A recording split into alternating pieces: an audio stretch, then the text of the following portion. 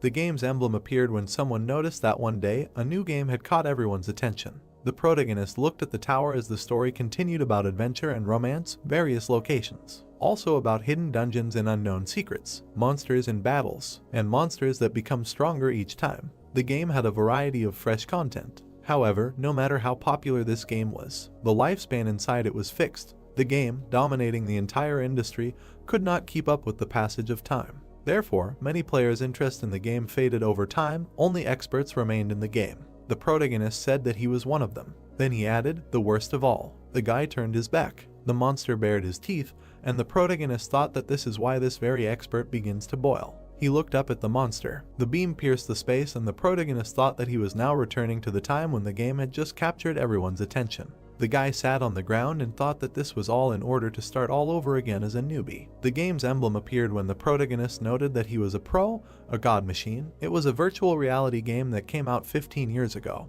He continued to say that he instantly fell in love with it and became obsessed with it. Over time, he completely surrendered to this game. The protagonist stood in front of the gate 15 years later. Suddenly, Lee Eugene clenched his fists when someone called him and asked if he went to get the enhancement stone. He doesn't have any thoughts, right? Then he thought, lousy lone shark, he will follow him even in the game. After which the brunette opened his mouth wide, put out his fists and asked when he was going to make a fortune and return all the money.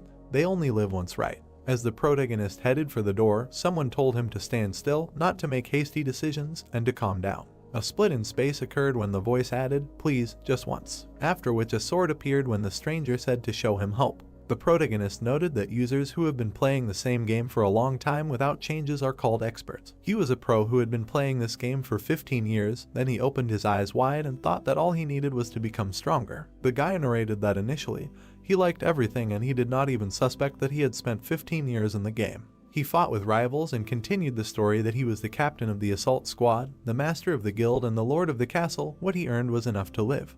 But now, the protagonist held a stone in his hands, looked at it and talked about a 7-fold increase. If everything works out, then the debts will be over. Then he closed his eyes and thought that he could end his life in debt. After which he threw the crystal into the urn. A notification came about the creation of the item, plus 1 executive sword. Then he frowned and thought that he had a good feeling from the very beginning. If he were a coward, he would not even be able to touch the enhancement stones. Notifications came one after another. Holding the stone in his hands, the guy opened his mouth and shouted, great, go, go. There were already plus 4 executive swords, but the enhancement was finished. After which the protagonist got angry and said that it was too early, a little more was needed. Another sword was created. The brunette smiled broadly and said good, today he is lucky. Suddenly a voice was heard asking Lee, is he on top today?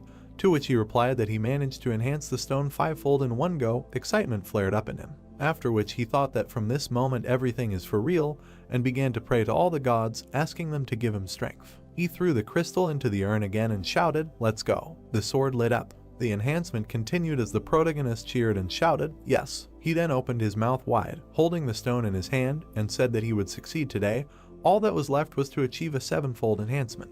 After which he threw the crystal again with a long cry, forward. The sword glowed even brighter. The 7th enhancement occurred as the guy loudly shouted hooray. Opening his eyes wide, he announced that he had managed to achieve a 7-fold enhancement in one go. The protagonist looked away questioningly, after which he smiled with fear in his eyes and thought that now he was not afraid of any borrowers. Considering how much he earned, he no longer needed to worry about debts, no. A tear rolled down his cheek as he said that this was a new beginning.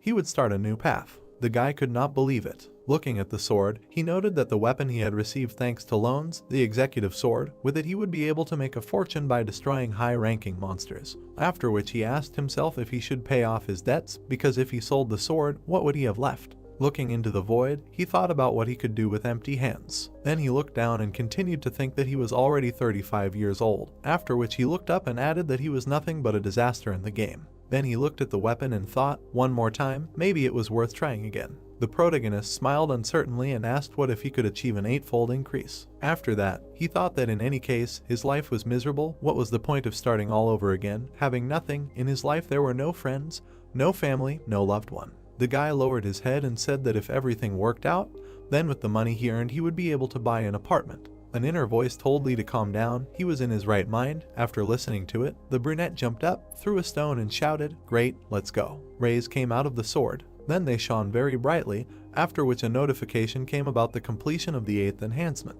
The guy's eyes were bulging out of their sockets. The protagonist began to cry, spread his arms and thought, thank the gods, they really exist. The virtual voice was delighted and asked if today was really his lucky day, to which the guy, with tears in his eyes, replied that he, too, about what kind of day it was. Then he opened his eyes and looked at the notification and the burning sword. Then he narrowed his eyes. The protagonist exhaled in relief. Then he bared his teeth, grabbed a stone and shouted, "Go," to which the voice asked if he was crazy, and he replied that he told you, a man only lives once. The voice ordered him to stop and asked what he would do if everything went wrong. After which the protagonist thought that the enhancement +9 is an extreme probability. The probability is 12/100ths of a millionth. If everything works out, then he can get money that is not comparable to an 8-fold enhancement. He would be able to afford a luxury apartment in Gangnam, and he would be able to restore his old relationships as well as make new ones. The guy continued to think about absolute luxury, a life without worries, the legendary 9-fold enhancement.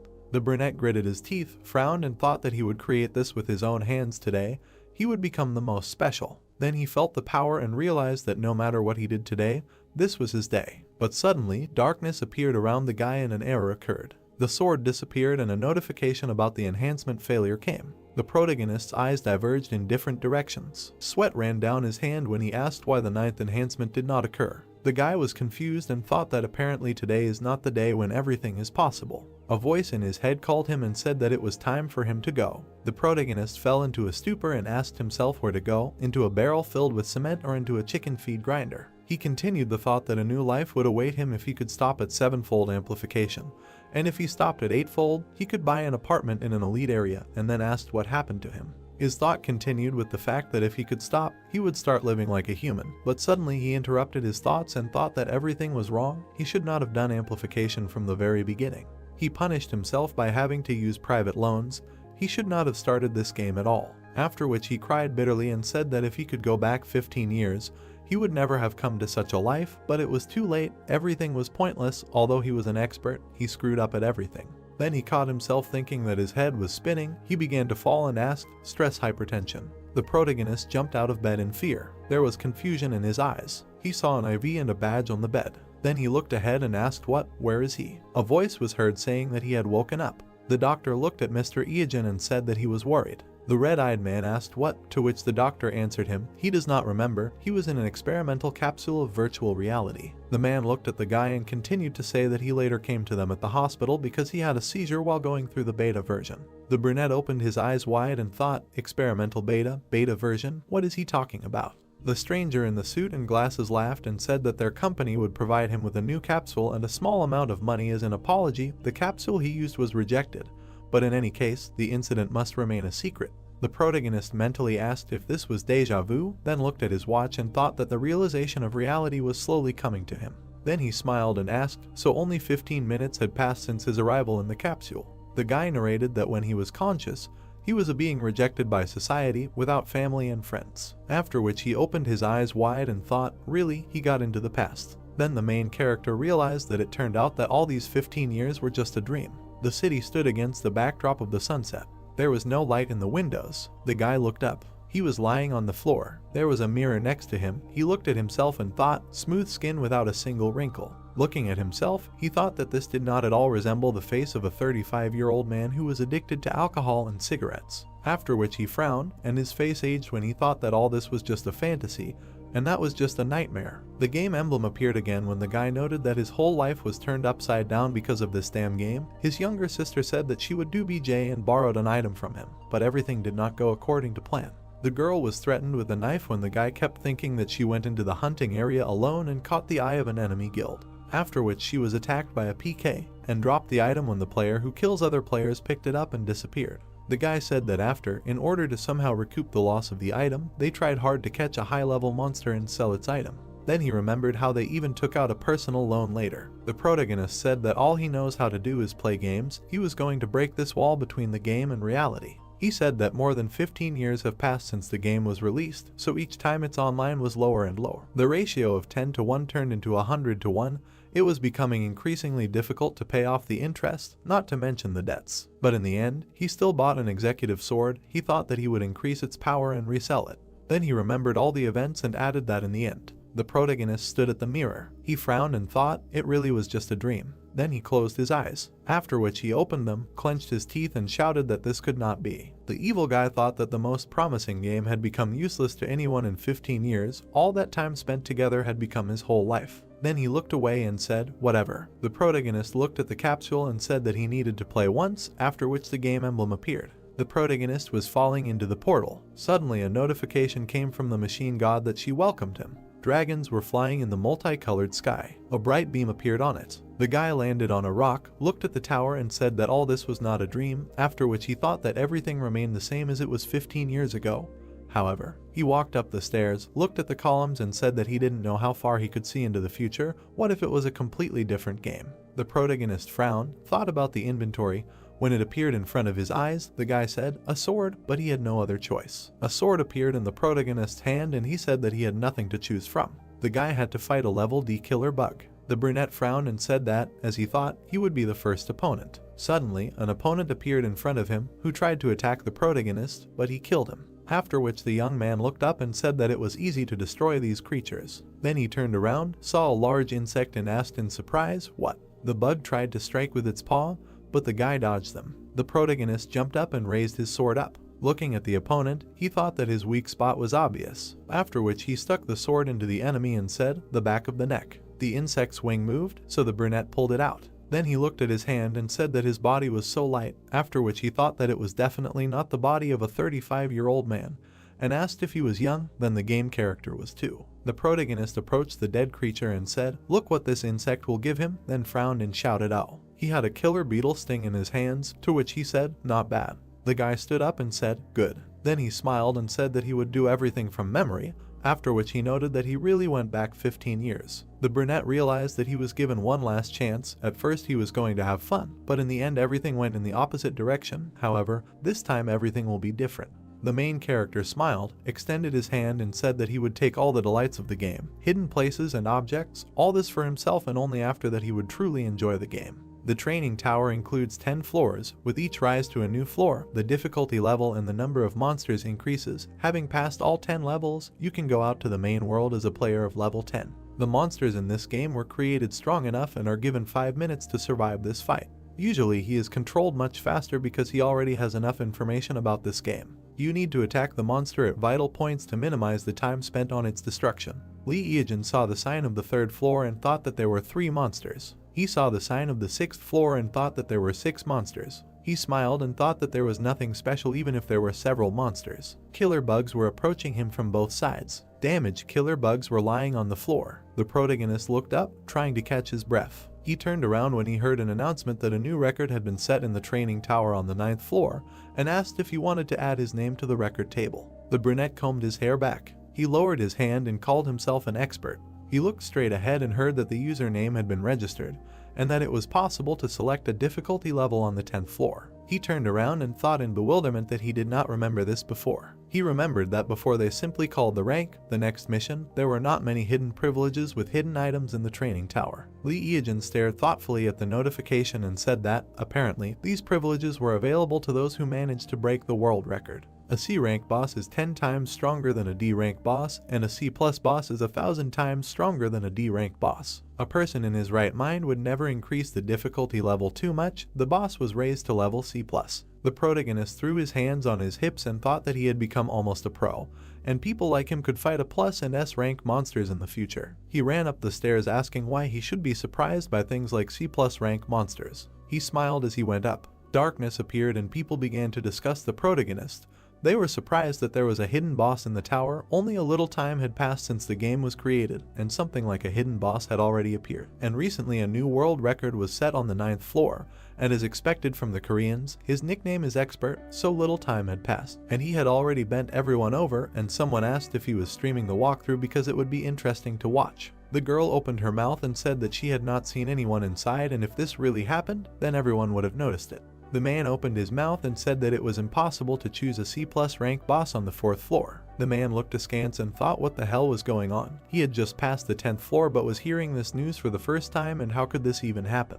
All the players from the newbie village knew each other well. His identity would be revealed one day, and once he appeared, the scouts would take over. The monster was holding an axe in his hands. Then he struck. The guy struck the monster in the eye and said that he knew about the attack pattern and wondered if it would work. Once he got used to the weapon, he would not be able to take damage at all. Lee Eejin struck one after another and said that with his strength, he would be able to defeat the Skeleton King. The brunette swung the sword and then said, "The tasteless power of power," and then asked if this is what people who pass high levels feel. Then he threw me on his shoulder and said that now he can defeat him. The Skeleton King was sitting on the ground defeated. The guy got chest protection and he said that for an expert it was nothing. Protection appeared on his legs. He said that he could get excellent items. He put his hands in front of him and said that it was time to leave the training tower. The protagonist put his hands on his belt and said that in this game items are much more important than statistics, and now that he has C+ rank armor, maybe he should enjoy a tasty morsel. He ran away saying that before leaving this place he needed to check something. The guy started crawling on the floor trying to feel something with his hands. Then he ran over a tile with a picture and shouted that he found it. He clicked on this tile because he heard about this information in an interview with top-ranked players. If you successfully clear the 10th floor of the training tower in the shortest time, you can open another floor. The 11th floor opening notification sounded and a huge gate appeared in front of the guy. The protagonist looked at it and said that he hadn't gone through it himself, but he was curious. It was the highest difficulty level among all the hidden quests. He kicked and said, "Go ahead." Then he smiled slyly, but then something flew into his head. He lay on the ground in bewilderment. A huge fist hit him next to him. He tried to dodge. Lee Eejin started running and said that he had gone back 15 years and therefore all he could do was attack C+ rank monsters, and he didn't understand how this monster could just jump out. There was an explosion. The guy fell from the blast wave. He opened his eyes wide and said something like, "Making fun of me, and how could he possibly defeat him?" A huge monster stood in front of him. It was a dragon prison advisor. The protagonist looked at him in amazement and said that the monster in training was S rank, but did not finish and suggested that maybe it was created by mistake and that the world slapped him again. The advisor swung his fist. It flew over the protagonist's head. The monster hit the ground and the guy flew off. The executioner of the dragon prison, belonging to the dragon family, makes this monster one of the few dominant ones on the entire continent. It officially became part of the game only 10 years after its appearance. Then the players gathered in alliances and went on a campaign against dragon-like monsters, and unlike his obese physique, he was very fast and difficult to defeat, so the players were instantly defeated. The fist landed right next to Lee Eejin. He opened his mouth and furiously asked what mecha he should defeat him with. But the monster struck again, and the guy flew off. He curled upside down. But in flight, he turned over and landed on his feet. He looked at the bridges and noticed that something was wrong. The advisor growled loudly. The protagonist looked at him in confusion, and then he smiled and said that this is it. The guy saw the bracelets on his arms and thought that his strength was being restrained by these things, and he had them all over his body. Apparently that was why he couldn't move quickly. On his back there were the same spikes as the bracelets, and the guy thought that, in other words, this creature was not a tormentor, but just a low-ranking monster. The monster stretched out its hand to the guy. It took out a sword and shouted that the developers made the game really fun and there definitely had to be some kind of Easter egg in it. Lee Eejin swung the sword, and then he struck. The advisor looked at him in surprise. The guy was scared at first. Then he smiled. The monster struck, and the brunette thought that even though he had combined poison, a sword, and chainmail, this blow had only lowered his HP by 25 points, and the monster was much stronger than he thought. The monster's fist flew past the guy, and he thought that if he focused on its attacks, he could easily dodge them. In addition, his sword could not break, and at least he did not have to worry about that.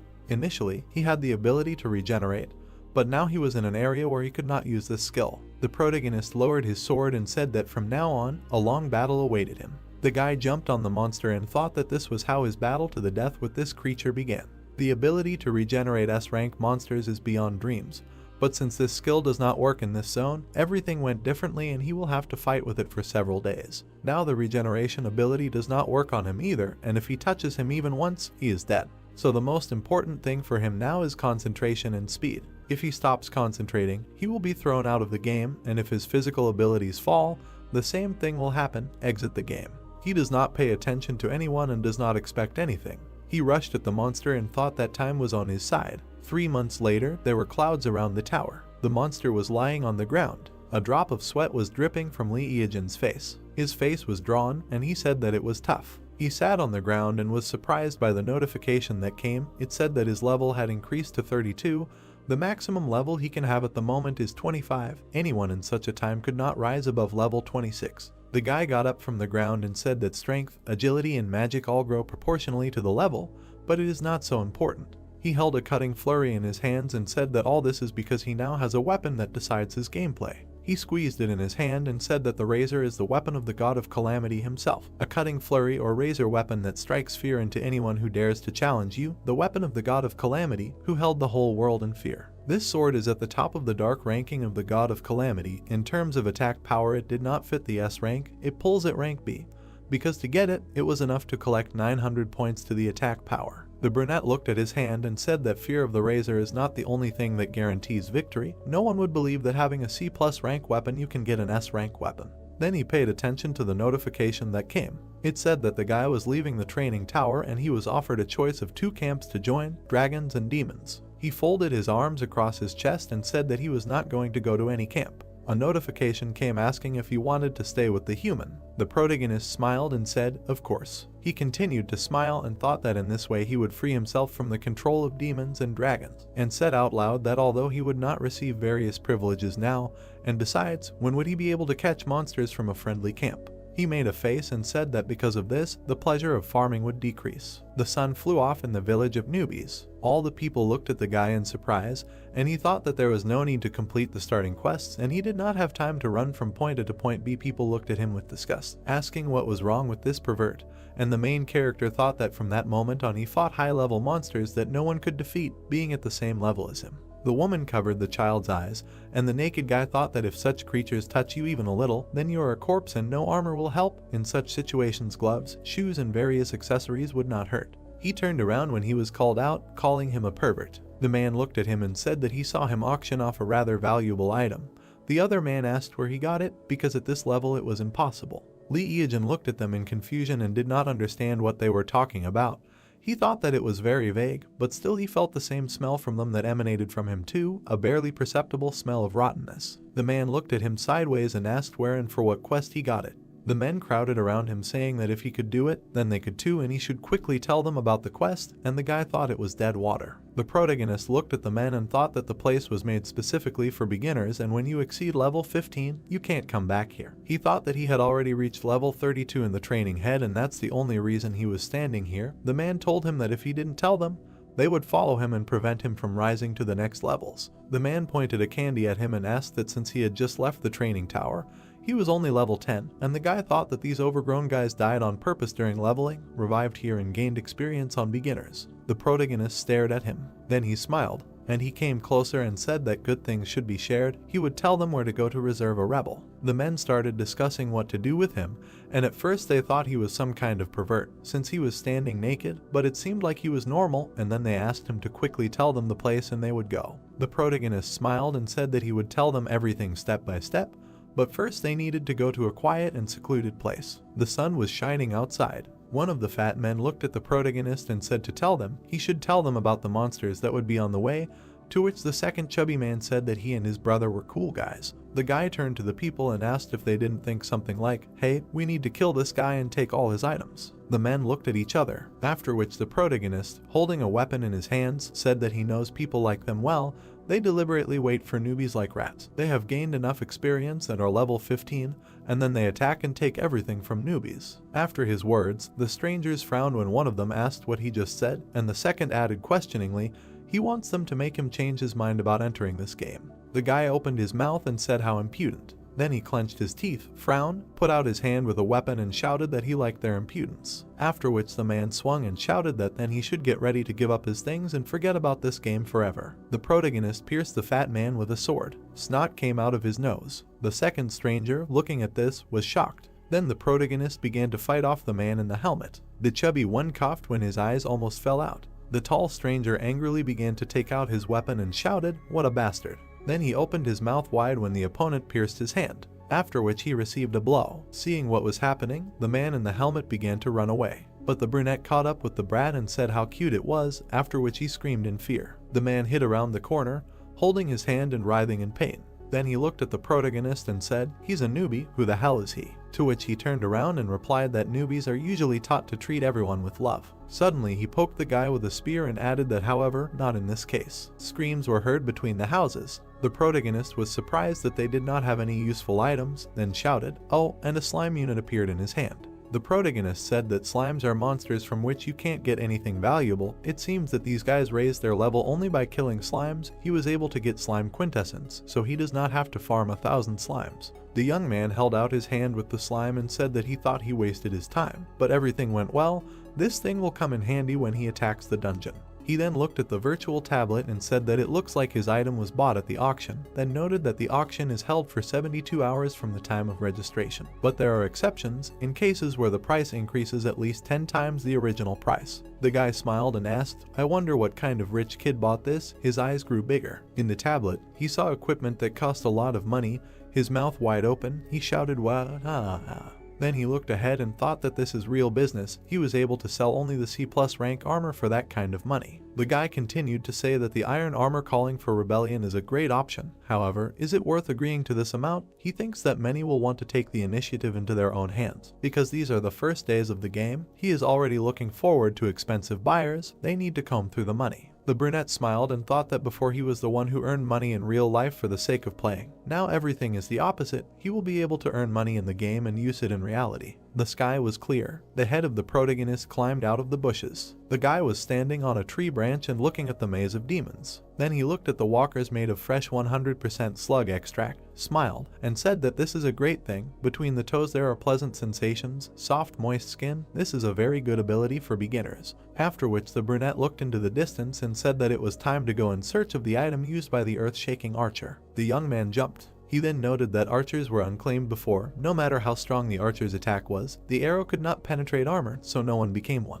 The protagonist continued to narrate that, however, there was a top archer back then who appeared out of nowhere like a comet. Oddly enough, he always fought and hunted with a special item. In one battle, the archer's opponents laughed at the fact that a bow and arrow were not weapons. However, that day, all of them had broken ankles. That is why that archer was nicknamed the Earth-Shaking Archer. The guy said that later he heard that he received a special item as a reward for passing a hidden dungeon in the labyrinth of evil spirits. Running into the cave, the brunette thought that although he was not an archer, he could move as fast as them. In front of him, he saw a monster. The demon turned its head and looked at the guy, after which the main character smiled and said that his finest hour had come, then asked if they would try to fight. The demon's eyes bulged. The red-eyed man made a dash. Suddenly, he was surprised when there were a lot of monsters. The guy opened his eyes wide and shouted that there were many more of them than he thought. But he still went into battle. One of the opponents began to attack. The young man swung the tip. Then he gritted his teeth, looking at the enemies. The brunette thought that, as expected, they were slow. If anything, he could escape from them. However, an item that accelerated movement was a priority. He saw a door in front of him and said that this was it. Then he jumped up and kicked it. Something was falling above him. A metal wall fell near him. Suddenly the floor broke and the main character began to fall. While he was flying, he said that this was great. He could find any way out of this labyrinth. It was not even more difficult than walking around his house. It was dark. The guy saw a monster in front of him. A danger notice came. It said that the dungeon boss was here. The protagonist was scared. The boss was preparing for a crushing attack. His footsteps were causing the floor to crumble. The monster was very big. Looking at its red eyes, the young man said that as he thought, if he was wearing armor, his speed would be reduced by more than 50%.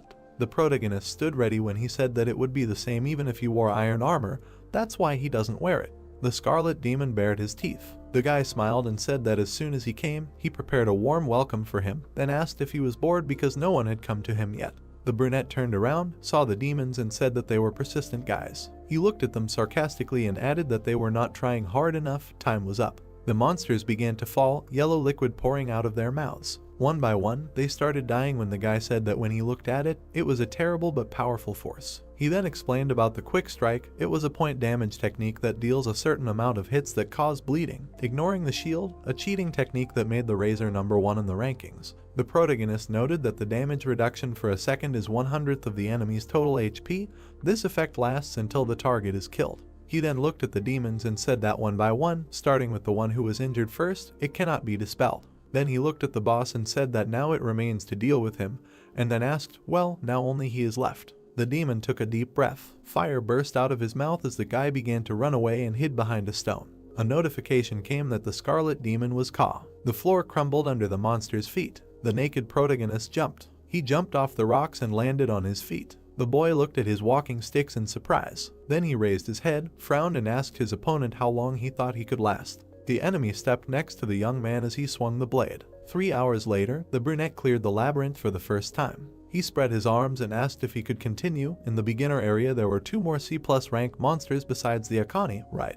Then he looked away and thought. Lee looked into the distance at the nature and said, okay, he chooses it. The sky was brown. Insects were flying in the nightmare forest outside the beginner village. The protagonist quickly ran away from the C+ rank water spider. In motion, he turned to him and asked, since he had caught part of the prey in the net, why was he chasing him? Was even some insect an important prey for him? The rival was above the guy's head. Then the brunette turned around and saw an explosion. He jumped when a trap appeared under him. Then he smiled and said that this is exactly what he wanted. The spider was terrifying. The ground was shaking. Sounds were heard. The protagonist jumped off the cliff. Then he looked down in fear. An insect appeared behind him. It made strange sounds. The guy looked at it from under his brows. They stood opposite each other. The enemy made a dash, after which there was an explosion. Then the brunette laughed and asked. The intruder entered his territory, and he personally came to settle accounts with him. A scaly king cobra appeared, sitting on a rock. The young man said that this was a great chance to deal with 2 bosses at the same time and also increase his agility. Looking at the spider, he continued to say that the water spider, which never lets go of the prey, even if others are already looking at it, then turned his gaze to the cobra and added that the king cobra with scales, which will never let go of intruders in its territory. Continuing to look at them, he said that many players would have their legs buckled from seeing this. This is a funny sight for a person like him. Then the protagonist opened his mouth and said that seeing how they both die, a notification came about receiving the exoskeleton of the soothsayer and the scaly dream without blood and tears. Everyone was surprised that these are C+ rank items. People looked at this in surprise, wondering how he was able to get this and what monsters he killed, and also that this is impossible and this is just a bug. The man clenched his fists and shouted, 3,000, 5,000, are you kidding me, 6,000, 6,500, 7. Lee Eajin leaned back in his chair and said that he had only just started and the stakes were already rising. How much more could he raise? He pressed his lips together and asked if he was really like that. The guy looked to the side and wondered if the poor guys who were shaking over the crumbs that others were throwing down, was that really what they looked like when top players like him were looking at them? Then he looked closely. The phone rang. It was his uncle. The protagonist took the phone in his hand, scratched his head and said that he didn't want to pick it up, but if he didn't answer, the guy would start to annoy him even more. He brought the phone to his ear and said, hello. His head was blown off from the scream that when he was demobilized from the army,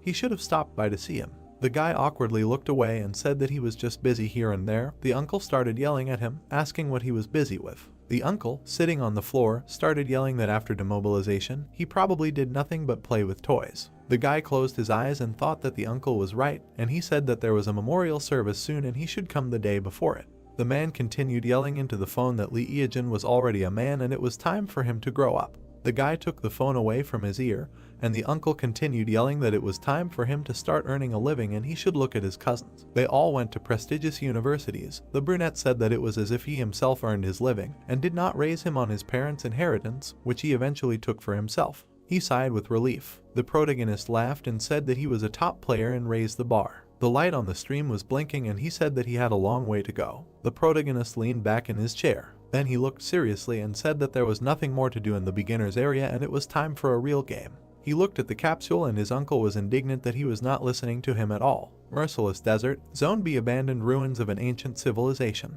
Lee Eajin looked through binoculars and said that if all his calculations were correct, then it should be somewhere around here. Since the player cannot enter this dungeon alone in the usual way, he will use a trick that only he knows. He looked at the camel and apologized to it, after which he killed it. The camel's bloody body lay on the sand. The protagonist smiled and said that he was there. Explosions began to occur in the sand. The guy looked at all this, saying that he was glad to see him after a long time. A huge sandworm towered over him. The worm opened its mouth. It looked up and said that he had successfully caught it and then ran. And he began to run away from the monster. While running, he turned back and said that he would not be able to catch it if it came back. It had thick skin and no matter how much he hit, he would not be able to cause damage. The worm screamed and crawled after him. The guy grinned, saying that he could not defeat it unless he lured it out of its habitat.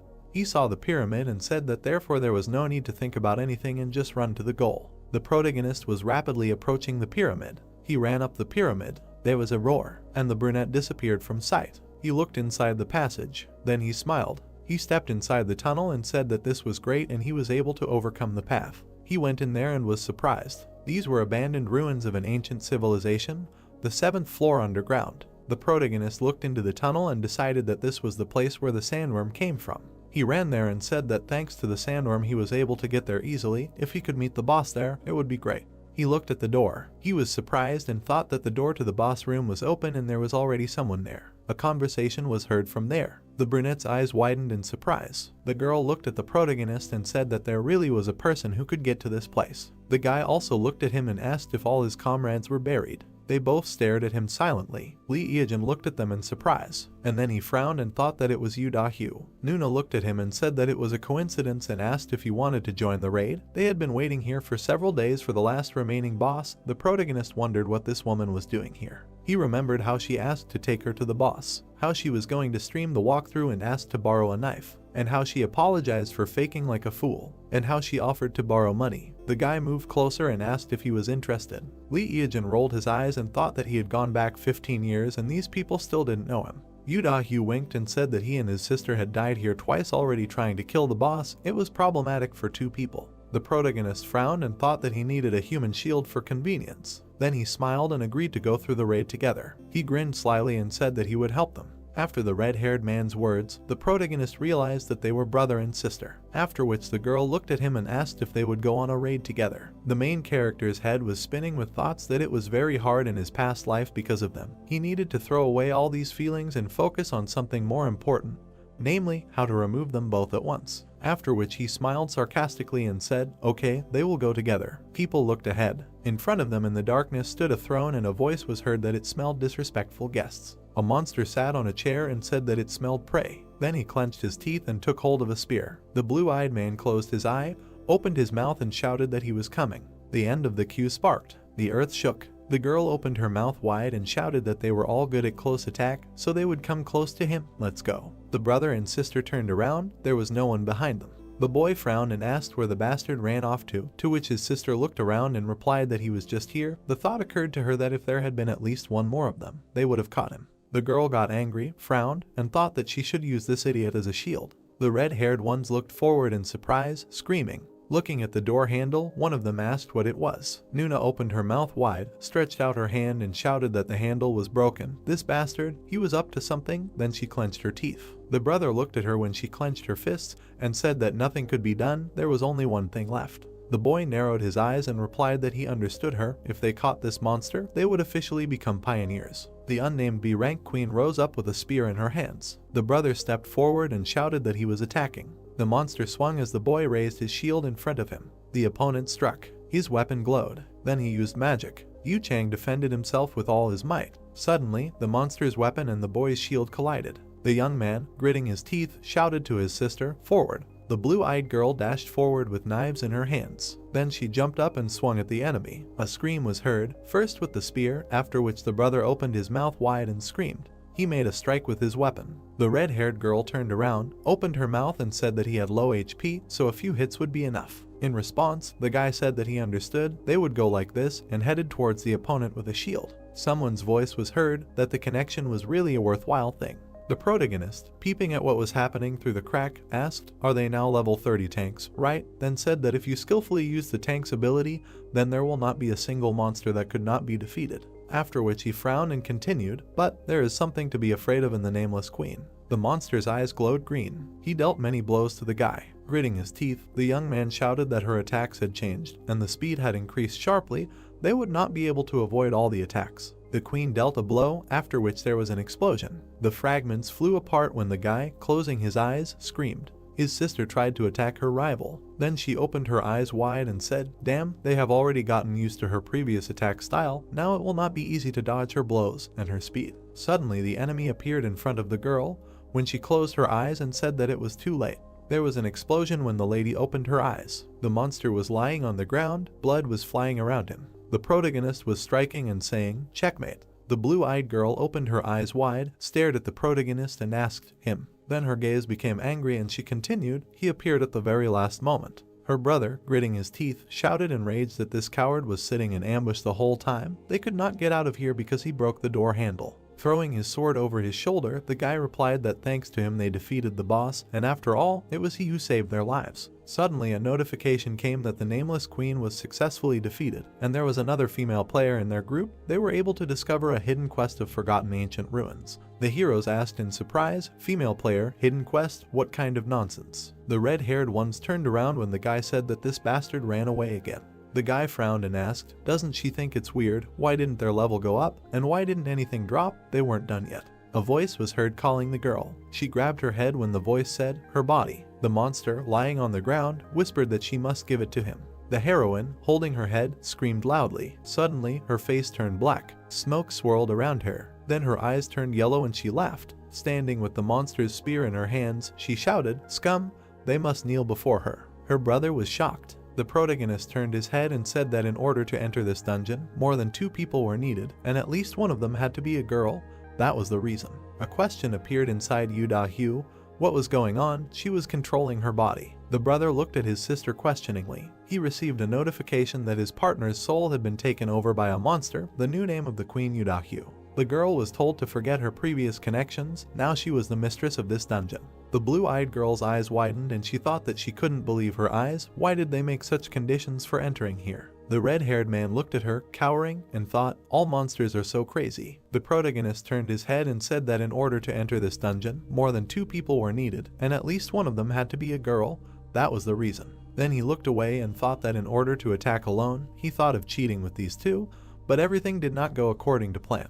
The guy looked ahead in surprise when an explosion occurred. The yellow-eyed girl stood in front of him, saying that she was the queen of Rhodesia, an ancient state that was destroyed during the war between dragons and demons. Then she opened her mouth wide and shouted that today she will revive Rhodesia. They are wild beasts. The real heroine was apologizing to her brother in her thoughts, and thought that her punishment is much more serious than his. Well, at least she will be able to find out what the reward is for this raid. Looking at the notification, she was surprised. It's strange why it hasn't appeared yet. The protagonist began to undress. Then the blue-eyed girl looked at him and shouted, "That's right, that pervert, the raid is not over yet." The naked protagonist raised his weapon and asked, "Well then, they will begin."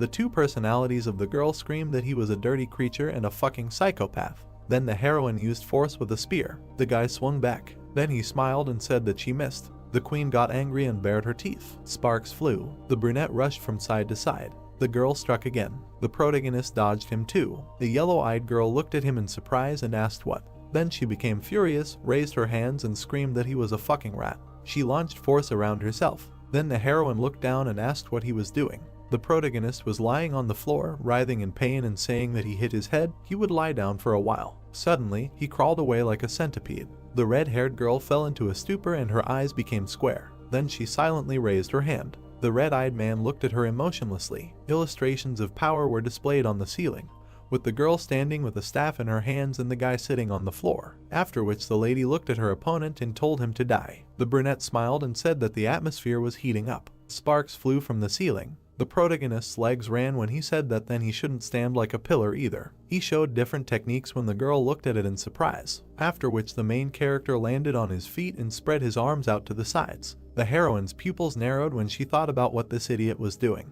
Suddenly the guy approached her when her thought continued with the fact that he seemed to have been on such raids more than a dozen times. Then power flew at her. She told her to stop. The brunette delivered multiple blows when the girl rioted and screamed, "Stop, enough." The protagonist smiled wickedly and thought that since the previous battle her HP was almost at 0, then they would end it, the end. Then he raised the tip up when the lady extended her hand, defending herself. Suddenly she quietly said that she had freed herself. Tears appeared in her blue eyes when she asked him not to kill her. Swinging, the guy replied that he didn't care that she had freed herself, he was going to kill her anyway. Her eyes shrank when she thought that. Suddenly blood splashed and a notification came that the raid on the queen was completed. He had cleared the forgotten ancient ruins. He was awarded a reward. A shiny ancient bronze sword appeared in the protagonist's hands when he said, "Cool." Then he looked away and said that he had collected everything now. Then the guy turned his head, looked at the floor and said that it was the idiots who left so much behind. He started picking up the stones, saying it was a shame, but he would do it anyway when a voice called him a fucking moron.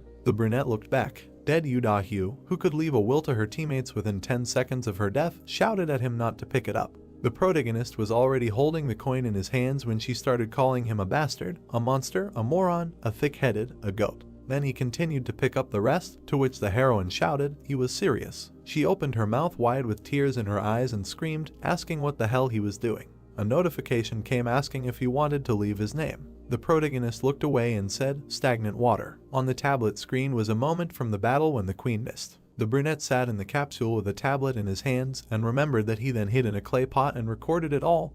The recording continued all this time. Looking at the screen, he continued to say that the girl had such a face, he could not help but film it, did not think that he filmed the entire raid. Then he looked up and said that this is a video from his first raid. After which the guy sat down at the computer and said that it was somehow boring, maybe he could edit it and post it to the group. The protagonist was fast asleep when his phone was blowing up with notifications. The building stood in the evening city, one of its windows was open.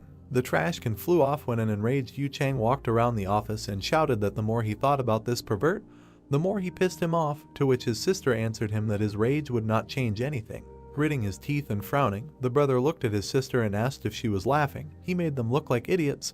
The girl silently filed her nails. The brother looked at the redhead when she told him to stutter, then turned to him and angrily asked who he thought was the face all over the internet. The guy stood there and listened as she continued to say that this pervert had uploaded a video in which he had censored only his own face. The brother only nodded. The blue-eyed girl bared her teeth and said that she would find this bastard. Then she hesitated and thought that her plans to become a beautiful brave mystic were ruined at the very beginning.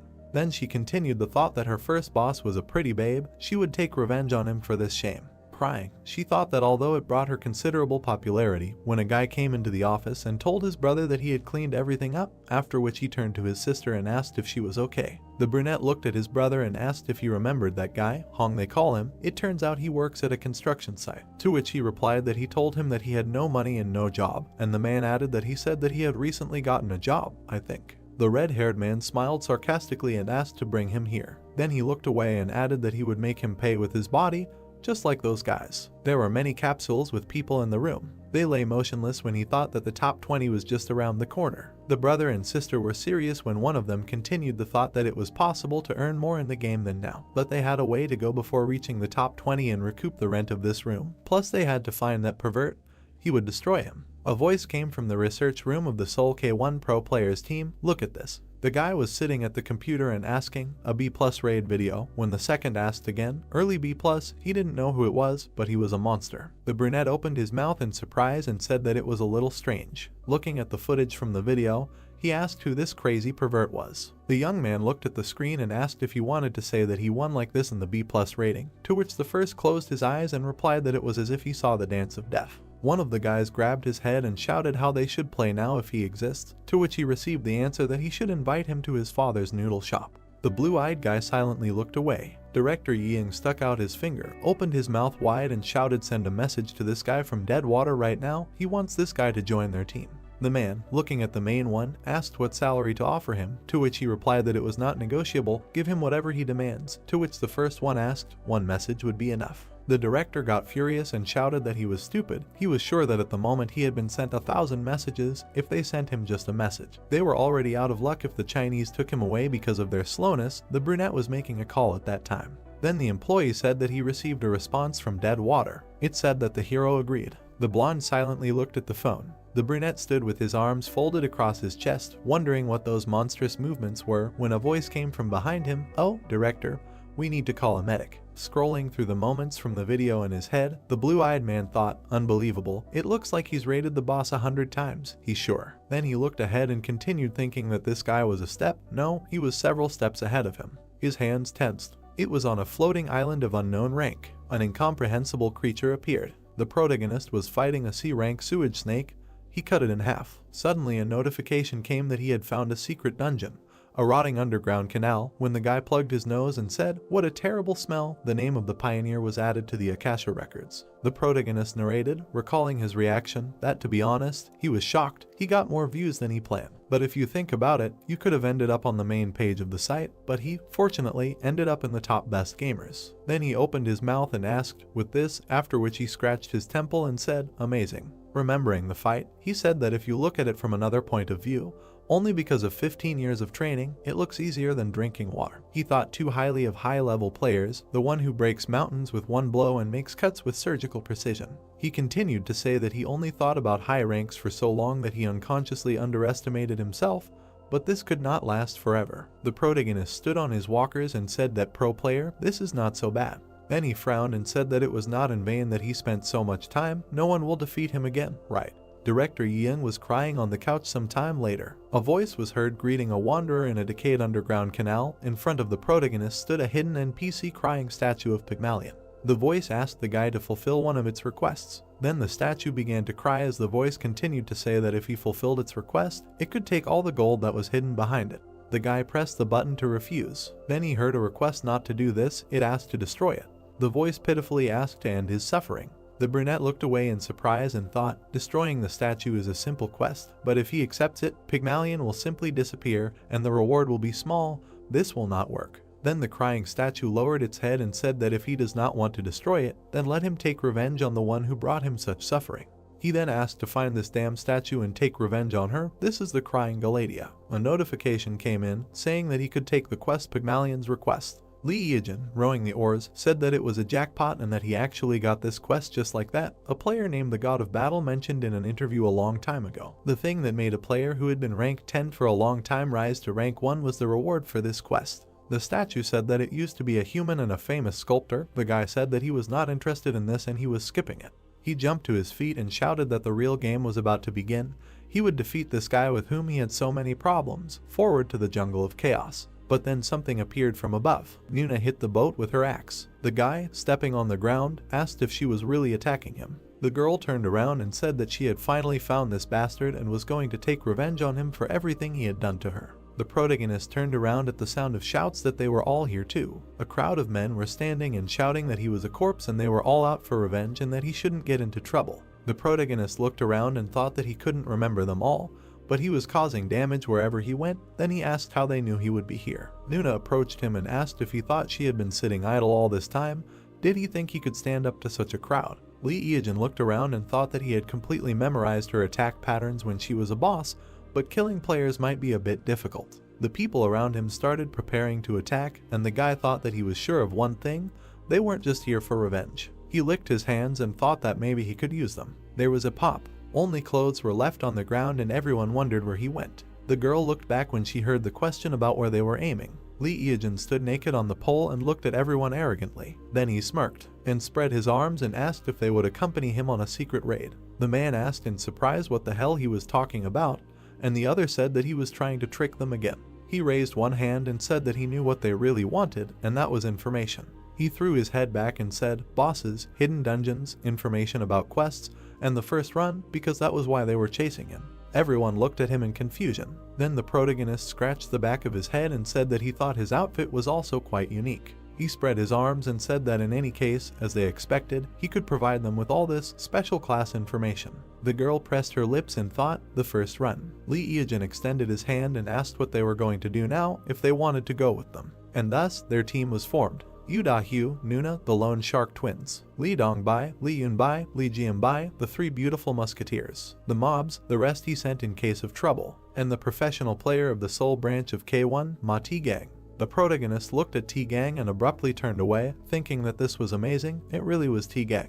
The #1 god of battle in the national rankings, the ace of the national team, the best in the hero category, he was standing right in front of his eyes. The protagonist smiled. Then he looked into the void and thought that he didn't seem to have done anything to him that could anger him. Someone cut up an insect. The girl grimaced and said that it was disgusting and there were too many parasites here. They were in the jungle of chaos. Nuna said that only lowly D-rank monsters appeared here, and asked if there really was a hidden dungeon in such a place. The protagonist turned to her and said that they were almost there. The man opened his mouth and said that it was so hot and humid here, his panties were already wet, and where was there water or at least fruit? Nuna turned to the protagonist and asked who he really was and how he knew that there was a hidden dungeon here. The guy looked up and said that he just found it while walking. The girl, walking past the bushes, told him not to lie, because the dungeons in the beam are created by monsters or NPCs, so even the game masters do not know the exact location. They walked deeper into the bushes, and the girl asked if he was sure about the correct direction. They plunged into the darkness. They came out to the circus tent. It was a secret dungeon, a secret meeting of dolls. Lee Yejin ran forward saying that he would go first. Da-hyu looked at it and concluded that he wanted to appropriate everything for himself. He ordered him to stop. They entered the hidden dungeon of the secret meeting of the dolls. The controllers behind the scenes were on alert. The entities on the stage awakened. The jesters began their performance. The blow fell between two guys. They were the serial killer pirate and the gargoyle. The protagonist rose into the air with the help of red leather steps and said that for guys like them who live for performances, there is nothing more terrible than the disappearance of the stage. Then he stamped his foot, and the ground began to crack. The monsters began to shake, and the protagonist said that for clowns and clown-like monsters, the damage from the earthquake is double. They also have the attribute of a minion, so the blood is doubled. The gargoyle tried to strike, but the guy dodged, and Pirate put out his hands. Lee Eojin continued to dodge the blows and said that in other words, they receive 4 times the damage from one blow. The protagonist plunged the blade into the clown's head. He smiled and asked what he should do because he wanted to be hit, but his body reacted on its own, so he missed again. The protagonist looked at the battlefield and thought that he had killed a whole bunch of C+ rank monsters in an instant.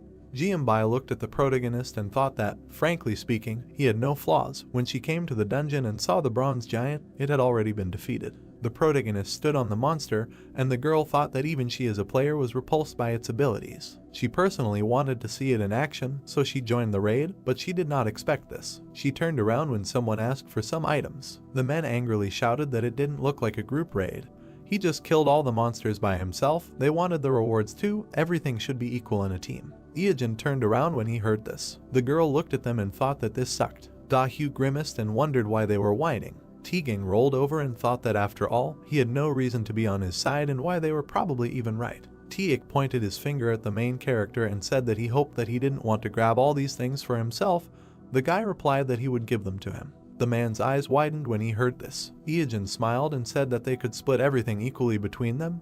He was a team after all. The man grimaced. Then he rubbed his nose and said that he was better than they thought, and the guy replied that since they were a team, they should be honest with each other. Da-hyu looked at them and thought they were idiots. She bit Booga and thought that it was impossible and he couldn't be that kind. He definitely had skeletons in his closet and he was definitely trying to use them. The man came up behind the main character and told him to open the door to the next floor. The girl thought that he was now acting like a simpleton. The door opened. There were many columns in the room. In the center there was a statue of a girl who covered her face with her hands. They found themselves in a secret meeting of dolls too. Everyone began to walk around the statue, saying that they didn't think it would be so spacious, and from a distance the statue looked like a piece of cloth.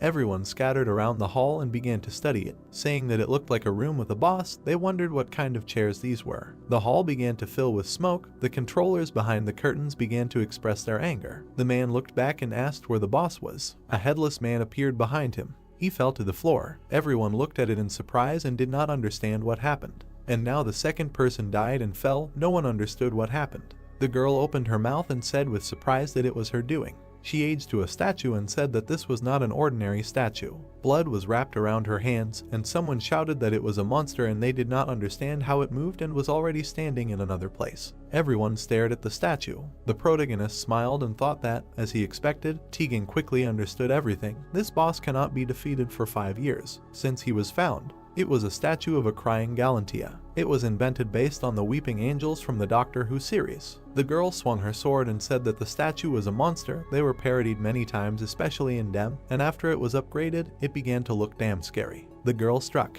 after which she looked in surprise. Dongbai was about to hit with her staff and asked to move away. Then she hit it and the statue burst into flames. The girl pressed her lips together in disappointment and said that it was unsolvable. Yunbai frowned and asked how they could defeat it. Teagang frowned and wondered when the boss would attack. Da-hyu turned around and said that it seemed like their attacks wouldn't work until the boss moved and asked if anyone had seen her move. Everyone stood tense and the girl said that she didn't know when she would move, but they definitely wouldn't be able to block the attack and they needed to calculate the time to attack. The man raised one eyebrow and asked how they could make her move. Everyone stared ahead silently. Then they turned their heads towards the sound. Eojin was standing there wearing a cloak and smiling. Chang opened his mouth and shouted what he was going to do, and anyway, he was the one who dragged them here. The door was locked, they couldn't get out. Then they asked if he had a plan. The protagonist cleared his throat. He raised his finger and said that there were only 2 ways to leave this dungeon.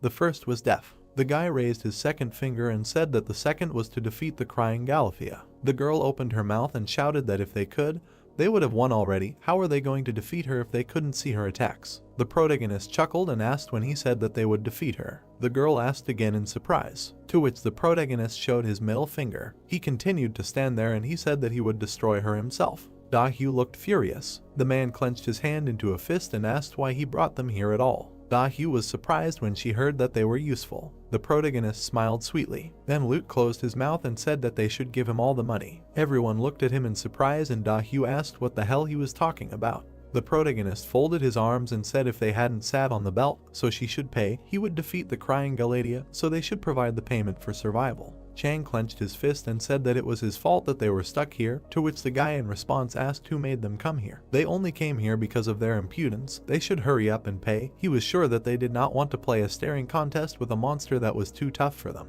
The girl looked at him silently, then she cleared her throat and asked how much he wanted.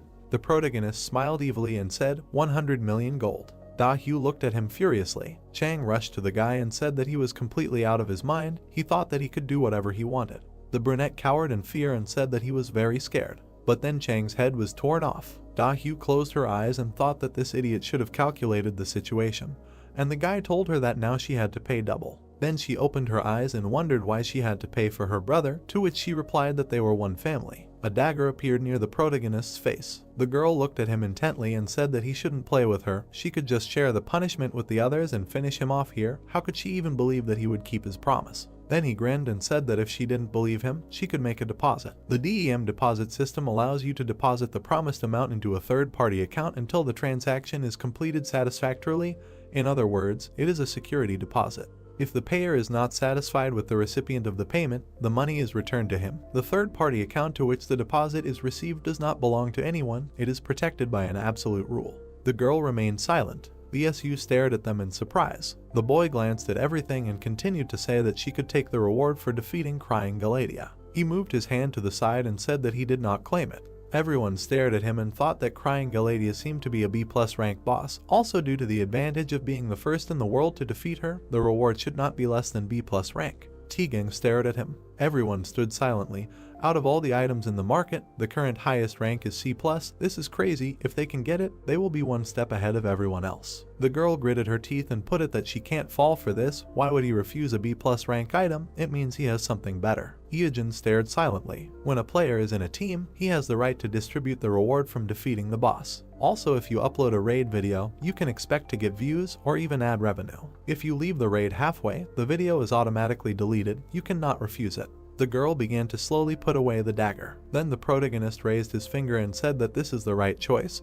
They have 6 people and the fee is 100 million, so each one needs 14 million. He was very surprised when he saw that the girl contributed 200 million gold. Golden Rain contributed 100 million, Silver Rain contributed 100 million gold. Bronze Rain contributed 100 million, Teak contributed 100 million gold. The God of Battle contributed 100 million gold. Iojin looking at this, he stared at them and thought that he wanted them to pay a total of 100 million. He seems to be these guys really want to finish this. The girl asked him to keep his word. She looked closely and corrected to make sure that he really will defeat the statue and all the loot from the boss will go to them. To which the protagonist nodded affirmatively, and he began to walk forward, thinking that they must really want to be pioneers. That was the reason for their success in the future. He frowned and thought that in their place he would give up and die, and out loud he said that when he gave the signal, everyone should turn away from the statue. He came close to it. 5 years after the discovery of the Weeping Gallatin, collective reflections, inductive records, counting every unexpected change, hidden options. He put the shield in front of him and thought that only after collecting all this,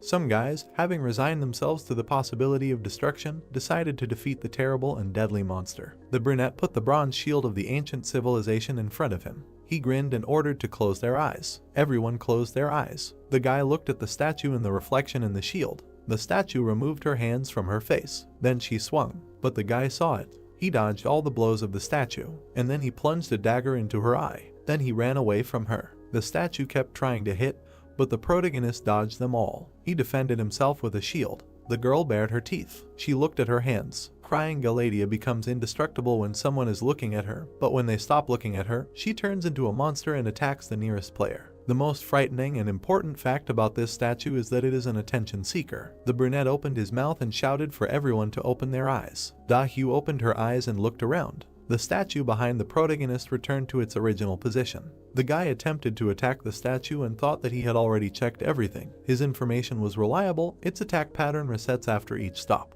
Everyone stared at him when he asked them to close their eyes again, and the protagonist prepared for a new fight. and he rushed into battle. Everyone stood with their eyes closed. Tegan closed his eyes and thought that they were in the middle of a raid and their plan was to close their eyes, and in such a strange situation, all the team members could not leave one thought. Da-hyu closed her eyes and thought about what was going on there. She wanted to see what was going on there. Hyejin quickly ran away. He looked back. The statue tried to strike, but he buried his shield, after which it broke into pieces. The brunette looked at him and said that, as expected, this was too much for his shield, but he would squeeze everything out of it.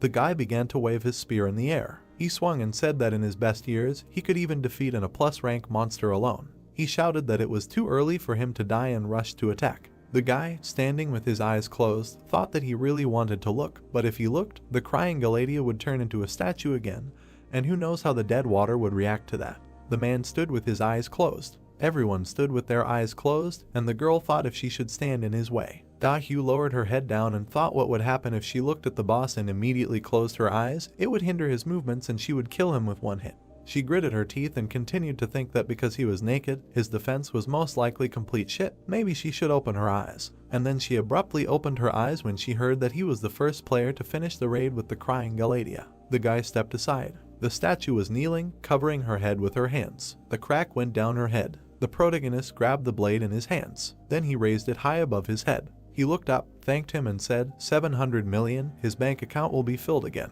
Everyone around him rejoiced, and Da-hyu rolled her eyes and said that she felt terrible, but she couldn't do anything and it was still better than being killed halfway. She turned around and asked what was going on. She opened her mouth and screamed loudly that the boss had already been defeated and they still didn't have any reward. They had received a notification that they were the first.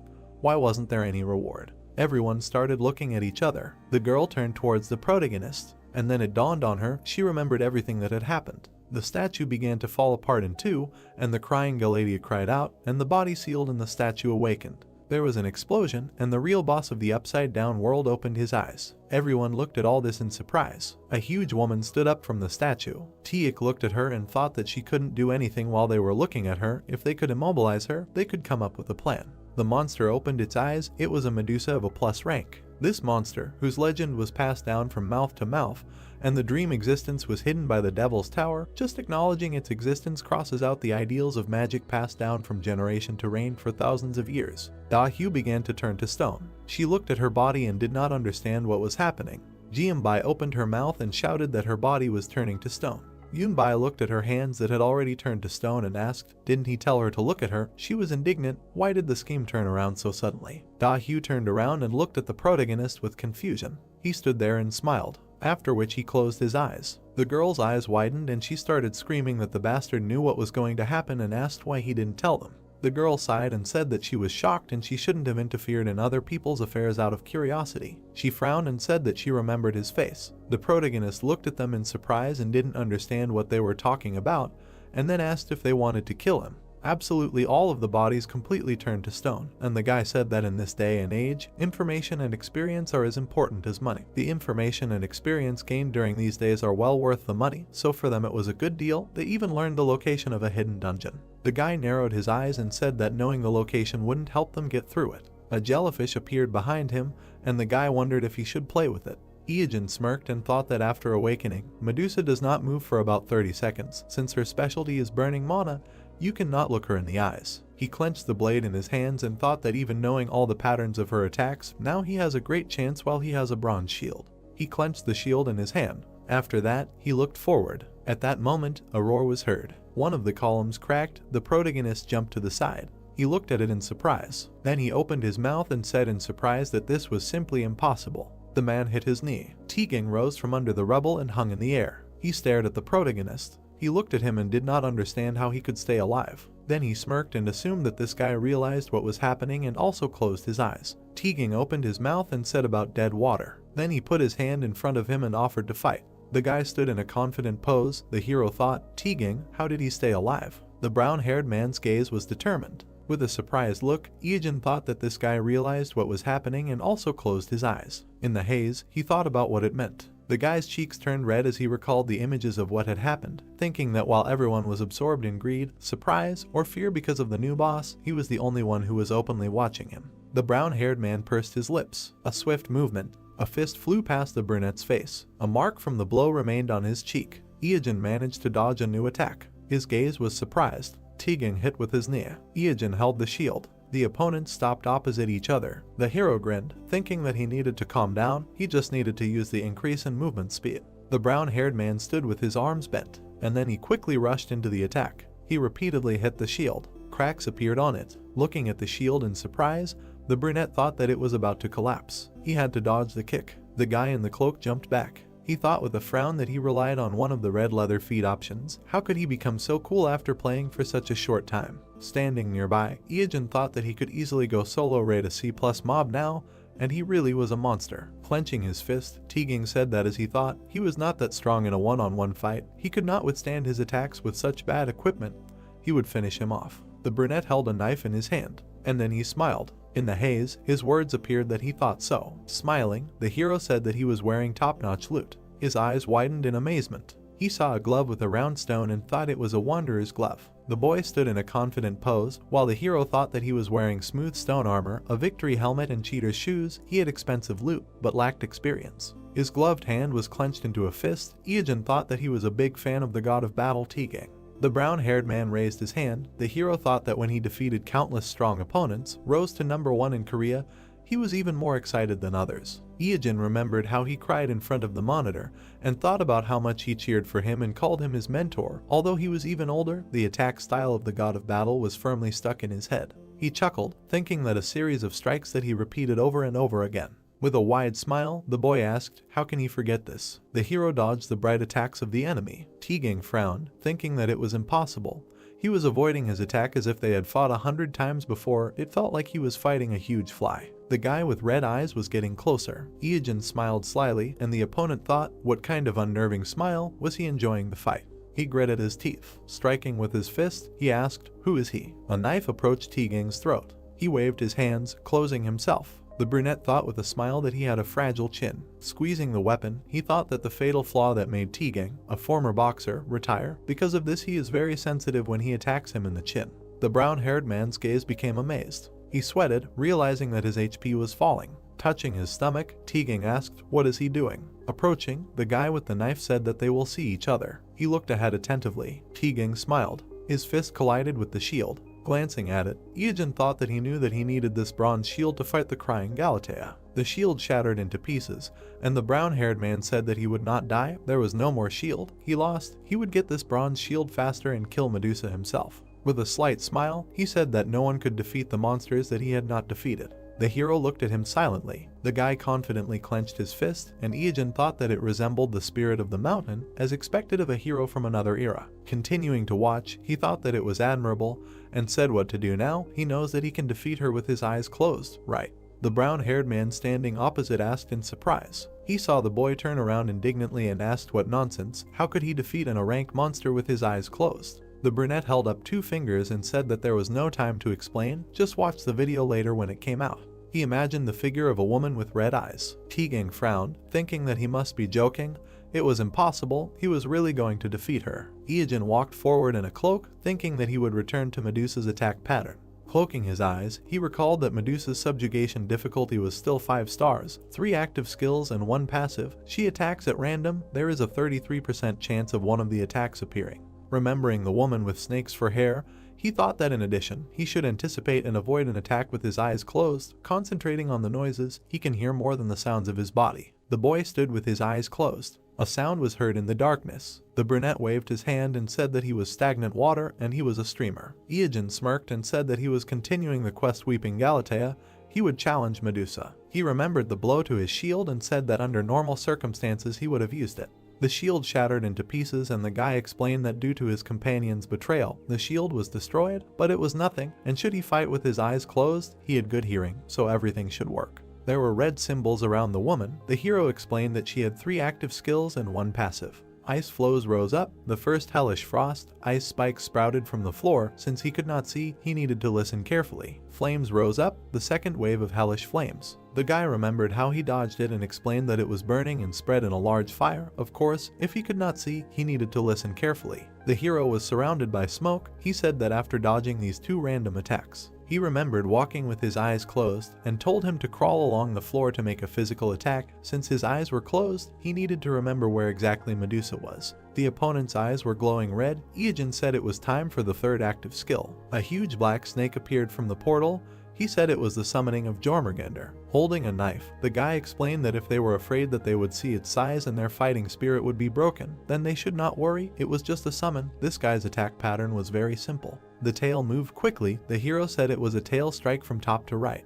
The snake moved along the ground. The guy continued, writhing his body from bottom to right. The cloak flew up from the attack. The hero continued, a headbutt and again repeat, until they can't see, let them dodge. Poking the snake with his weapon, Iojin explained that since it can resist magic, physical attacks are its weak point. To defeat it, one must be focused and attack continuously. Sparks flew. The snake's head fell to the ground. Medusa appeared next to the boy who had his eyes closed, who said that after avoiding the endless hellfire and frost, an enraged woman would approach him. He imagined her waving her arms, turning him into stone, and explained that she would try to use her passive skill, mana burning. Raising his thumb, Iojin said that this meant that her HP was almost depleted. Now should he fight her? He remembered holding the shield and said that he was originally going to use the bronze shield to finish her off, but it was not the one. Also okay, as always, there is an alternative. The hero clutched a shiny weapon, a bronze sword of an ancient civilization, made by an ancient method. It is too old, the attack power is almost gone, very shiny and perfectly reflects the owner's face. Introducing a figure with a staff, the hero said that they must be thinking, why this? Let me explain something. The bronze blade obtained after defeating the nameless queen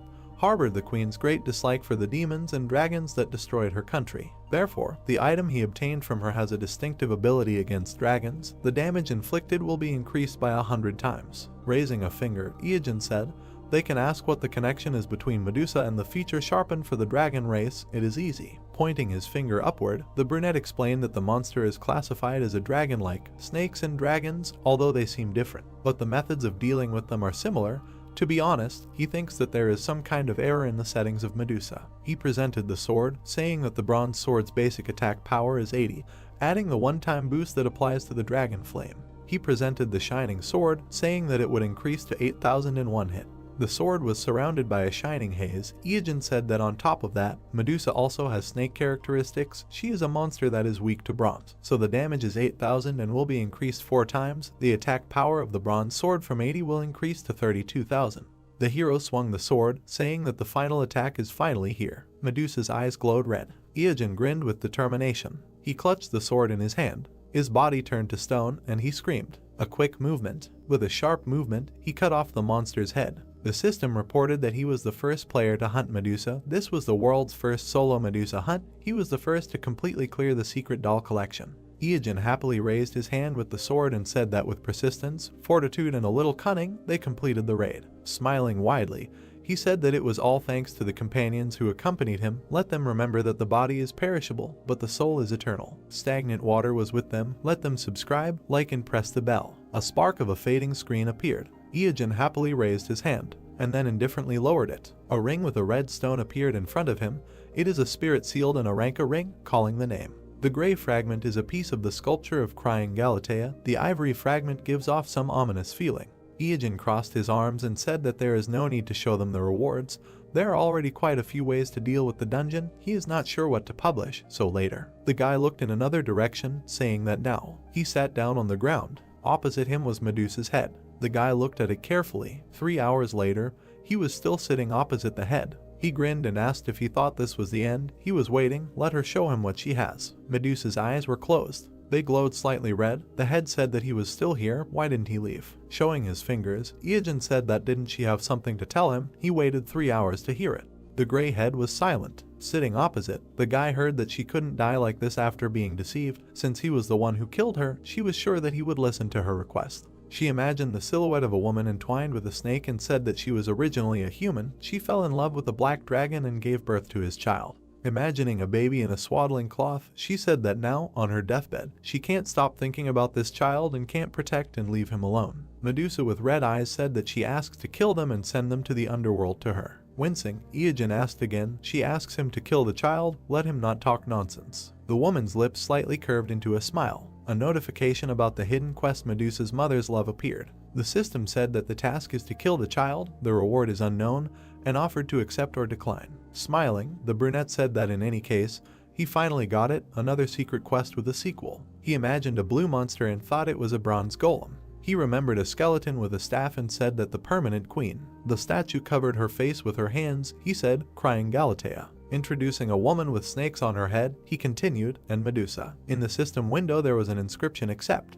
Iogen looked ahead in surprise. A beam appeared above his palm, he asked, another drop. Looking at the key in his palm, he said that it seemed that after accepting the quest they give an additional item. Looking at the small key, he asked what it was. The system said that it was a dark key. Nothing good would happen if he touched this thing. There were many houses in the city. The guy was sleeping, his hand hanging down. And suddenly he opened his eyes. In front of him was an insect. The cockroach greeted him with a smile and said good morning. Iogen sat up on the bed and said that maybe he should move. Under the blue sky, he heard the words that yes, this is Apricot. He wants to know the details of his account. He sees the summary on the bottom right of the page. There were many houses in the city. The voice said that deposits were made at the end of each month. The withdrawal can be done on Monday of the next week. The commission depends on whether he is an exclusive player or not, but now she is a little busy. The woman walked in front, saying that this house is much cheaper than the average price on the market. He will not be able to find similar offers. It is fully furnished so he does not have to spend extra money. There is also a gym and a swimming pool on the 4th floor. They are free, you can just come and work out.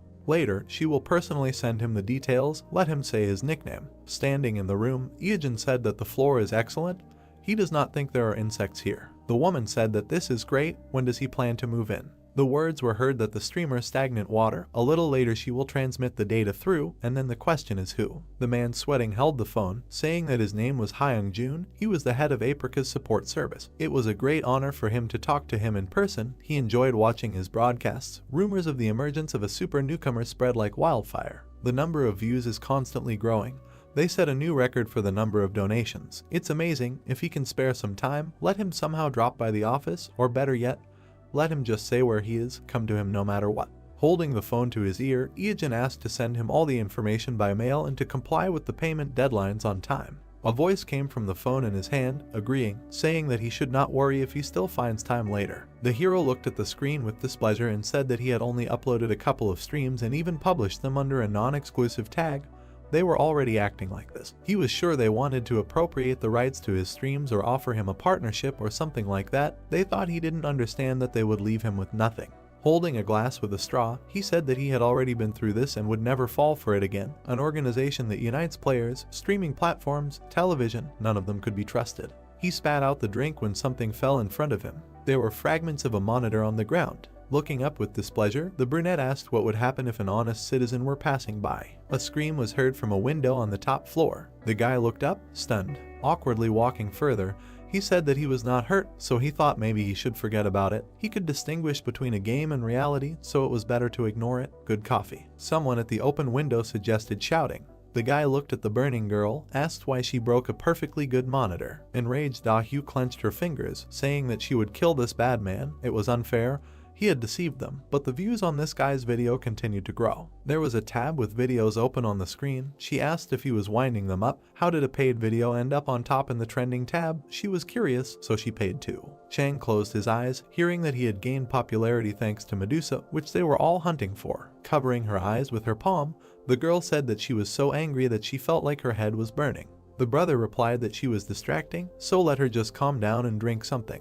He looked at the man, who said that he had returned from a gathering event and noticed that his sister was also there. She was lying on the table, confused, and heard that he saw her in the dungeon on the video of the Medusa hunt. Showing the phone, he said that after that he watched all the videos in which his sister was killed, and now he was her fan, and he also joined both the guild and the fan club. The guy calmed his sister down, saying that she knew that he meant well. Da-Hyu froze with a bottle in her hand. Frowning, the red-haired girl heard her ask how many members there were in the guild. Chang answered that there were about 300. Her laughter was heard among the glow. Smiling slyly, the red-haired girl said that there was still a way out. Stagnant water would not get away with it. Her eye was glowing blue. The body of a monster was lying on the ground. A green body was also lying nearby. Words were heard that this was strange. The snake lay with its mouth open. The hero said it was a king cobra with sharp scales. Walking past the bodies, Iogen said, the horned lizard and the camel lechiel, all strong C+ rank monsters. Why are they all dead? He was walking through an abandoned land somewhere in the eastern hemisphere of the Den of Immorality. Looking to the side, the brunette thought that he did not think that someone would visit the dungeon before him.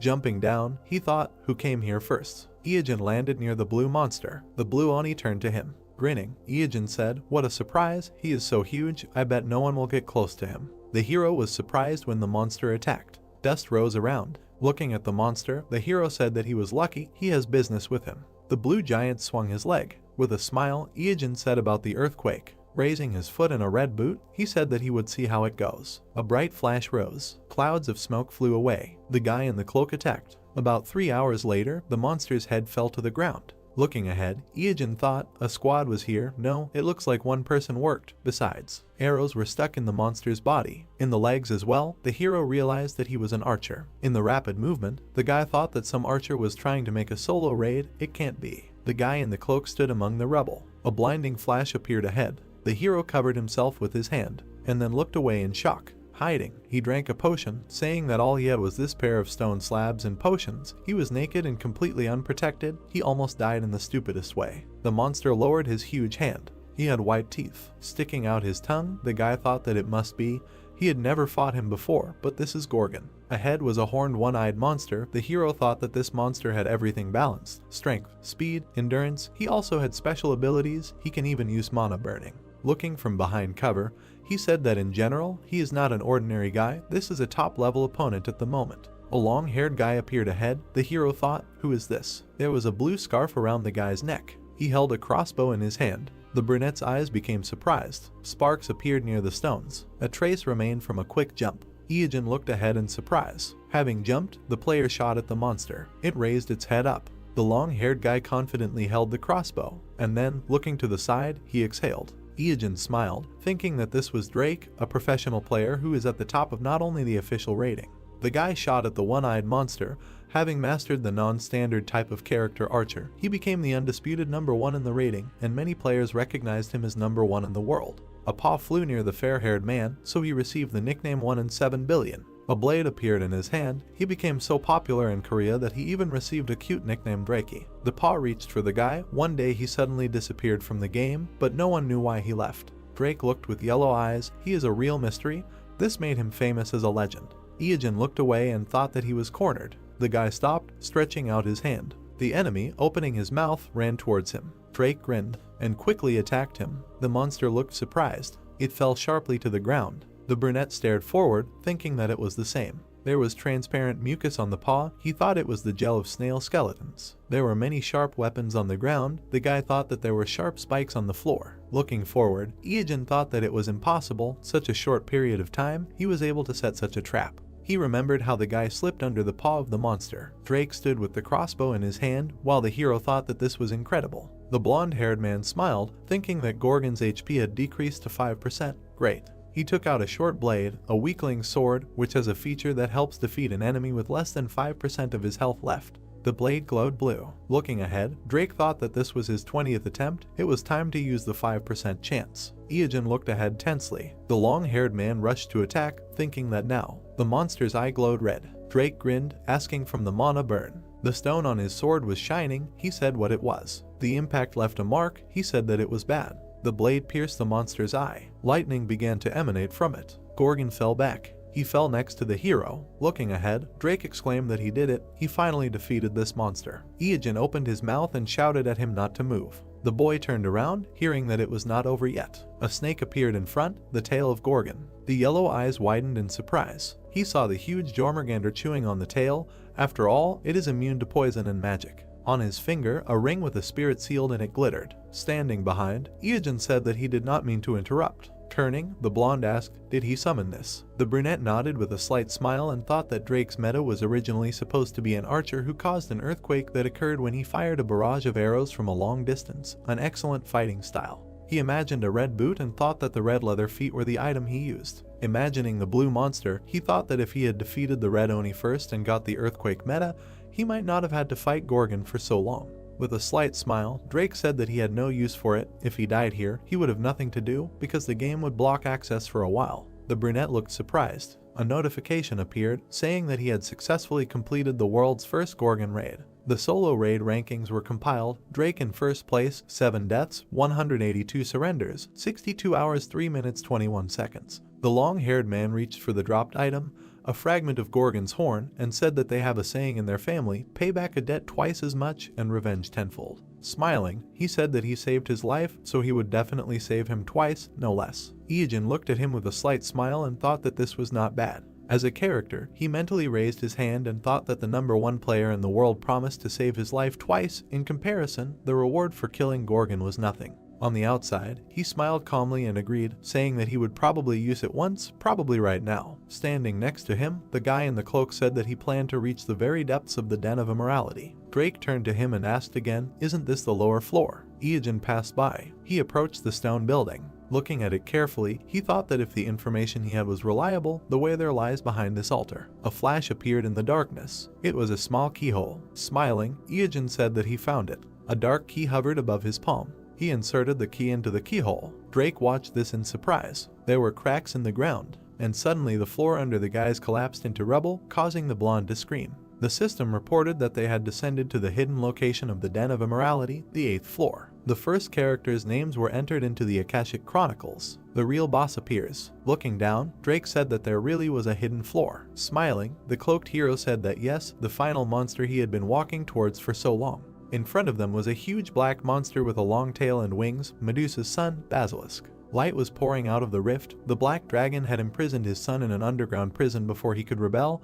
His mother Medusa he had sealed in a statue, so Basilisk was separated from his mother after his birth. The black silhouette of the monster appeared. All this time it had been building up rage towards the black dragon. Iijin exhaled and said that it was quite cruel to imprison his son in the sewers out of fear of being usurped. The black dragon is a coward. Drake added that he did not know about this hidden boss. Smiling, he said that he was excited. The brunette chuckled and clarified what he said. The guy shot down. A spark flew off the monster's armor. Drake looked away questioningly. Iijin, who was standing next to him, said that it was because of his ability called immorality. Looking down, he continued that it was a passive skill that returned 90% of the damage to the attacker. His defense was high, so he would not suffer much damage anyway, but this skill was annoying. A fire ignited in the monster's mouth. Iijin clenched his teeth, saying that he was about to exhale. Flames burst out of the monster's mouth under a cry to dodge. The hero ran away in fear. Sparks flew around the boss's head. Looking there, Drake said that it was a strong poison. He could take damage from a simple impact. He turned around, hearing that the hero would go first. Iijin resolutely jumped into the pit. The confused brown-haired man said that the entire 8th floor was flooded with this poison. There was no room to stand. Looking ahead in surprise, he asked what he was planning. The guy in the cloak stood on the snake's body. The black snake had a red eye. Words were heard that the immunity to Jormungandr poisons was beyond his wildest dreams. Smiling, Iijin said that there would be no problem with the poison as long as he was here. Flames burst from the monster's mouth. The hero's cloak fluttered. He grinned as he clutched the weapon. Suddenly, the ground rose up under him. Looking tensely to the side, he said that it hit the torso. The monster's paw reached for the hero. Suddenly, something hit him in the eye. The brunette turned around, recognizing Drake. He closed his eyes after the shot. Smiling, the brunette said that he helped well. The clothes fluttered from the quick movement. A spark appeared near the torso. The black monster opened its mouth. Drake appeared next to him and said that even with Jormungandr's immunity to poison, they wouldn't last long. Looking ahead, Iijin shouted that they needed to run now. The guys ran up the spiral staircase. The enemy swung his long tail. His blow broke the staircase. The brunette staring ahead said that they needed to go higher. This guy hunts attackers to the very end. Looking back, Drake said that he had excellent defense, the ability to reflect damage, and poison. His HP was also incredibly high, as he thought they should come back more prepared. The hero grinned and asked what he was talking about. He told him. The black monster was quickly approaching from behind. A question was heard, was he really going to hunt him? Glancing back, the long-haired one asked if he was sure he could survive his poison. Iijin clenched his fist, saying that he was actually thinking about it. He imagined the boss, thinking that exiting the dungeon through the basement would take about 2.5 hours, plus the time it would take to finally reduce his HP with point damage. Together, about 3 hours. This would significantly undermine him. Is it possible to avoid Basilisk's poison for so long? Iijin grinned, saying that there is a way out. He will see for himself if he goes with him.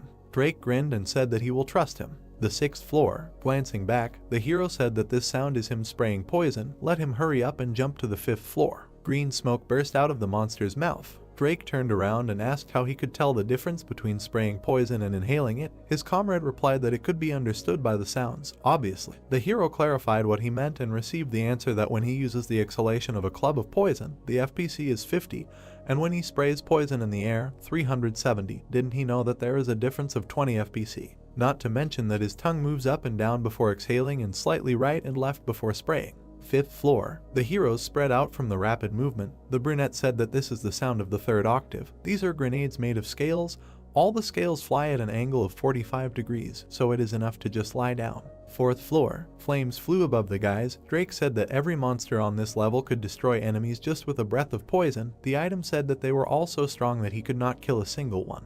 3rd floor. Basilisk's face appeared in the darkness. Looking down, the brunette thought that he still had 80% HP left, and in the meantime, there was less than half to go. The comrade standing behind exclaimed that he would be caught if he just stood there. Iajin turned around and said that he would take a look. He thought it was about time. There were 2 cracked columns ahead. Running up to them, the guy called there. Looking at him in surprise, Drake thought, isn't the exit on the other side? Why here? Suddenly, Basilisk appeared in front of the hero. Sparks fell. Lightning appeared in the haze. Iajin smiled, saying that it was great, just in time. A bright beam shone among the lightning. It crashed into the ground between the opponents. The monster clenched its fangs. He smiled and said that thanks to it, he could buy some time. Standing behind the blue monster, the guy exclaimed like a Pokemon that he chose it. Drake was shocked, turned around to the guy who shouted forward Blue Oni. The blue monster rushed at Basilisk. A reddish haze in the darkness. Blue flashes appeared. Red and blue zigzags merged. The system reported that the fusion of items was complete.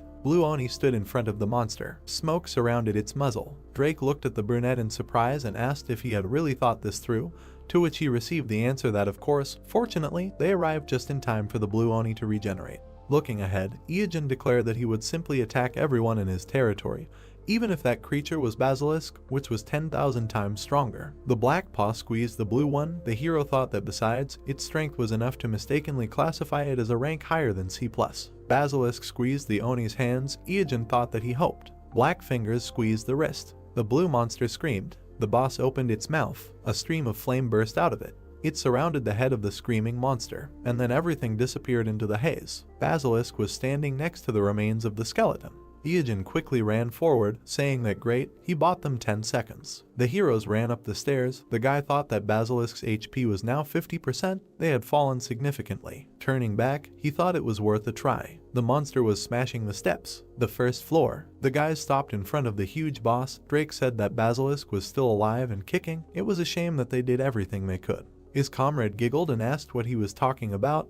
They had exhausted themselves so much to get here, could they give up now? He imagined the image of the red monster and thought about his secret item he had patiently prepared all this time. A blue monster appeared in his memory. Imagining the fusion of blue and red, the hero thought that his finest hour had come. In front of him was a boot. The system reported that it was the skin of the legs of Jormungandr, rank B+, attack plus 500, movement speed plus 50, and the ability to use the earthquake skill. These shoes were created by fusing the skin of the legs of Red and Blue Oni. The boot was put on the hero's foot. With a determined look, looking forward, Iajin said that his preparation for a full-scale dungeon raid was finally finished.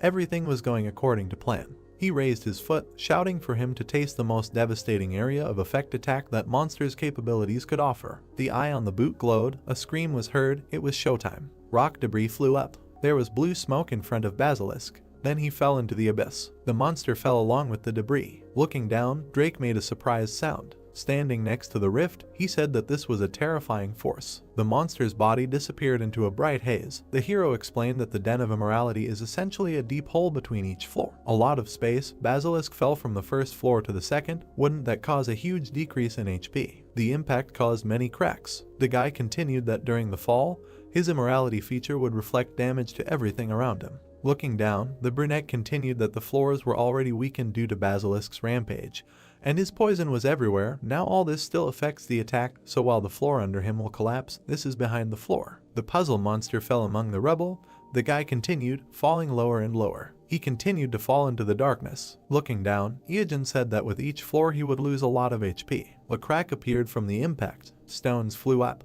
The monster lay among the rubble. The rubble quickly fell down. The hero continued that the floor would collapse up to the 8th floor. Flying among bright flashes, the monster fell to the ground. The hero explained that in the end there, where it all began. And up was raised a black hand. Looking at the cliff, the brunette said that it will take this guy a long time to get back up again and thought that by then the point damage from the chisel should finish him off. Hearing he continued that from now on it is a battle with time. The guys looked down carefully. Pointing a finger forward, the hero suggested throwing down rocks just in case while they wait. Stroking the snake on the muzzle, Ijin said that he was quite a useful ally. Drake looked ahead. He was absolutely useless and thought that it was necessary to grab popcorn. A notification appeared that they were the first players to complete the Basilisk raid. They were the first to clear the Den of Immorality, completed the hidden quest Mother's Love Medusa, and killed the child. Here is the reward. An image of a black armor appeared, which was called the Heart of Immorality. It is in a plus rated armor with plus 500 defense and the ability to use the unique skill Immorality. It is made from a perfectly tailored and perfectly dried basilisk heart skin.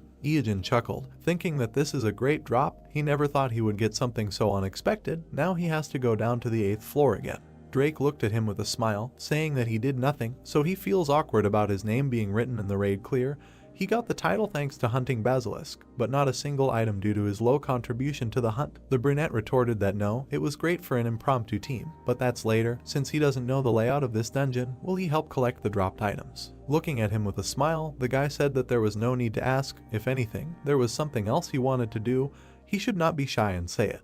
The hero looked at him with a slight smile, thinking that he was quite polite. A question was heard, that earlier, when he entered his name in the rating, he said stagnant water. Without turning around, the brunette answered that yes, what? The fair-haired touched his chin. Shifting his gaze, he said that recently many large guilds ordered his murder. Ijin raised his eyebrows in bewilderment and thought, an order to kill. Staring at the guy in shock, he asked what he meant. He did nothing like that. Waving his hand, his comrade replied that he also received everything simply with a reward. A notification appeared that they were looking for any player with the name Stagnant Water who behaved unusually and rudely. The list of crimes: trolling, stealing monsters, stealing items, killing players, showing off their naked body, stalking, and so on. They are waiting for players who can deal with this problem in cold blood, and then there is the amount of the reward. The hero stares at the system window in bewilderment, saying that this is ridiculous, and there is not a single accusation that he agrees with, except, perhaps, showing off his naked body. Looking to the side, Drake said that it seemed like a lot of people would come for him. How about hiding for a while?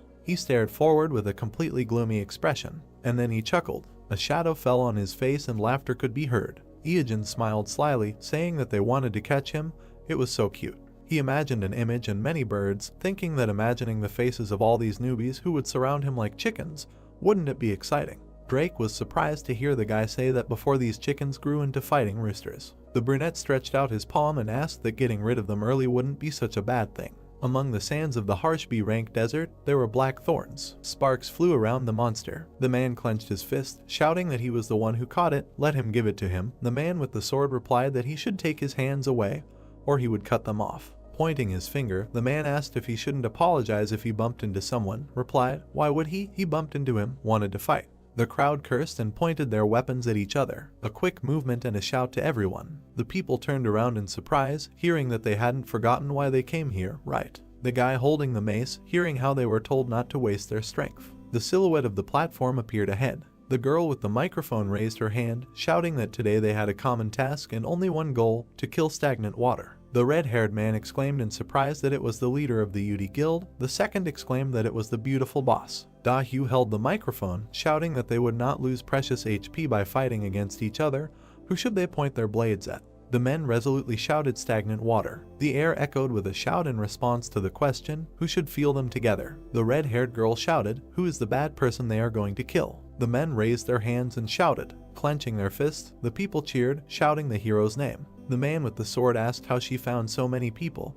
He knew that the squad they hired, the secret fan club, was here, but there were no more than 100 people. Here there were more than 500. Dahu put her hand on her hip, saying that it was not only them. Many Chinese tops came too and heard the question, why? She introduced the man on the throne in front of the information window and said that recently a Chinese rich man named Yungxi personally announced a large reward for this bad guy's head. She thought the Chinese players were unhappy with the Koreans taking the initiative. There were sparks in the pink smoke, and words were heard that there were three major forces here: the UD Guild, the Incheon Alliance Guild, and Yungxi's bounty hunters. The girl chuckled, thinking that all these people gathered here to catch stagnant water, even embarrassed by how much stronger they are, but they will get rid of him with confidence. Stepping forward, she said that thanks to him, they will be able to find him. As the guild leader, she is grateful and turned to Drake. The blonde looked at her determinedly, saying that they had to team up for a while, so he knows a little about him. Looking at the guy, the redhead said that she understood what he was getting at. Speaking of which, how did he know his current location? The guy with the blue scarf replied that he was stalking him. He got the information from the player league. Crossing her arms, Da-hyu asked what he wanted in return and received the answer money, to which she asked if she planned to kill him and get a reward from both them and the Chinese. Shifting her gaze, Drake said that due to some circumstances, he could not receive a reward from the Chinese. He would transfer the entire amount from their guild, so let him pay him everything. The girl looked at the hero carefully. Imagining the guy with long hair, she thought that Drake was not in the official rankings, so she did not know his level. The guy dodged the claws. She thought that he was already famous in the underground gaming world. She imagined him with a determined look, thinking that as long as he did not oppose the Yudi Guild, this could work. The girl said that it was fine, as long as he definitely finished him off. Turning around, she said that they would see each other later, but the guy stopped her. Da-hyu turned around. Smiling slightly, the blonde man asked, was she by any chance planning to kill him and be done with it? The next day, clouds were floating above the desert.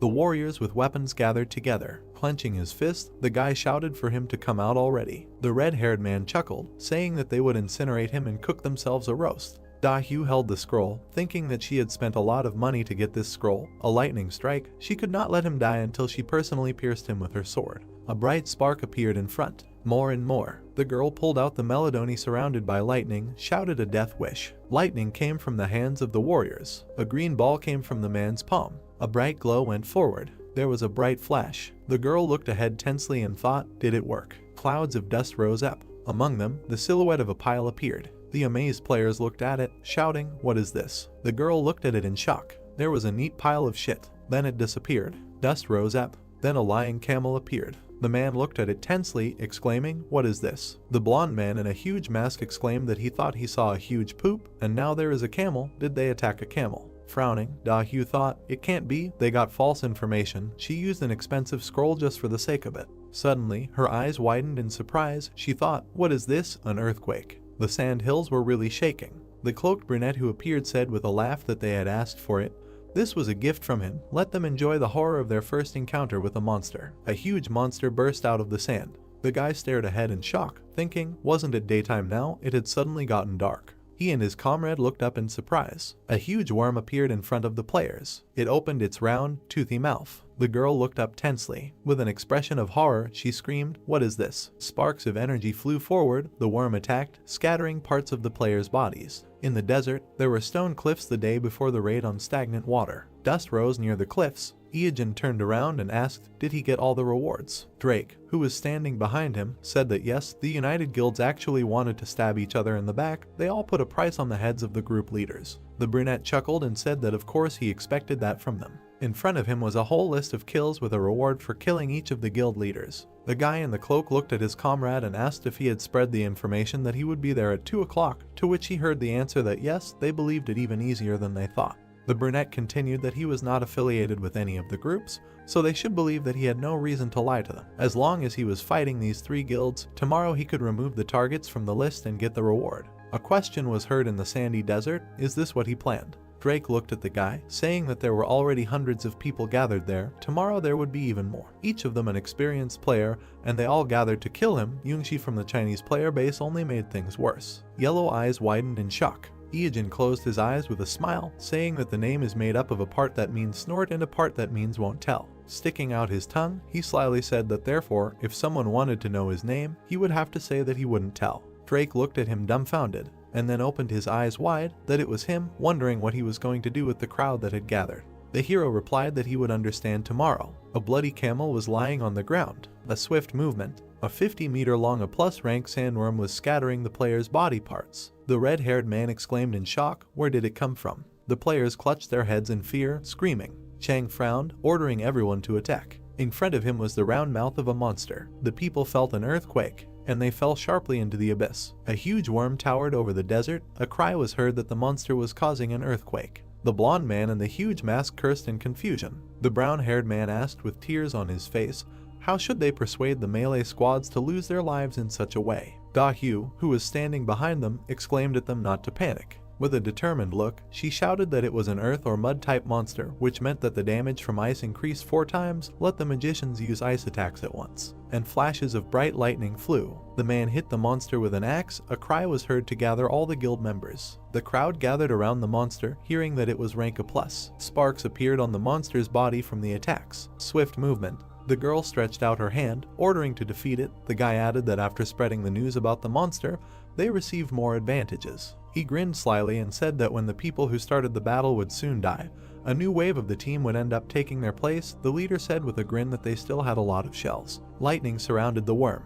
With a determined look, the girl shouted that just a little more. The gray-haired man addressed her, saying that she was slowly moving into a defensive position. Tiik grinned, saying that if they could support the attack, it would definitely not hold out. Rubbing his nose, he said that to be honest, after the mission was over, he had something to tell her. Dahu was surprised to see a spark flickering. There was fletching sticking out of the ground, she said.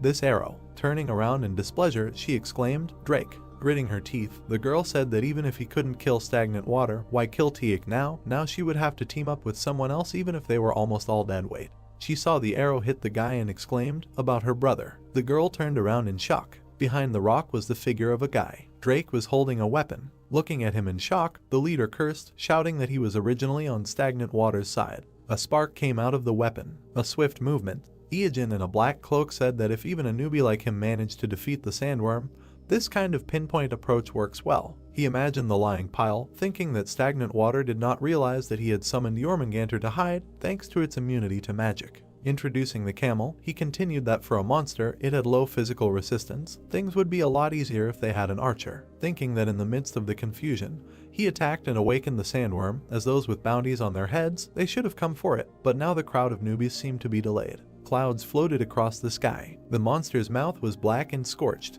It scattered into ash. The monster fell on its side. The players watched in surprise as it fell next to them. The man in the helmet asked in fear, did it work? The blue-haired player exclaimed, was it defeated? The people raised their hands joyfully, shouting that they did it.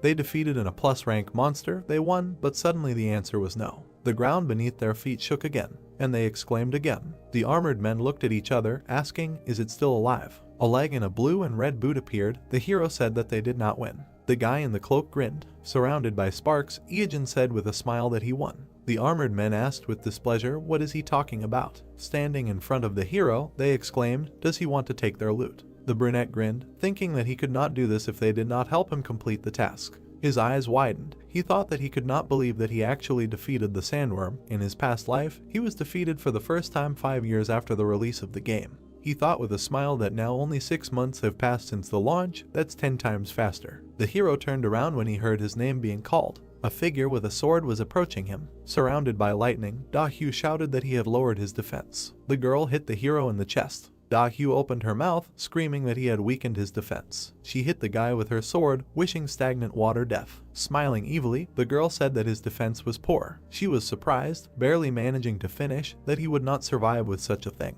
The sword surrounded by lightning touched the armor. She thought that his skin was covered with something black. Sparks flew, a calling sound was heard. Looking down, Iajin asked if she was not looking at someone's body too openly, so shameless. Red rays threw the girl back. Throwing her head back, she screamed. Looking up in shock, Dahu thought why she was taking damage. Could it be that this was a reflection of the damage? The black spikes glowed red, and then they began to dissolve. Looking down, the brunette exhaled. Information about the armor of the Heart of Immorality appeared. Looking at the black palm, Iajin said that it was a bit of a worry, but this relic was amazing. The trait of immorality reflects over 90% of the damage dealt to the attacker. The guy in the cloak heard someone excitedly exclaim that he was alive. Drake looked at him, asking if he hadn't been critically hit.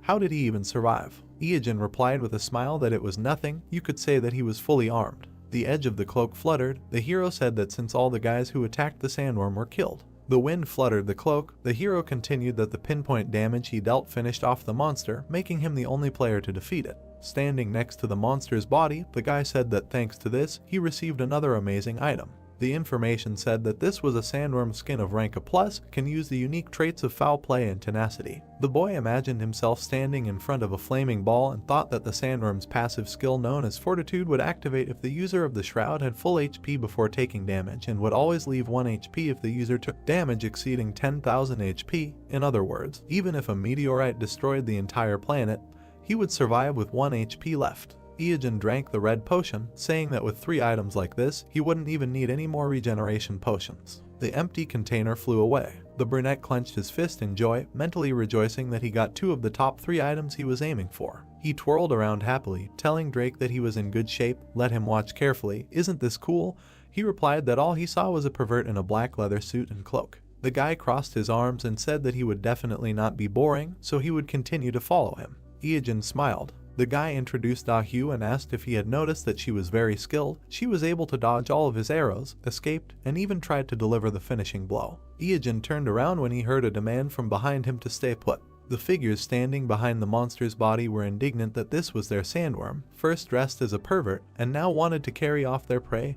He could not steal their reward right in front of them. Iajin looked back with displeasure, saying that they were hiding from this monster, but showed up to complain. Throwing a cloak over his comrade, the brunette said that they were leaving. The player stepped on the monster's body. His face became surprised. He asked where they went. There was only desert sand ahead. The guy said that they dissolved. The wind drove the dust. There was a brown cloth on the sand. The boys hid under the sandworm skin, which reduces the chance of being noticed by the player or monster by 50%. Iajin said that he was sure that they were newbies with 6 months of experience, so this disguise was enough. Now they could go to a safe place to log out. The heroes looked ahead carefully. Lying under the skin, they both thought it was awkward. Under the sky, the hero thought that because he was technically naked, his stomach was growling too loudly. White clouds were floating in the sky. There was a sign on the brick building. From the video on the screen, words were heard that this was the end of their review of the Red Oni, one of the 3 main bosses in the newbie area. Next time he will talk about the long sword of the Needle King Cobra. Let them not forget to like, share the video and subscribe. It was stagnant water, disconnecting.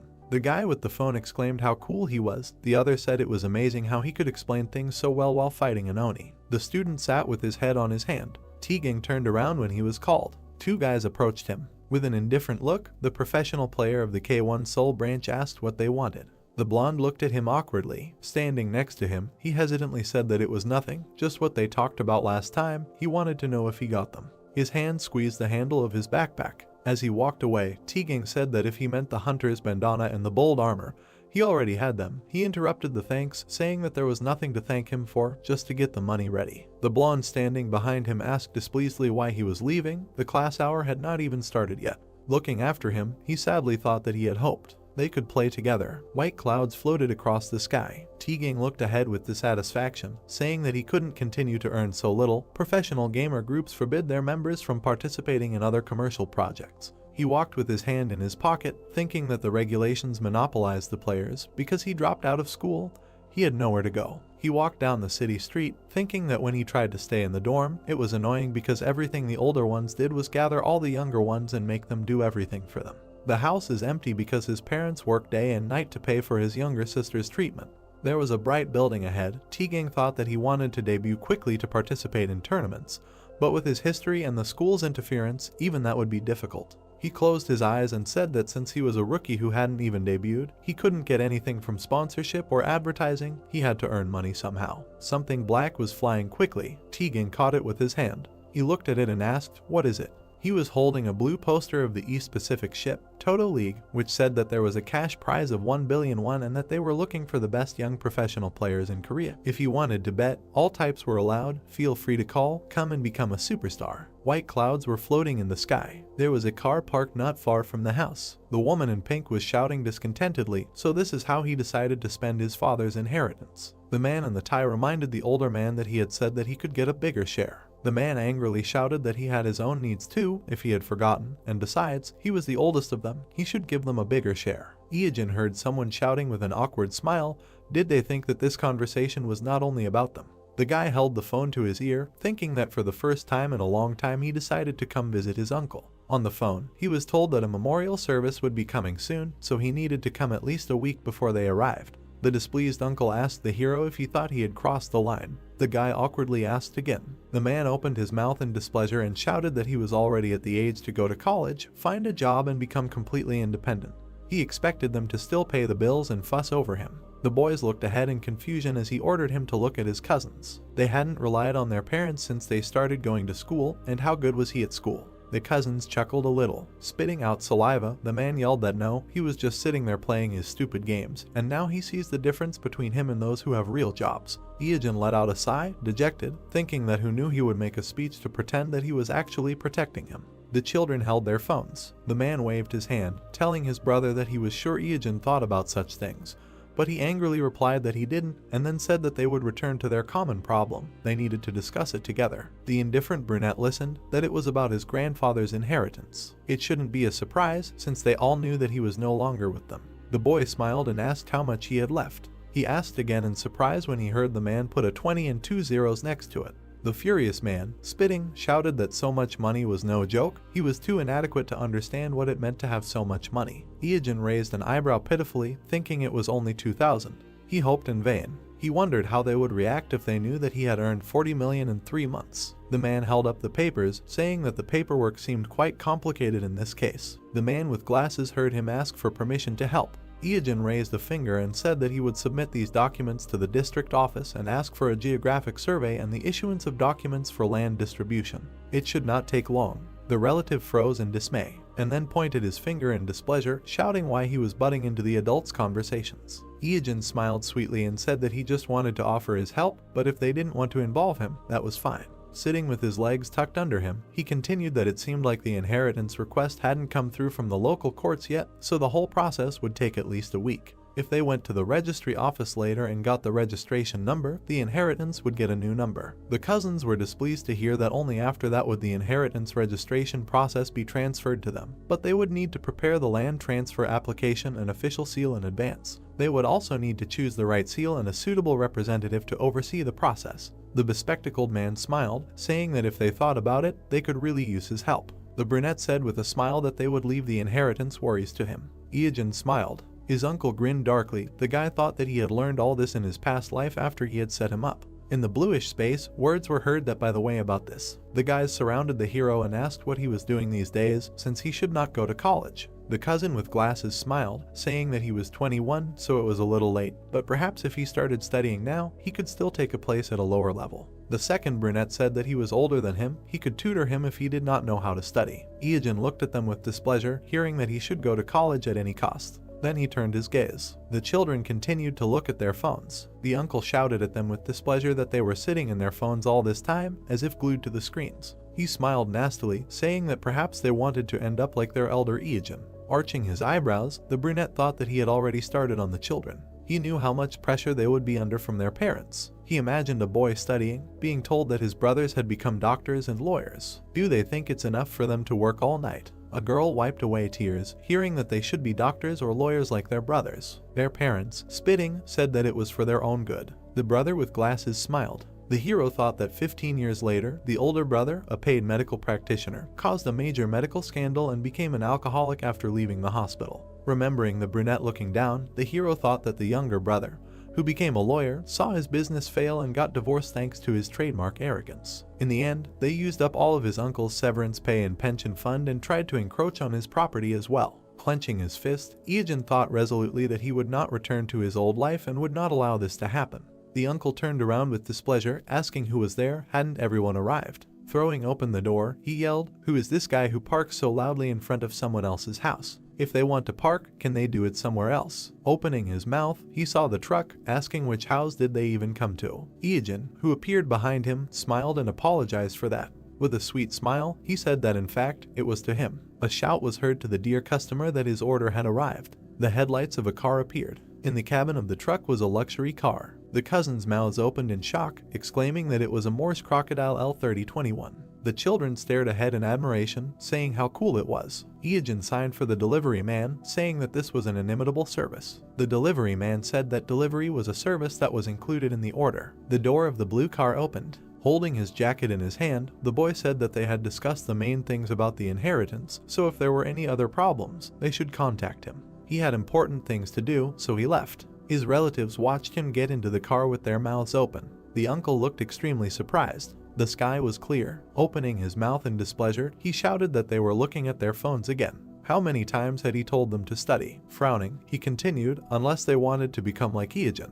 Then his eyes widened in shock. Holding the phone, the boy said that they wanted to be cool like him. A video was open on the phone screen, and words about likes, subscriptions, and that stagnant water was with them could be heard. Rapid movement. The car moved forward quickly. The boy said that it was really a waste of time. He tried to give them a chance. With a smile, sitting behind the wheel, he continued that in any case, the moment had come, the big event that everyone had been waiting for. On the seat was a crumpled poster. In South Atlantic, the Amazon, a red beam was rising from the device. Words were heard that the Asian Toto League was finally starting. The man spread his arms, saying that he thanked everyone for joining them today, whose decisive victory would bring the player a huge prize of 1 billion won. The girls had masks with ears on their faces. Words were heard that today's match had already begun. This was the first duel in honor of the opening of the event. A long-haired man in armor stood in a confident pose. Words were heard that their first player was a private league participant with impressive skills and past experience defeating opponents in this tournament, number 48 PK Joe. The man smiled widely. The guy was warming up his hand. Words were heard that on the other side was a newcomer to the event, number 9 Machios. The guy looked forward with determination. The words were heard that this was the first duel in honor of the opening of the event. The brunette grinned predatory. The host continued, number 9 Machios against number 48 PK Joe. The participants stood opposite each other. The audience chanted PK Joe's name. Someone asked, who is the second? In the stands there were blue figures of temporary avatars to hide the identity of the participant. A question was heard, didn't they hear that he had a Korean accent when he spoke earlier? Another exclaimed that there was no way he would bet on Korea. Japan would definitely not lose. This was probably a child with a fake avatar created to bypass the law on the closure. In the orange glow, the order was heard to get ready and begin. PK Joe with a predatory smile pulled out a sword, saying that everything will be over in an instant. A quick move, a quick draw. A powerful energy crumpled his face. The guy standing opposite attacked. The fingers were clenched into a fist. The man thought he couldn't even react. T-Gang looked forward resolutely. The brunette frowned, saying that he was an impudent child. A bright flash came from the attack. The brown-haired man hit him in the side. A glow appeared next to PK Joe's face. The blow threw his head back. The screen showed the intro that number 9 Machios had won. A scream was heard that it was incredible. Against all expectations, the fan favorite PK Joe had been defeated. Number 9 Machios had won. The guy was standing next to his prostrate opponent. The spectators in the stands were discussing where he came from. Someone was betting on him. The chances that he would lose were 8 to 1. The brown-haired man frowned, thinking that this was to be expected. In tournaments like this you have to hide your identity. So the standard attack patterns of fake avatars are used. A bunch of nameless ones who awkwardly adapt to unfamiliar equipment. No problem, the victory will be his. A red beam emanated from the device. The host said that it was unpleasant to lose money, but they should not be so sad. Now he had better try to win the next fight. Who will be next? The guy smiled, thinking that out of a total of 50 participants, 25 survived, another 12 people were eliminated, then only 7 remained. Being part of 3 participants who are claiming the prize money, he needs to win 3 more times. The host with a mustache exclaimed that the atmosphere is heating up. The next confrontation will begin soon. The bet number 9 Machios appeared on the screen against number 21 Stagnant Water in Korean writing. The guy's eyes widened. He said not to tell him that this guy is also here. A man in a black cloak appeared. There was a black mask on his face. He heard the words, stagnant water, is it really him? Blue eyes looked forward. Frowning slightly, T-Gang thought it was an imposter. Standing in front of the guy in the mask, he thought that this shorty was clearly not 2 meters tall compared to their last meeting in the dungeon. His height had changed by at least 20 centimeters. It was impossible to grow like that, even if he ate well. The man in the white mask told him to start. A cry of the beginning was heard against the orange background. The player was clutching a spear in his hand. An eye flashed in the slit of the mask. The guy said, "Come closer." None of his blows would reach the target. The brown-haired man continued to stand, and then he grinned. Stagnant Water was surprised by the rapid movement. Machios was quickly approaching him. Flashes appeared from the blows. The guy clenched his fists. Then he attacked under the knee. The brunette in the mask made a dissatisfied sound. A red beam appeared from the attack. The hand was clutching the blade of the hedgehog needle from the dungeon. Looking at this, the blue-eyed guy thought that he was a melee player, but chose the style of this. Probably he has low HP. The masked guy's cloak was fluttering. The hero thought that he had an advantage in a large reserve of HP. That's why he should develop melee skills. Not to mention that this guy's speed is much lower than the real one. He dared to pretend to be naked in front of him. Clenching his fist, T-Gang thought that he asked for it himself. Resolutely knitting his eyebrows, he offered to dance. The stone on his forged glove of rank C+ glowed. An orange haze surrounded the enemy. The masked guy cursed that he had become even faster. The fist was surrounded by bright swirls. The glow was getting brighter. Clenching his fists, the guy appeared on fire. The avatars in the stands were discussing that this guy was a professional player. These were fire fists, amazing. The round stone on the glove was shining. The guy thought about a full charge. Flames were coming from his fingers. Gritting his teeth, T-Gang thought that this was the attack he was waiting for. Let him receive it. A vein bulged on the brunette's neck. People were discussing that stagnant water was so weak, he came here for 2 rounds. The brown-haired man's eyes became amazed. He remembered scenes from the past, a dark figure, a guy in a cloak, flying debris, the brunette's rapid attacks, flying bright sparks, the way he frowned forward, and how Iajin showed him 2 fingers and cursed in his mind. Flashes appeared in the fire. The man in the cloak slid back. Clenching his fist, T-Gang thought that the one who could beat him in a one-on-one duel, which he thought was impossible, the one who could complete dungeon raids on his own and succeed where professional players failed. He looked forward resolutely, thinking that he was missing even a part of his aura, and demanded to reveal his real face. The face of a dissatisfied man appeared. The spectators asked, "How is this possible?" The avatars in the stands were discussing the Lord of Western Chukos. He is a professional player who ranks 3rd in China, 6th in Asia Coast. The man chuckled, and then cursed. There was a white pattern on the round shield. He said that he was tired of hiding his style. Sparks flew from the tip. The man continued that in a situation like this, it would be pointless to give up on victory, right? He would get the prize money, but the bettors would cut him out. T-Gang looked forward resolutely. The man in the golden armor told him to come here now. This time it would be different. T-Gang clenched his fist. A bright flash appeared near the armor. Kos only chuckled. Smiling, he asked, decided to tickle him. Didn't he tell him that this time it was serious? Sparks flew. The attack left a bright trace. Covering himself with his hand, the brown-haired man thought that he was too strong. If he really hit, then the end is near. Looking ahead sullenly, he thought that, in addition, despite his size, he was too fast. First he should create distance. The guy took a step back. Kos smiled wider and said that he was scared. Let him come closer.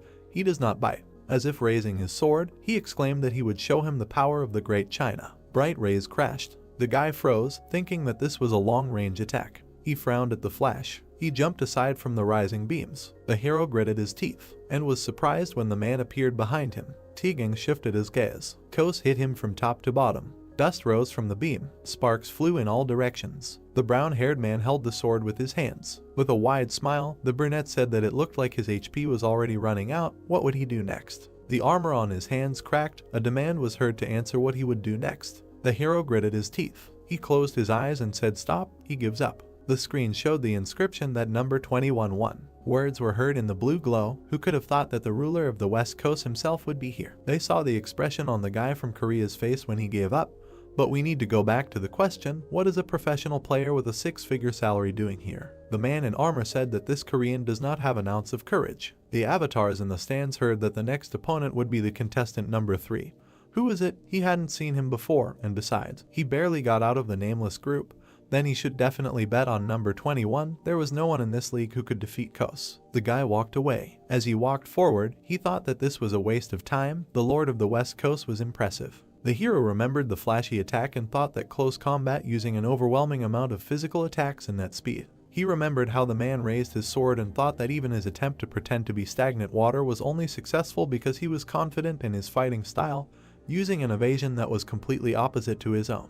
I wonder who would win if he faced the real stagnant water. Closing his eyes, T-Gang thought that he couldn't earn a penny this time. It was a shame. He thought he should take this as a learning experience. The guy opened his eyes when he heard someone greet him. There was a powerful armor on his arm. A man in red armor stood in front. There was a red mask on his face. Frowning, T-Gang thought, who is this? Does he know him? As he passed by, the man said that he was curious about something. The guy turned around, looking at him, and heard what was said before. Stopping behind, the player continued that it would have been the end for him if he had hit him in the stomach. But why did he continue to attack him in the chin?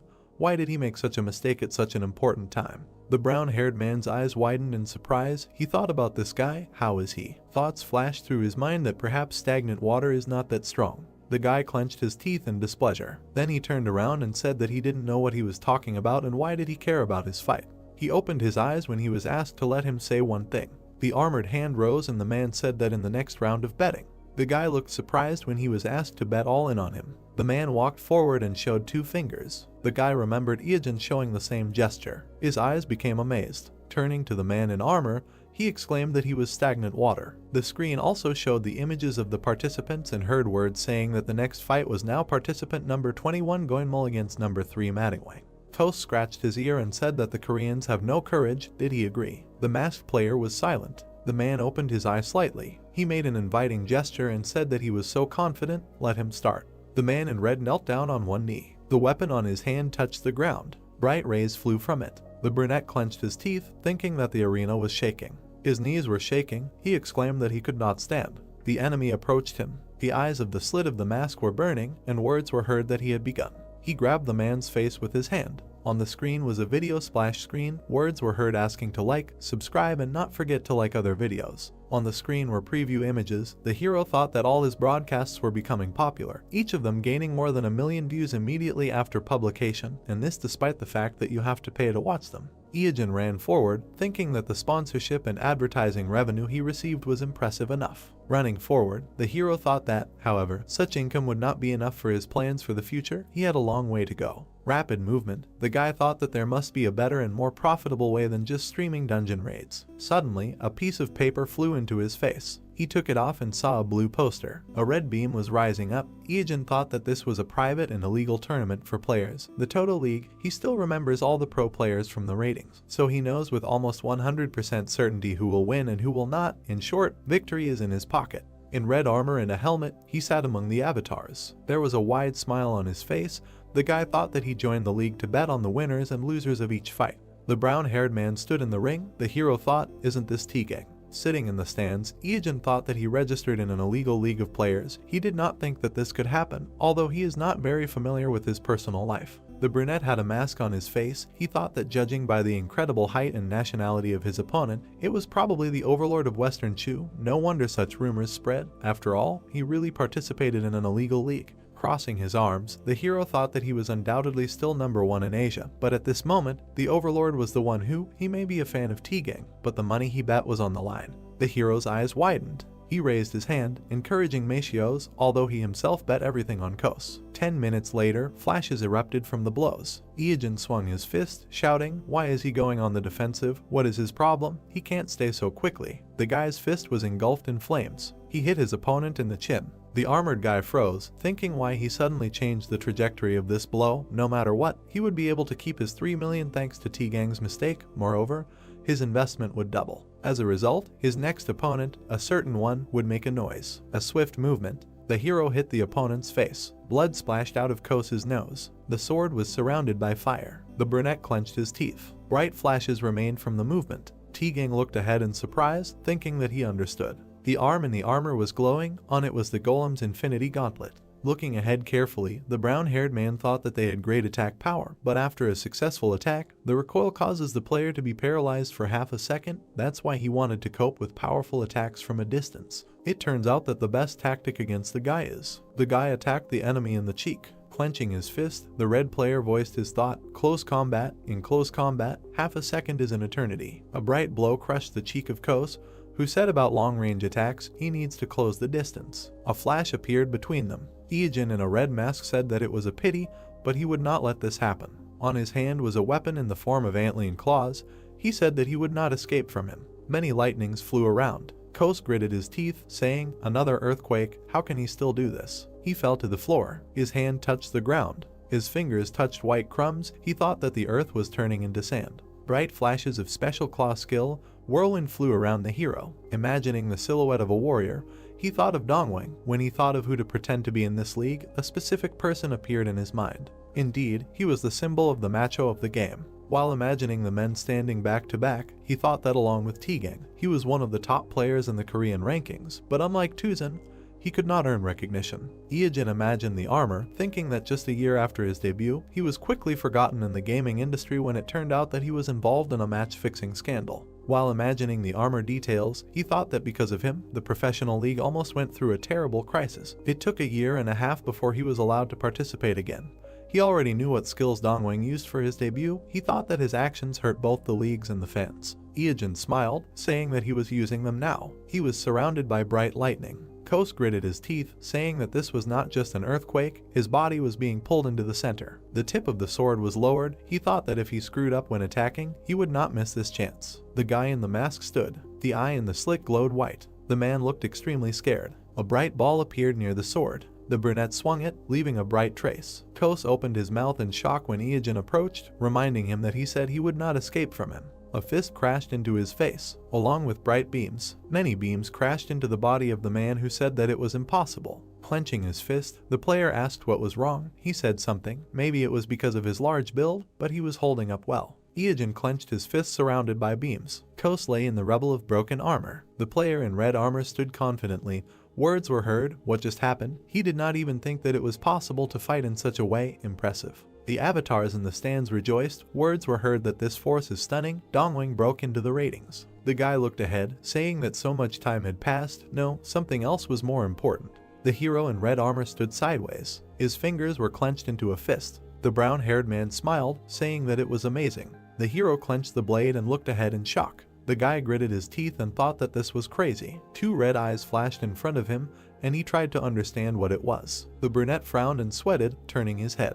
Iijin swung his weapon and shouted. The pink-haired girl looked up in confusion, not understanding how everything came to this. Blood splattered on the wall. A week earlier, a cafe in the Gangnam district. The girl closed her eyes and took a breath. The youngest producer of the LGB program from Beginnings to the Crown, Hong Yong HWA, sat and worried that she had come too early. She opened the front camera and checked if her makeup and hair were in order. The girl blushed and muttered with a smile that she never thought stagnant water would respond to her, and the meeting itself was not long ago when a response to an email sent without much hope came. Yong HWA sat at her laptop and looked at the person she had stumbled upon while searching for a guest for her show. The screen flashed clips of Stagnant Water's streams, a man who had topped the charts of all streaming platforms, and whose incredible control over his own skills had earned him international fame. She opened the page with the videos and noted that famous brands were already trying to launch ads on his channel, and before anyone knew it, he had already become a celebrity. The pink-haired girl sat back and wondered if such a person would respond to her email. She typed out a message, deciding that she should give it a try. She quickly received a response agreeing to participate.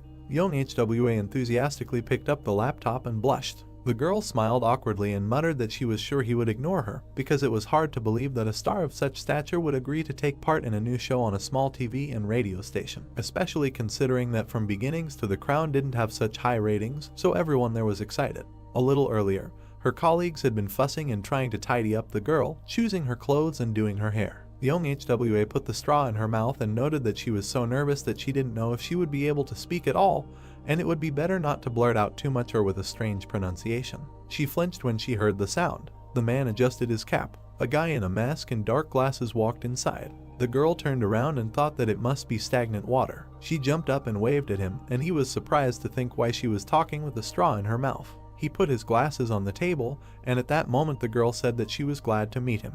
The interlocutors looked at each other, and the young man said that there was no need to stare like that.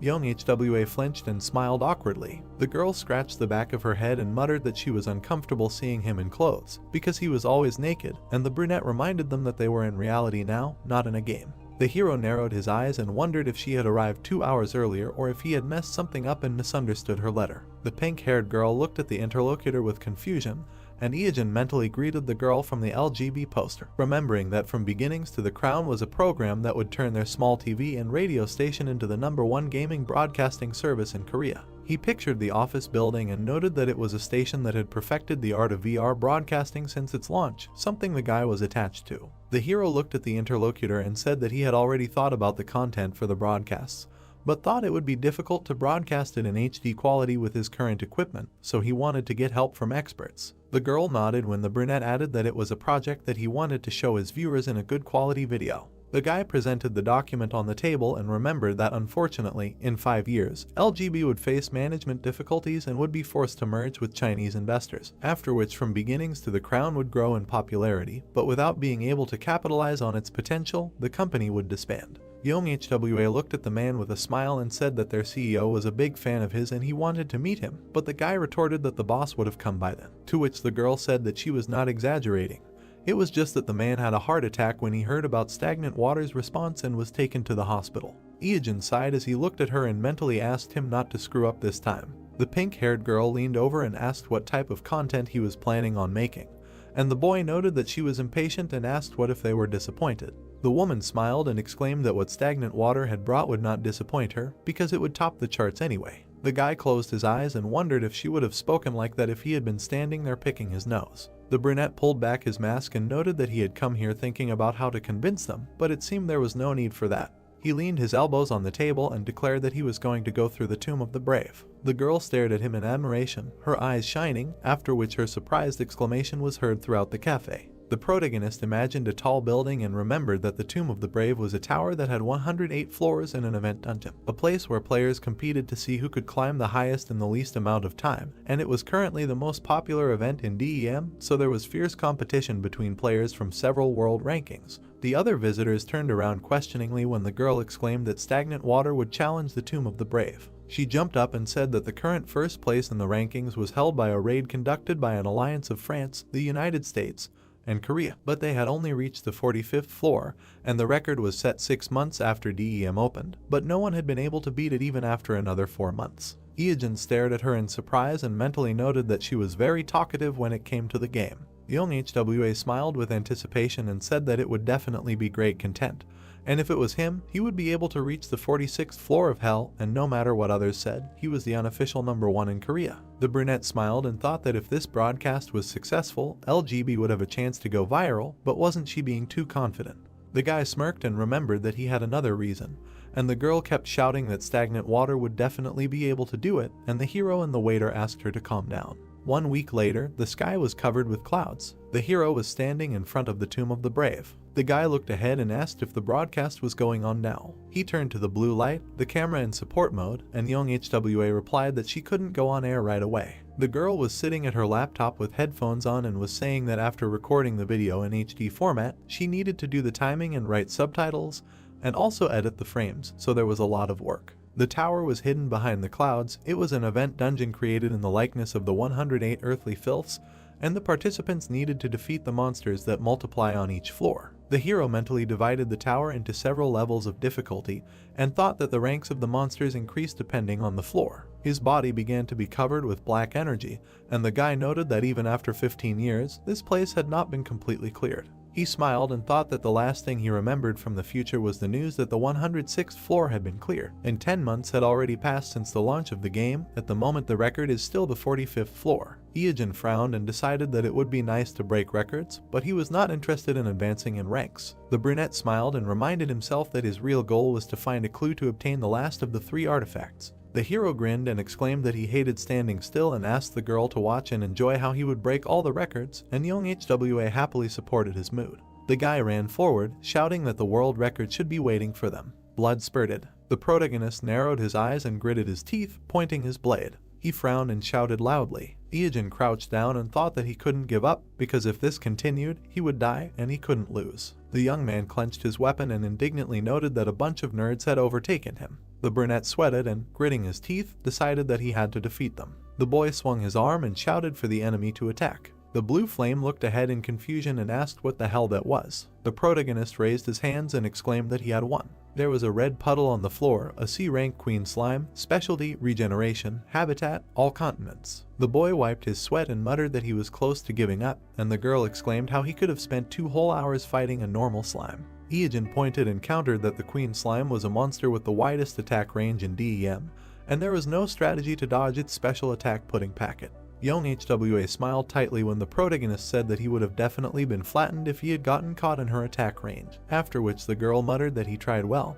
but the protagonist thought that he had wasted too much time on the first floor. The brunette moved forward, saying that it should be easier from now on since they defeated a relatively cunning monster. Then the monsters followed one after another, but the hero won until he received a notification that he had ascended to the 46th floor of the Tomb of the Brave. The guy stood in front of a huge creature. Young HWA looked at her companion in shock and exclaimed that he had passed from the 2nd to the 46th floor without damage. The black monster opened its mouth. It was a B+ rank Kaidamaru, with the features of giant, demon, stealthy, earthquake, hybrid. Its habitat is the burning rotting lands in the kingdom of giants, and its size is 45 meters. The hero grinned and muttered that he hadn't seen him for a long time. The guy looked at the enemy and noted that he did not expect this guy to appear here, which was an unexpected bonus, and offered him a dance. The monster broke 2 columns in front of him. The brunette bit his finger until it bled and frowned. The young man waved his hand, brushing away the blood, because one of the basilisk's features is poison, and it poisons the blood of the one you aim at. The monster stepped right on the drops of blood on the floor. Kaidamaru roared and flinched, feeling pain. Iogen grinned and exclaimed that this is the basilisk's poison, which is 2 ranks higher than his. The enemy stepped hard on the ground. The monster spread its paws and released powerful energy. The protagonist crouched to the ground, and his cloak fluttered. The brunette grinned and noted that his physical strength was incredible, but his attacks were too easy to predict, so the outcome of this battle was determined. The guy looked warily to the side and remembered that one of Kaitamaru's features was stealth. The monster was sitting on the ceiling, and the boy thought that their habit of hanging upside down like bats did not seem like a natural distinguishing feature given their size, which is why other players were getting too close and letting him strike first. The brunette frowned and tensed up. He bared his teeth and thought that they could not hide their distinctive smell. The monster suddenly jumped out and struck. The monster opened its mouth, sparks appeared around it. The creature screamed and attacked with a fireball. The hero raised his hand with the spirit sealed in a ring, which has plus 300 magic power and can summon Jormungandr, and shouted, "Not so fast." He frowned, and the attack passed him by. The boy took out his blade and swung. Iogen began to run around the enemy, delivering slashes. With a sharp movement, the boy cut off several limbs of the monster. He jumped up and plunged the blade into the monster's head. The brunette bared his teeth and declared that his surprise attack had failed before it even started, so he had no chance. All that was left was to die in the shadows. Sparks flew to the side and the ringing of the blade was heard. System windows appeared in front of the young man, stating that for the first time among all servers, the boss of the 46th floor of the Tomb of the Brave, the lone Kaitamaru, had been defeated. The protagonist stood in front of the defeated enemy, and the system asked if he wanted to receive a reward. The young man furrowed his brows and exhaled. He wiped the sweat from his forehead and muttered that it took a little longer than he thought. The brunette turned to young HWA, who was frozen with a shocked expression on her face. She opened her mouth and shouted that this was simply amazing. The pink-haired girl clenched her fists and exclaimed that for the first time in history, the 46th floor had been passed. The girl burst into tears and said with a smile that the guy even passed the previous, 45th floor, which is called the Hell Floor, and the test that even the top players of France, the USA, and Korea could not pass was passed by stagnant water, and she could not believe that history was being made before her eyes. The guy turned around with a grin and noted that this was only the 46th floor out of 108, but the girl objected that this was a new record. The hero looked down, noticing the item. He frowned and his eyes widened. A blade of Kaitamaru essence, rank B+, material, fusion, was floating in the air. The young man smiled, and the girl noted that this item did not look like a good drop, but the interlocutor replied that it was not so bad. He showed a boot and said that the essence item could replace any fusion material. Young HWA looked in surprise as the guy poured liquid onto the boot. The shoes began to vibrate and emit energy, and the system notified that the fusion of items had begun. The guy looked at the shining thing in his hands with a smile, while the notification said that the fusion was ongoing and the process could not be interrupted. The blue light smiled, and the girl exclaimed that she did not know such a possibility existed, and this was the first time she saw the fusion of items. Iogen grinned and clarified that with this, the stream ratings are guaranteed to be high. Young HWA happily raised her hands and shouted that the world's first clearing of the 46th floor and fusion of items went to them. Their viewers will applaud standing. The brunette smiled and thought that it was time for him to show himself, because he should be enough. That is the key to the last of the 3 artifacts, and it was worth going this far. Notification: you have ascended to the 47th floor of the Tomb of the Brave. A dark figure sat ahead, and the hero thought of the slutty succubus. A blue light shone on one of the floors of the tower. Iogen walked along a dark corridor decorated with statues. The guy shuddered and looked ahead. He jerked back, dodging the attack in time. The young man looked at the mark on the floor, and young HWA exclaimed that she could not believe that he dodged. The brunette looked up and mentally noted that he must have been waiting for her to come. He sweated and smiled. A black wing appeared. A girl with a scythe, a slutty succubus, was hovering in front of him. The brunette stuck out her tongue and narrowed her eyes. The blue light glanced at her, and her partner noted that this boss was just a beauty, but looked weaker than the previous ones. The hero frowned and replied that he would go. The enemy swung her scythe and smiled. The guy dodged the attacks cutting through the air and thought that she had a special feature, duality. The brunette sweated and widened his eyes, remembering that such monsters are divided into 2 types, those who attack with physical force, and those who use magic, and once you choose one, it cannot be changed back, and the guy chose a demon with a physical attack. The player clenched his teeth and dodged, cursing, because he thought that if it were magic, then most attacks could be neutralized by Jormungandr. The guy sweated, noticing that the blow landed right next to him. Explosions were heard throughout the corridor, and the young man noted that this was not bad. The columns and ceiling were covered in cuts. Iogen frowned and noted that the speed was high, and it was difficult to avoid due to shock waves, but the longer you delay, the worse. The brunette grinned, and the guy thought that there was one dangerous way, but either all or nothing. He turned around and clenched his fists, realizing that even if everything went smoothly, he didn't know if he would win. The succubus furrowed her brows and looked at her opponent questioningly. The guy used the skin of a sandworm, and a bright light began to emanate from him. The brunette frowned and clenched his teeth from the tension. A black paw, depravity, appeared from the hero's body. The succubus quickly appeared next to the young man, and he flinched. She struck with a quick movement. The hero jumped back and exhaled. Ijin crouched to the ground, and young Hwa said that she didn't know what he did, but it seemed that the attack did not work. The opponent was fast and also attacked physically. The brunette took out a bottle of potion and replied that everything was fine, because physical attacks take a long time to recover, and his companion exclaimed that the question was whether he would be able to attack her at this time, because she was the fastest monster she had ever met. The succubus was approaching again, swinging her scythe. The guy frowned and thought that he should deal with her speed first. He squeezed the bag in his hand and noted that it was a bit early, of course, but he was using his secret weapon.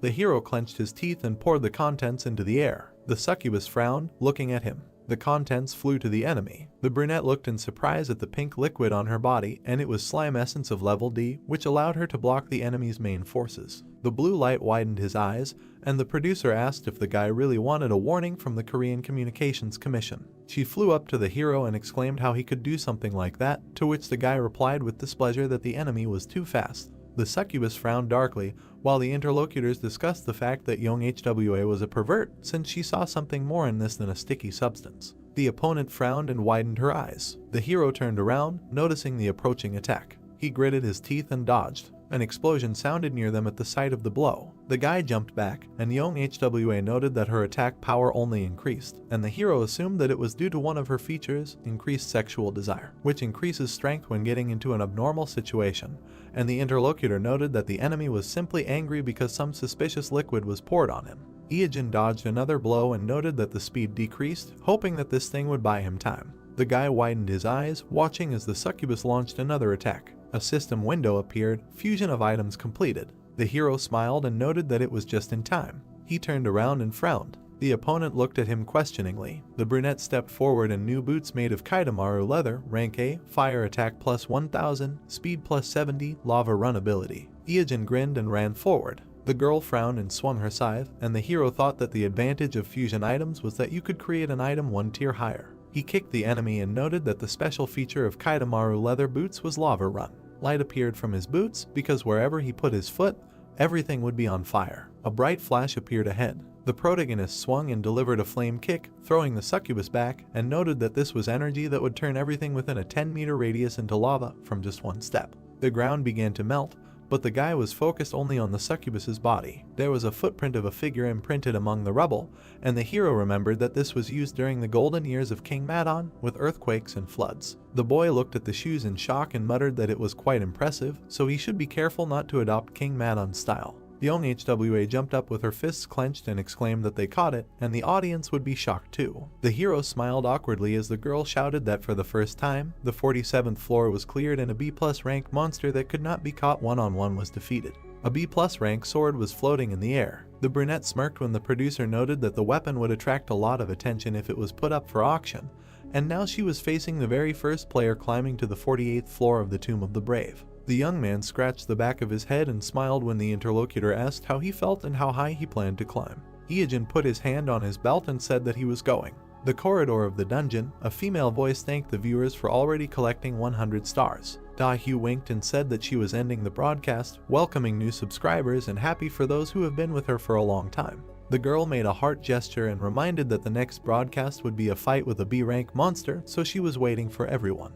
Da-Hyu waved her hand and said goodbye. The girl slammed her fist on the table and exclaimed why she had to host these broadcasts. She gritted her teeth and muttered that it was fine, but after that idiot, it was a death sentence, losses, and if she had the stolen money, she wouldn't have to do those damn broadcasts. Da-Hyu bit her nail and thought that without the sponsorship from the broadcast, it would be hard to run the guild, so she needed to find that guy and get revenge. A man approached her and said that he had already filed a complaint, to which she replied that all is fair in war. She frowned and looked away. There were two men standing behind her, one of whom said that one of them had written 40 posts on his blog. There were cans of beer and squid on the table. From beginnings to the crown was starting on the TV. Da-Hyu slumped in her chair and muttered that this was the only thing that brought her joy these days, so it was time to forget about her duties and rest. The K1 team coach and MC, Young, smiled and said that they had an unusual guest today. The redhead took a sip and asked who it was. The girl spat out the drink when she heard that it was the most popular streamer, after which the man asked for some comments from producer Young HWA. Her house shook from the indignant scream. Cafe Hall, Gangnam District. The protagonist sat at the table in a mask and cap, asking how the reaction was. The interlocutor turned pale and replied that she received a warning from the organization, saying that this was too much, because she sent the protagonist of the ball. But they turned a blind eye to it thanks to him, and the guy thought that it felt like everything was getting worse. The girl smiled and leaned forward. Young HWA grinned and said that the ratings were fantastic. Even if the broadcast was a little unusual, people still watched until the end. The pink-haired girl smiled awkwardly and added that the ending was shocking. The interlocutor looked away and remembered what she was talking about. A week ago, the blue flame glanced at the young man with displeasure and asked why they needed to go back, since they were already on the 108th floor. The brunette looked at her and said that the girl already had enough material for one episode, so he needed to get a reward. The guy smiled and thought that it would be a bit of a pity to lose this valuable material, since every time the record was updated, you just go and set a new one after 1-2 floors, so it's good that you can create content alone. They stood in front of the sword hovering in the air, and Young HWA asked why he came to the ascended room. The blade was glowing, and the girl remembered that it was the sword he received after the B-rank battle. The flame smiled, and the producer guessed that the guy wanted to strengthen it, and then the price for it would be simply cosmic. The hero grinned and muttered that this was, of course, true. He threw the crystal into the compartment. They watched the light coming from the weapon, after which a notification appeared stating that the enhancement was successful, and a +1 sword was created. There was another flash in the air, and a new notification, the enhancement was successful, a +2 sword was created, and then a +3 sword. The blade sparkled, radiating energy, and Young HWA enthusiastically noted that this was already the 3rd level. The blue light turned to the young man and asked if the stats had become even cooler. She froze when she heard that the enhancement was successful, and a +4 sword was created, and then a +5 sword. When the system notified about the 6th level, the producer silently widened her eyes. Young HWA flew to the hero after the sword reached the 7th level and asked if that was not enough. The brunette silently threw another crystal into the compartment. The weapon glowed brightly, a new notification, the enhancement was successful, a +8 sword was created. The pink-haired girl questioningly looked at the monitor, not understanding what was happening. The blade was emitting red energy, and its level had increased to 9th. The girl was sweating, trying to understand how this was even possible, because the situation was changing so quickly that she did not know how to react. The protagonist looked at another crystal, and the interlocutor exclaimed that maybe it was time to put the stone back in place because it was too dangerous. The brunette stared intently ahead. Memories from the past flashed through his head, full of disappointment and tears. He grinned. Young HWA looked at the guy who was squeezing the stone in his hand and asked if he had calmed down and was glad that he had strengthened 9 times in a row. The girl raised her hands and congratulated him with a smile on his B-rank weapon with a level 9 strengthening.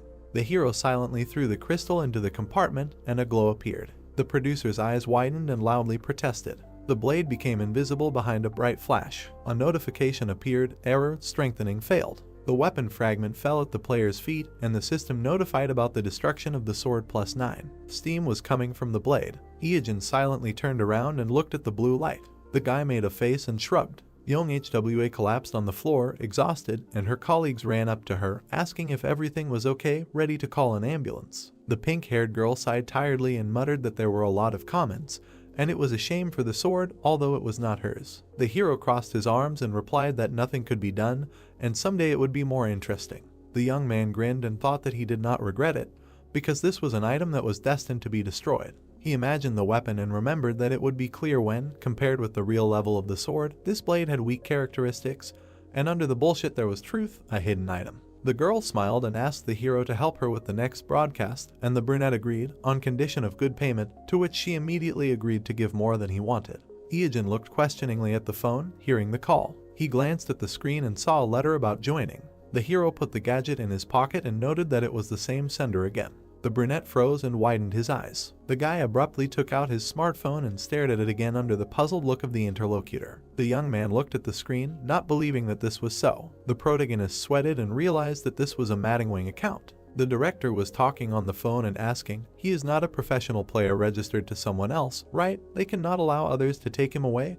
Then ordered to immediately send him an invitation letter, to which he received a response from the interlocutor that it is impossible to contact him. There is no email, no phone number, they can only leave a comment under his video. The blonde guy, sitting at the table, continued to say, no, if he gets picked up by some foreign team, it will be a loss for the whole country, to which the guy asked, so he should continue posting comments. The director said, okay, let him continue in the same spirit, write a whole wall of text, but do not try to cheat and just copy-paste the text. All the messages need to be formulated differently, not repeat themselves. The man looked aggressively at the monitor and thought that madamada.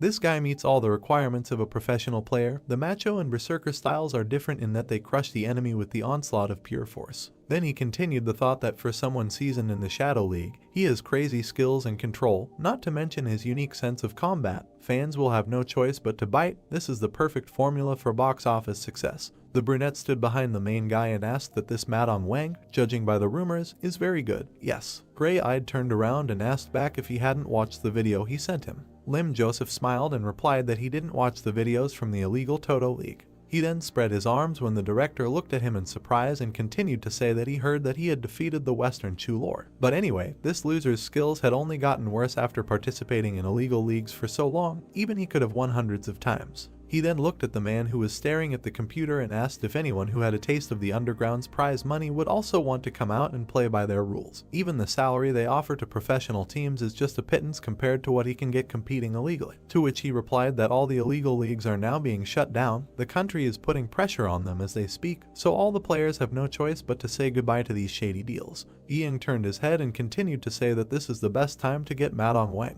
The brunette silently closed his eyes and then said, Director. Suddenly, he opened his mouth in anger and screamed, why did he never pay so much attention to him? To which he replied, go to hell, what complaints could he even have?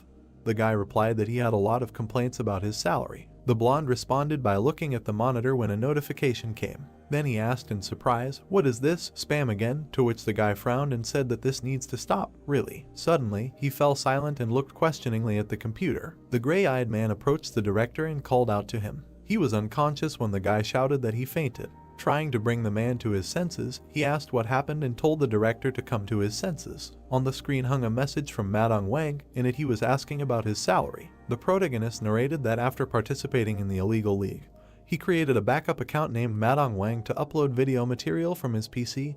He did not think that anyone would want to hire a Toto League participant. He continued to say that it was hard to believe that his fake avatar madamada received an invitation to the national player team before the dead water. This is the best deal of all time. There were sounds coming from the bathroom. Someone turned off the water. The protagonist noted while wiping his mouth that although he received a lot of these letters after the raid on the Nameless Queen, he then held his head and said that at that time, he refused them because the rules were too strict and the salary was close to zero, but now is a good time to force the government to sponsor esports more actively. The brunette frowned, smiled sarcastically and said that debuting as a C was a turn of events he never expected, then asked how he should start. The sun was shining brightly on the Seoul National branch of K1. The director raised his hand and shouted loudly to welcome their guests. The man in black stood behind him, saying that he was glad to see them all. He had a mask on his face when he introduced himself as madamada. The three guys looked at him and thought in turn that with this mask, he was using a voice meter. Why the hell did he choose such a style? The brunette looked at him seriously and said that they were glad to meet him, and then asked, but why in this mask? The protagonist answered indifferently, because of the burned scars. Then Joseph came closer to the guy and asked, and why the hell he was late for more than 2 hours, wasn't the meeting at 5:30? When the director intervened in their conversation, put out his hand and said that it was just because of the rain and traffic, this gentleman is not to blame. The brunette got angry and yelled at the blonde why he was using formal language if he was going to be part of their team, to which he replied that he hadn't signed the contract yet. Then asked what that idiot was whining about, to which he replied that it was because thanks to that idiot, he missed training. Looking at the men's quarrel, the protagonist thought, how nostalgic. He remembers that these two would bicker even in public. Under his mask, he hid a smile as he continued the thought that there was such chemistry between them. It was nice to see it up close. He was getting sentimental. Then he clenched his fist and thought that now he needed to maintain his arrogant image. He didn't want to fail, he needed to put pressure on them. The director and the brunette looked back in surprise when the guy asked who told him that he was needed here. The observers were shocked. Then the gray-eyed man grinned and asked what he said. The protagonist repeated his question and added that if he wanted to see him right away, he should have come to him himself, then asked why he was angry if he was the idiot who decided to wait. A voice could be heard that he sounded very confident, too much pride for someone who didn't even have an official rank. Yun-ho and Song Byung-gun stood and looked forward when the latter asked if he would mind if they helped him tone down his ardor a little. The red-haired man smiled and asked if he really thought the skills he learned in the illegal league tournament would help in the real professional leagues. Suddenly the director turned around and asked what was wrong with them, then turned to the new guy and said that he was really sorry, they were usually friendly. Maybe it was because they missed training today. Then one of the guys asked, he had to take the entrance test anyway, right? He would see for himself if his skills were good enough to make a fuss about him. The gray-eyed guy frowned and thought, this is just a guy who broke into an illegal league with no previous records. Who knows? Maybe the match was rigged in his favor. They invited someone who is an expert in PK at best to their national team. He needs to be put in his place. The brunette then looked away and asked who wants to start, to which he heard the first one answer that he will go first. Doesn't he know that PvP is his specialty? The second one said no, he will go, and the third one said that he is in the lowest place in the official rankings, so he should start with him.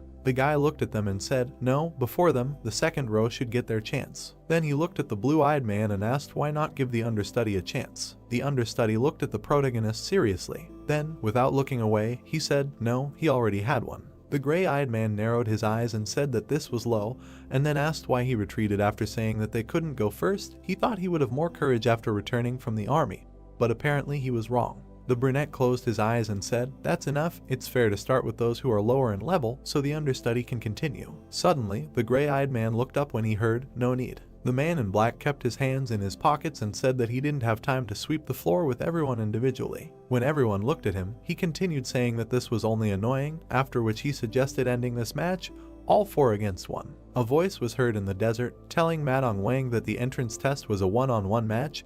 They couldn't break this rule even for him. The muscular guy opened his mouth and told the director that it was about their rankings. He should let them figure it out for themselves this time. Many guys looked forward when someone asked a question.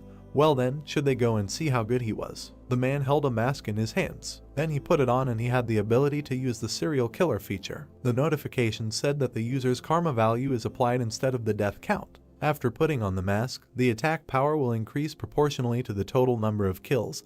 The attack power increases by 1 for each kill. The kill counter will only be applied to the player's active avatar. With the mask, the hero turned into a strong player. Song Byung-gun looked forward with a smirk and asked the guys, fighting 4-on-1, isn't it too much? Yunho smiled and replied that the director's position should also be considered. If he was punished too much, it would be awkward to face him later. The protagonist turned his attention to Yun-seok and said that he could be a healer, but he has more than enough agility and attack power to defend himself, plus he is probably armed with a powerful sword that is currently hidden.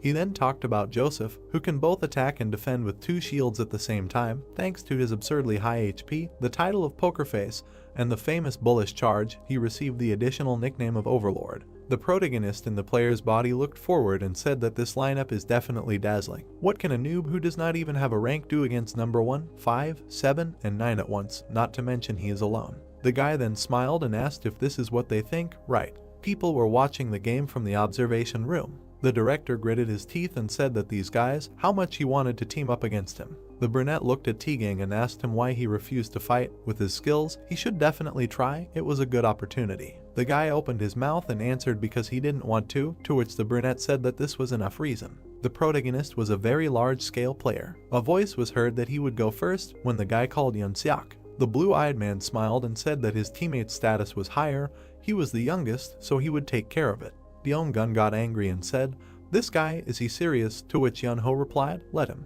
The pink-haired man rushed forward, holding a weapon in his hands. He then used his power and said that he was deeply mistaken if he thought he was an ordinary healer, after which he smiled sarcastically and continued to say that he also likes to fight, but it quickly becomes annoying. Suddenly, he put his hand forward and shouted that it was time to end it and launched a shockwave. The protagonist's fist clenched and glowed. An explosion occurred. The blue-eyed man looked forward questioningly. Then he jumped. Then he smiled and asked if creating earthquakes was his main fighting style. Looking forward, he continued to say that it was stupid, anyone could dodge it by simply hanging in the air. The protagonist found himself on par with the enemy and extended his hand. The ground began to split. The shaking intensified. Suddenly, the hero made a blow that sent the opponent flying down. He screamed loudly as he fell. Their powers clashed. The guys watched the explosions. Then one of them frowned and asked what, and the other added what happened. The director and the understudy looked at the screen. A head was visible from under the rubble. The first person was added to the protagonist's kill list.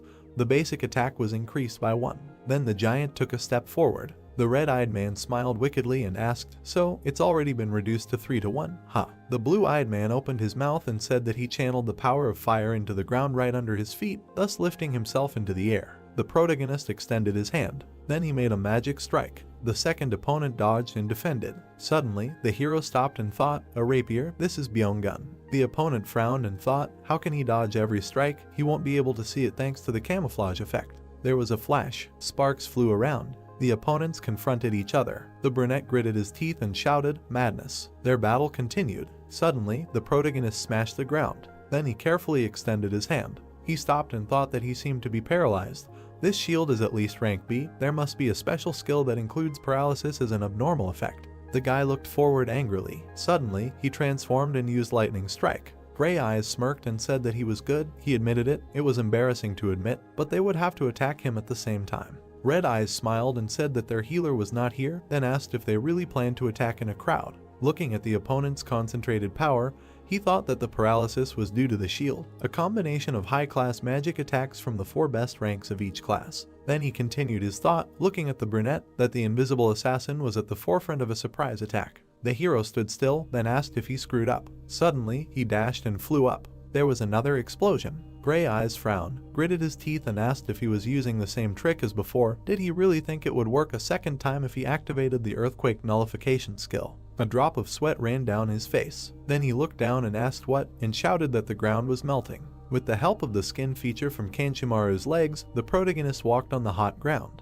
The brunette opened his mouth wide and shouted that everything was turning into lava. The protagonist, smiling, said that his skill melted all the ground around him within a radius of 10 meters, and then asked how long the guys could dance on the lava ground. Suddenly, he began to climb with his hands. Rocks were flying around the guy. Then he concentrated his power and said, "Damn, he didn't cast the defense spell completely." Suddenly, the opponent fired magic towards him. A fist appeared in front of the brunette's face. There was a commotion. A metal claw grabbed his face and he started screaming. The protagonist defeated him.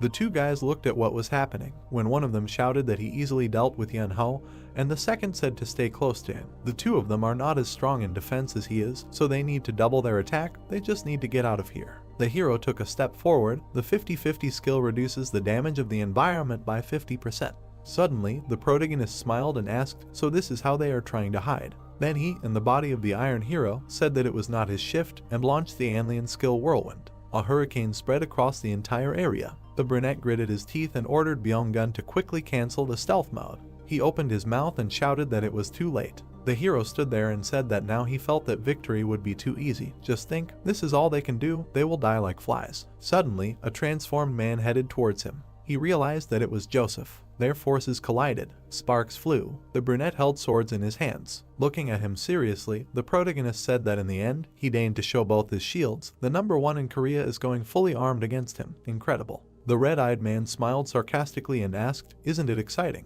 After these words, the opponent began to attack. Suddenly, he ran towards the opponent. Then he swung his sword. The giant dodged his blow, and then he left. The brunette continued to strike. The hero stopped and looked forward. The opponent pulled his hand back. Then he used a force that made the earth collapse. The opponents continued to fight when one of them said that the rankings, the total league, none of that mattered. Then he smiled widely and said that in a match where 4 go against 1 and end up on the losing side, it is a complete collapse. From now on it is a matter of his stubbornness. The guy ran at the opponent shouting that he will not fall without defeating him. The protagonist with the hero's body smiled and replied that it was good, the true determination of number 1.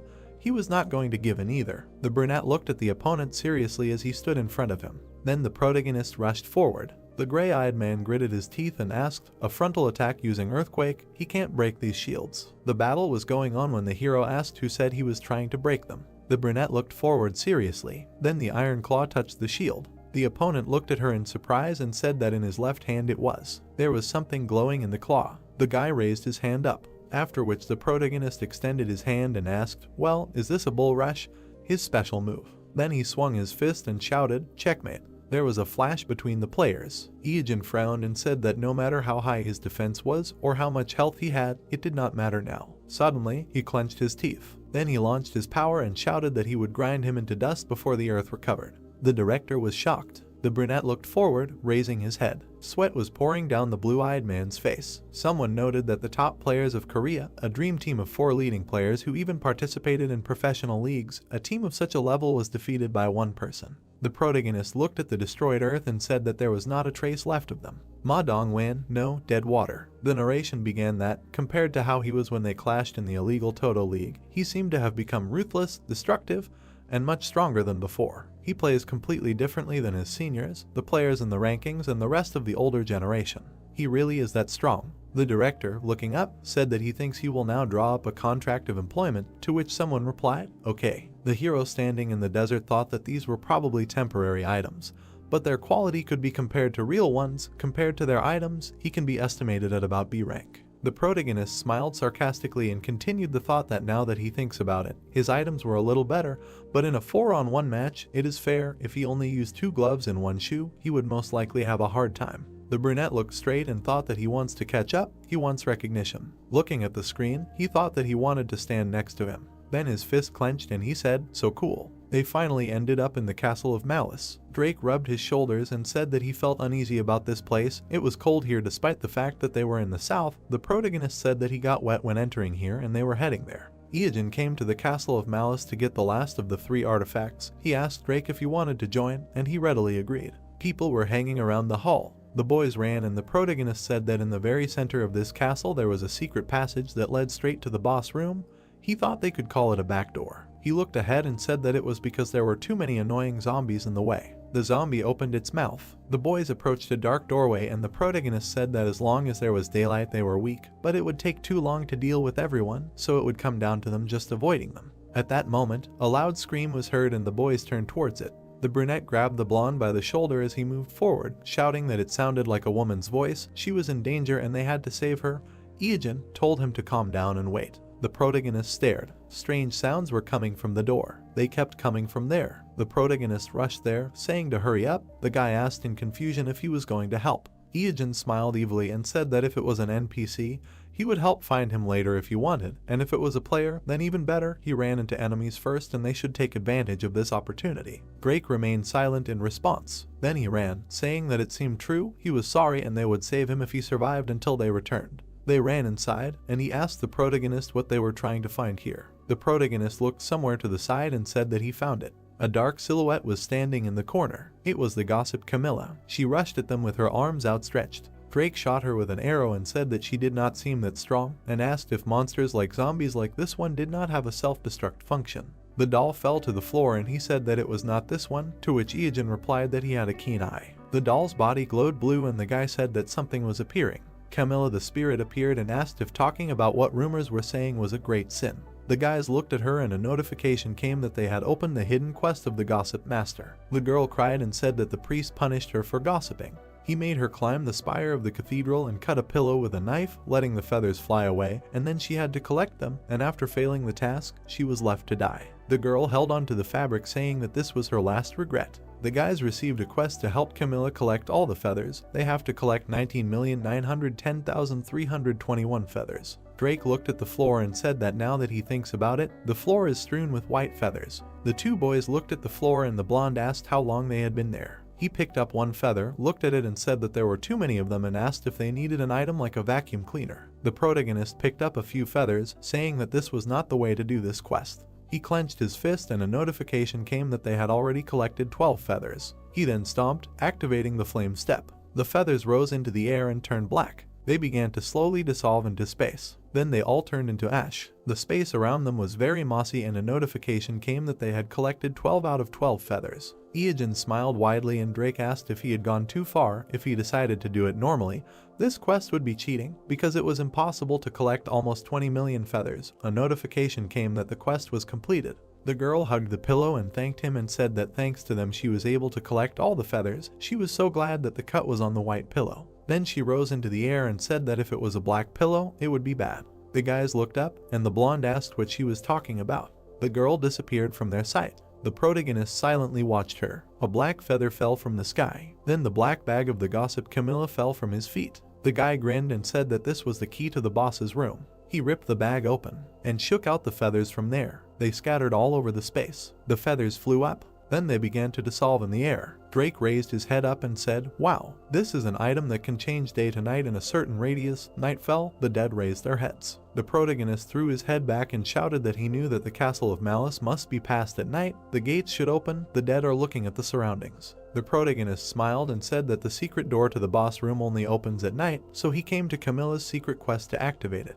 Drake turned to the protagonist and asked why they couldn't just come at night, to which the brunette replied that the zombies they met on the way here are much more active at night, he just wanted to make things as convenient as possible. A hole appeared in the wall. Drake clenched his fist and said that he didn't remember her being here before. Isn't she hard to notice unless you're deliberately looking for her? The ladies turned around when they heard someone calling out. The girl tried to answer, then she straightened up. The protagonist looked at her with displeasure and thought, what the hell? So it was Dahyu's scream. The girl gave up her fist and said that she was glad to run into him and ordered him to wait for her in place and not move. The guy looked at her and didn't understand what she was talking about.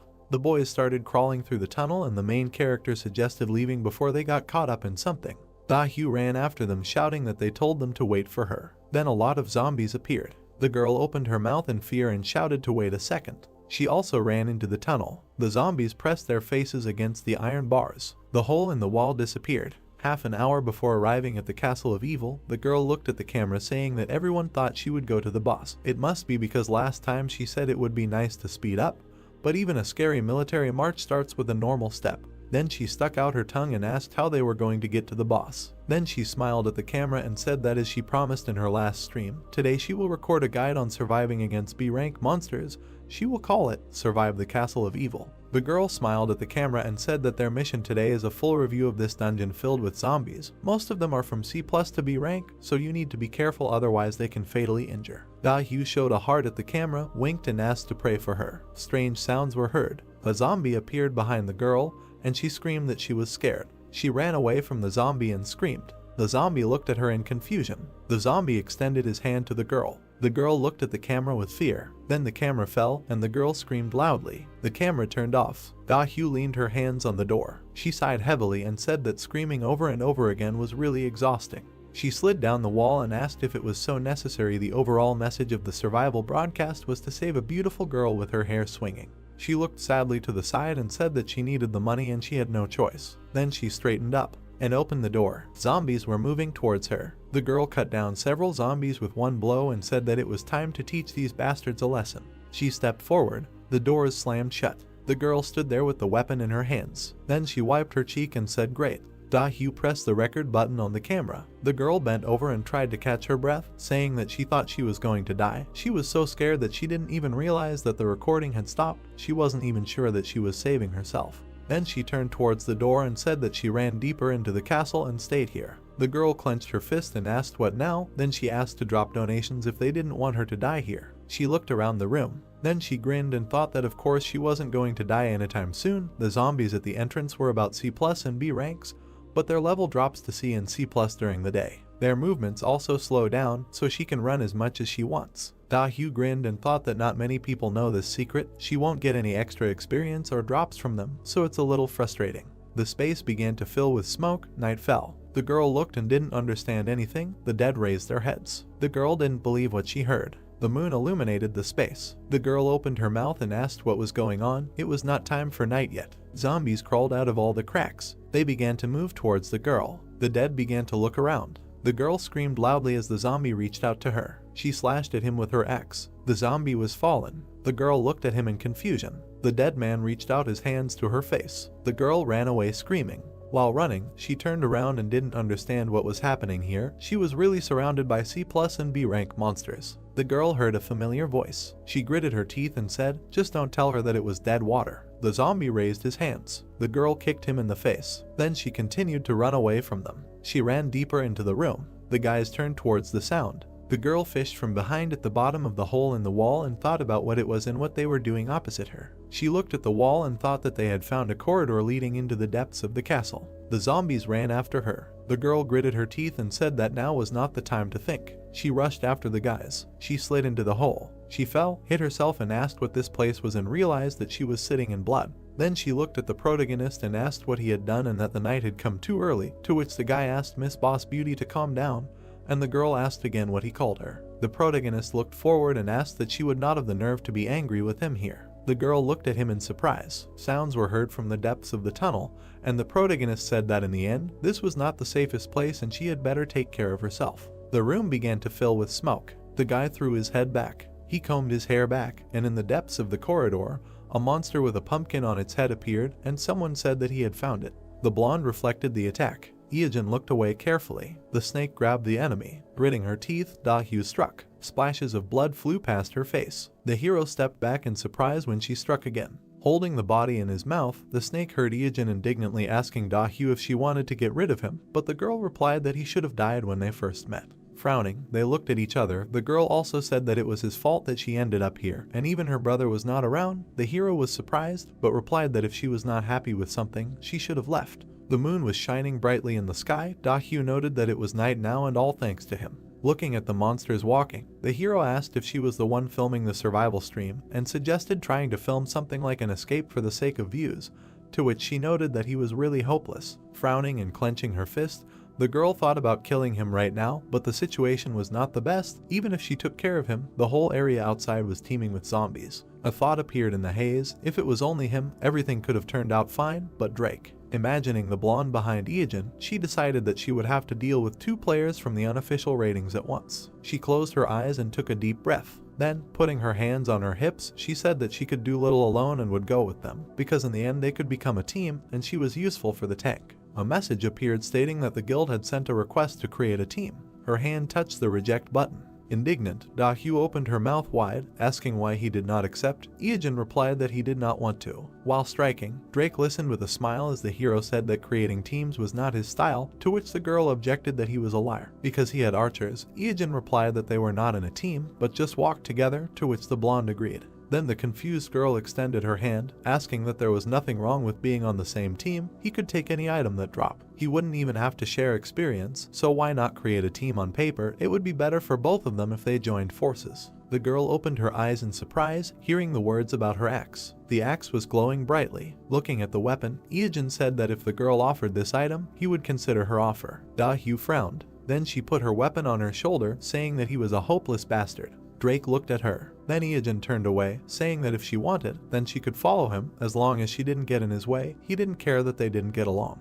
He smiled widely, saying that she could continue like this, after which he looked at the gray walls and ceiling, drawing the others' attention to the cracks in the wall, and told them not to go too far, otherwise the stones would collapse. Looking at the other wall, he noted that they would not be able to run across in time, so they would have to just crawl. Seeing the dark corridor ahead, he said that arrows would fly at them here, so it was better to lower their heads and not step here, otherwise they would fall into a pit swarming with zombies. And then he looked at the floor, said that there would be a thread that would tie their ankles, and then the guillotine blades would fall on them right from the ceiling, so they had to be careful. Smiling, passing all the traps, he told them to go exactly 5 meters forward, and then to the left, there was a dead end ahead, so they had to be careful. Da-hyu, who was walking behind him, asked him in surprise how he knew all this, and was he a master of the game? To which Ijin replied that he simply knew everything in advance, because if he were a master, he would be swimming in a pool of money and shares without having to play. Looking at the hero in the cloak, the girl could not understand how obsessed he was with the game, because many of these traps were not even discovered.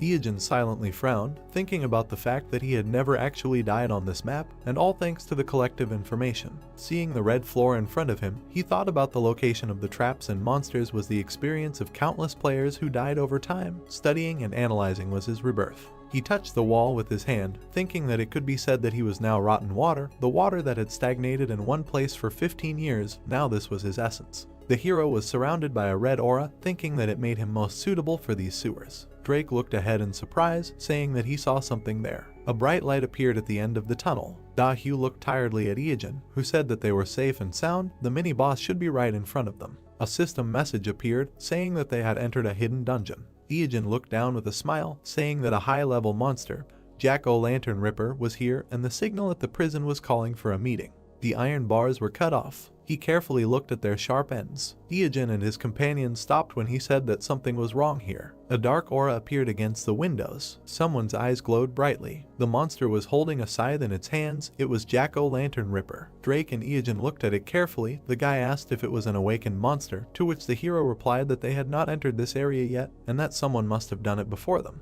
Our hero frowned, wondering who it was. Could it be that the player who had previously planned to attack this monster existed so early? A certain sound was heard. The monster swung its scythe. Someone blocked its attack. Then the monster attacked again. The guy, opening his mouth, noticed that it was acting quite quietly. Its blades and scythe crossed. The man with a scar on his face smiled, saying that it was not that easy. He dodged Jack again. The monster swung again. This time, it managed to injure its opponent. Looking at this, Drake replied that it was a great blow. The wound on the man's body was recovering. Drake and the others watched the scene. The boy said that he was impressed that there was a player here who got here before them, not to mention that he was a good fighter. Iajin took out his blade, calling it theft.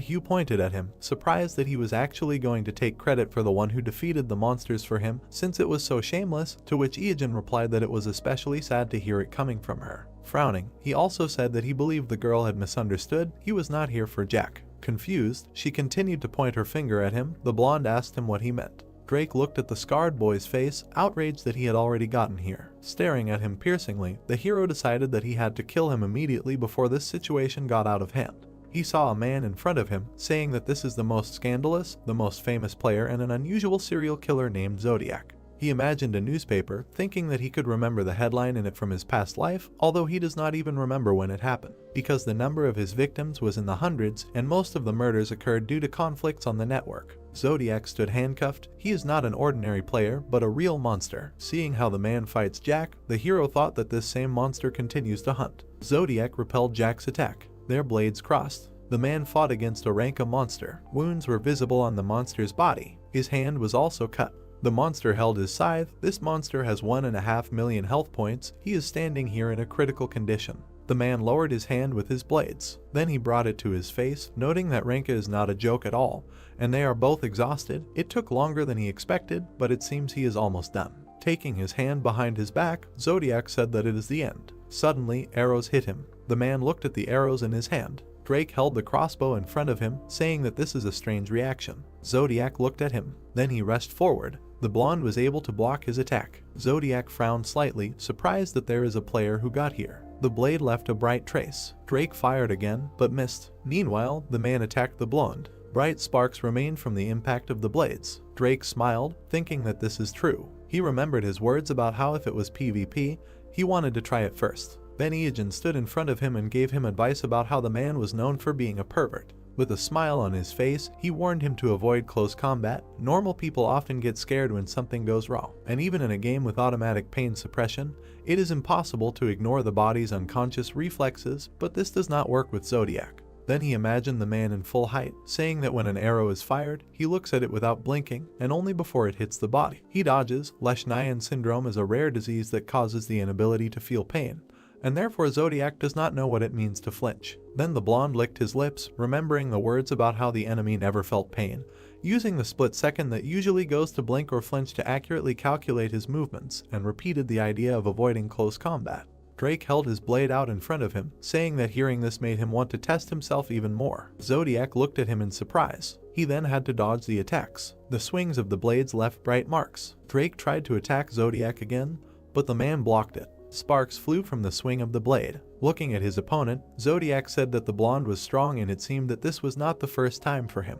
Iajin had a smile on his face when he thought that most people would perceive Drake as losing, since the archer was always at a disadvantage in such tight spaces. Frowning, he mentally noted that this scoundrel was strong even in close combat, and after watching him for a while, he realized something. Seeing the confident smile on his comrade's face, the hero noted that he loved PvP more than anyone. Zodiac's swings left red marks. Drake frowned, thinking that he might have good stamina and items, but his techniques definitely lacked precision. The scarred man looked at his opponent seriously. Then the blonde looked down in surprise, thinking that he didn't have much health left and could keep up this pace. Drake gritted his teeth, saying that he felt like he was paralyzed, although he was only slightly grazed, but the damage was insane. The Zodiac blades were surrounded by a glow from the special effect of the Knight of Dismemberment's claws. The blonde aimed the crossbow, thinking that the fifth strike would deal colossal additional damage. The man dodged the arrow, saying that the guy was too slow. Then he rushed towards him, saying that he had fun, but he should die. Suddenly, someone's boot hit his face. It was Iajin, who put his foot forward, using a flame step. Standing in front of Drake, the hero asked if he was in their way, to which the boy replied that he was angry, but it was better than dying. Seeing Zodiac pinned to the wall, he asked if he was really dead. The man raised his head from the hole in the wall. Looking up and breathing heavily, he asked them who they were and where they came from, calling them abominations. Iijin had already rushed towards him, thinking that this idiot was still alive because he hit with a boot and not a weapon. Seeing Zodiac put his hand behind his back, he thought that it was still hard to stand after a direct hit with an rank item. Dodging the attack, the hero did not understand how much health the enemy had. Closing his eyes, Zodiac dodged the attack, saying that he had dealt with many abominations that were in his way. Afterwards, he looked at the hero again, saying that he felt some kind of intent from the two of them. The man rushed towards the hero, saying that he didn't quite understand, but Iijin kicked him in the arm. Then Zodiac looked down. Iijin gritted his teeth, telling his opponent not to be surprised because he would kill him. He managed to tear off Zodiac's arm. A blade appeared from the man's boot. He directed this leg forward. He managed to strike the hero. Zodiac frowned and looked down. The blade on his leg was broken. Dark aura was coming out of Iijin when using the special effect of the heart.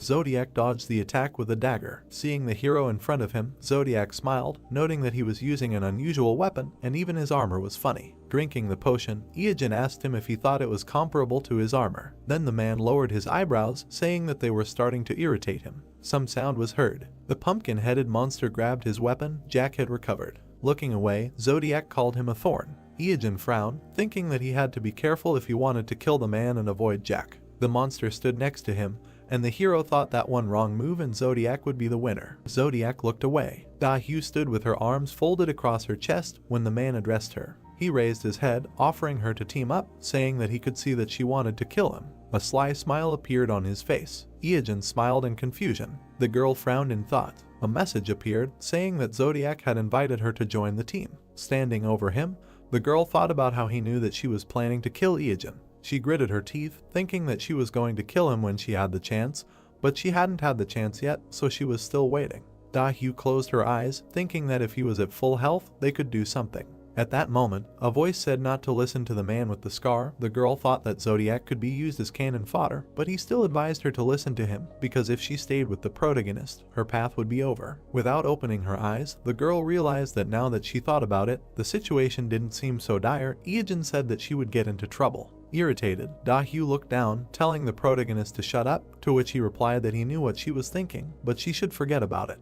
Iijin smiled, saying that he was just warning her from the bottom of his heart. Then the girl furrowed her brows angrily, saying his name in her mind. In the fog, thoughts of how many times she died because of this pervert and how many times he stole from her appeared. The girl gritted her teeth, recalling the past, thinking that the potential damage he did was impossible to predict everywhere. She did not think that she could seriously trust Zodiac, but she could use it. The axe touched the ground. She thought that in any case, she had something to rely on. She smiled, saying that her revenge would be cruel. Then she pressed the accept button. Iijin put his hand on his head, saying that he warned her. Drake asked if the hero was okay, and said that he thought that her level was quite high and it might be difficult if she went against them. Rushing forward, she thought that he was the most insane, and she would take revenge on him for everything. Her eyes widened in surprise. The girl fell to the ground. Lying on the ground, she raised her eyebrows in surprise, saying that she was rapidly losing health and did not understand why. Zodiac, who was standing behind her, laughed. He had the Eye of the Voodoo Queen artifact on his neck. He thanked his partner. The hero looked at the necklace in surprise, thinking that the distributor was a special effect that redirected part of the damage to team members. Looking at the red eye of the amulet, the hero reasoned that if one of the team received 100 damage, the other 99 members could receive 1 point of damage each. But the problem was that the owner of the necklace could assign how much damage a team member would receive, and Da-Hyu was the last to join the team, and Zodiac gave her 99% of his damage. The blonde looked at our hero in confusion as he cursed in his mind. The thought flashed through his head that the enemy was one step ahead. Looking at Zodiac's body, he saw that he was wearing the Caltro lizard armor and thought that its specialty was fast regeneration, and his weapon was a Wadao with a special dismemberment effect. Seeing the blades on his hands, he noted that they were all above B+ rank. Frowning and gritting his teeth, Iijin thought that he should have realized this when he first saw them. These items only dropped in one location. The thought that it was in the Wajidu hive appeared in his mind again.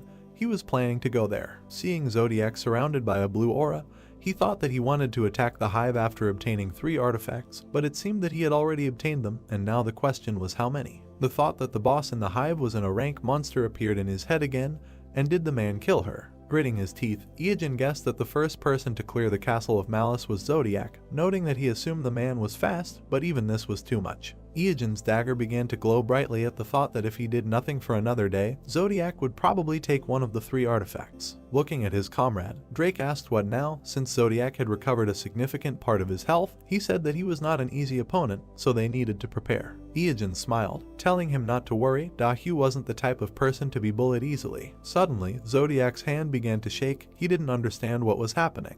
Looking at it, he noticed his body was starting to freeze. The girl lying on the floor said to him, "You're welcome." She smiled ominously as she asked, did he really think it would be that easy when anyone who crossed her path would end up dead? Dahu leaned on her disappointed captain's battle axe. Its effect increases an ally's attack power and defense, but when the user dies, the debuff is applied to that ally. The man placed his hand on his head as the girl noted that there were many debuffs such as poison, paralysis, sleep, confusion, burning, frostbite, and more, while he cursed. His other hand dangled helplessly below him as he received the worst debuff, sleep. Drake smiled as he looked at this, wondering if this was the reason she begged them to join the team, to which the girl retorted, "When did she beg?" Looking up, Iogen smiled as he said that she was planning to use it on him, but ignored his warning and was now in a sorry state. Condition. There was a sound and the hero said goodbye to her. Jack swung his scythe. Zodiac's head fell to the ground. His body touched the ground, and then it fell completely. The comrades looked at the dead enemies in front of them.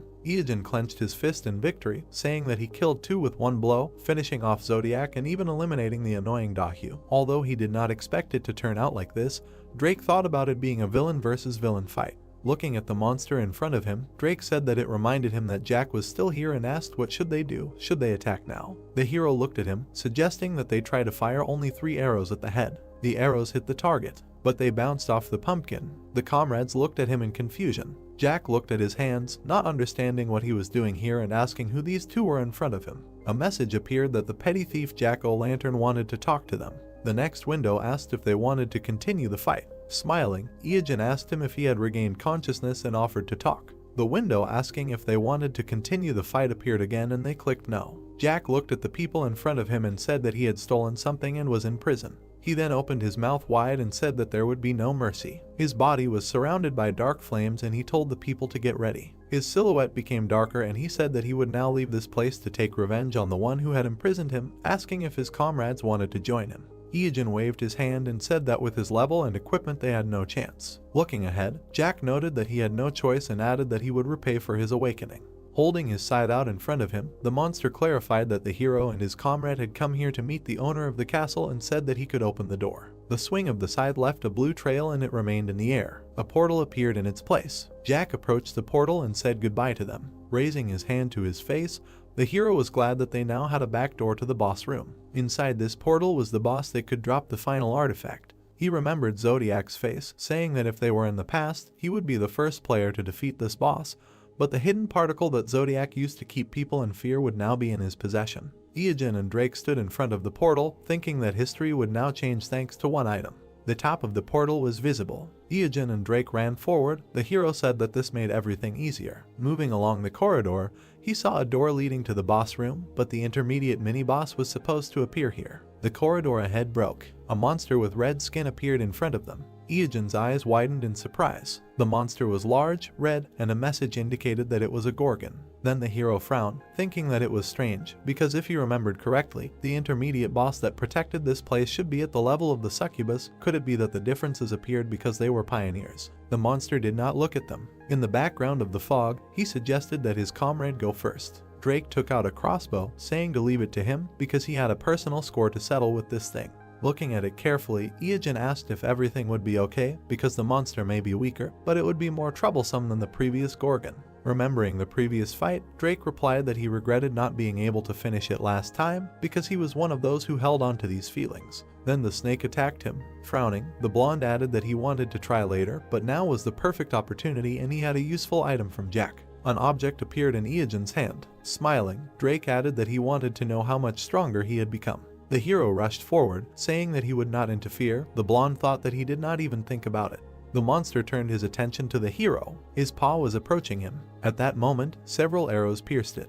Then the monster looked at the blonde, who told him that he was his opponent. Drake smiled, saying that if he looked the other way, he would turn him into a porcupine. The monster stretched out his hand to him. Only darkness was visible. The haze gathered under the ceiling. Someone wondered who he was. The one sitting on the throne did not understand where he was, saying that he did not remember. New reports appeared that he had entered the lower floor of the Castle of Evil, the Hall of the King, and the name of the first visitor was recorded in the records of Akashic. A certain sound was heard. Iyajin was heading towards the figure on the throne. He clenched his teeth tightly. The silhouette sat motionless. Still, he was able to block the attack. The hero frowned more deeply. Sparks flew from the contact of the blades. Dark silhouettes began to gather around. These silhouettes surrounded the figure on the throne, and it turned out to be a bat from the King of Darkness. Iyajin smiled, saying that it seemed that he would not be able to finish him off with one blow, and it would not be so easy. The man began to get up from the throne, saying that he did not remember. Huge horns grew from his head. This was the King of Darkness. Before the dawn of time, during the battle between heaven and hell, there was a being who stood at the forefront and stole many angels' hearts. He was the king of vampires and the closest servant of Lucifer, one of the 7 demons.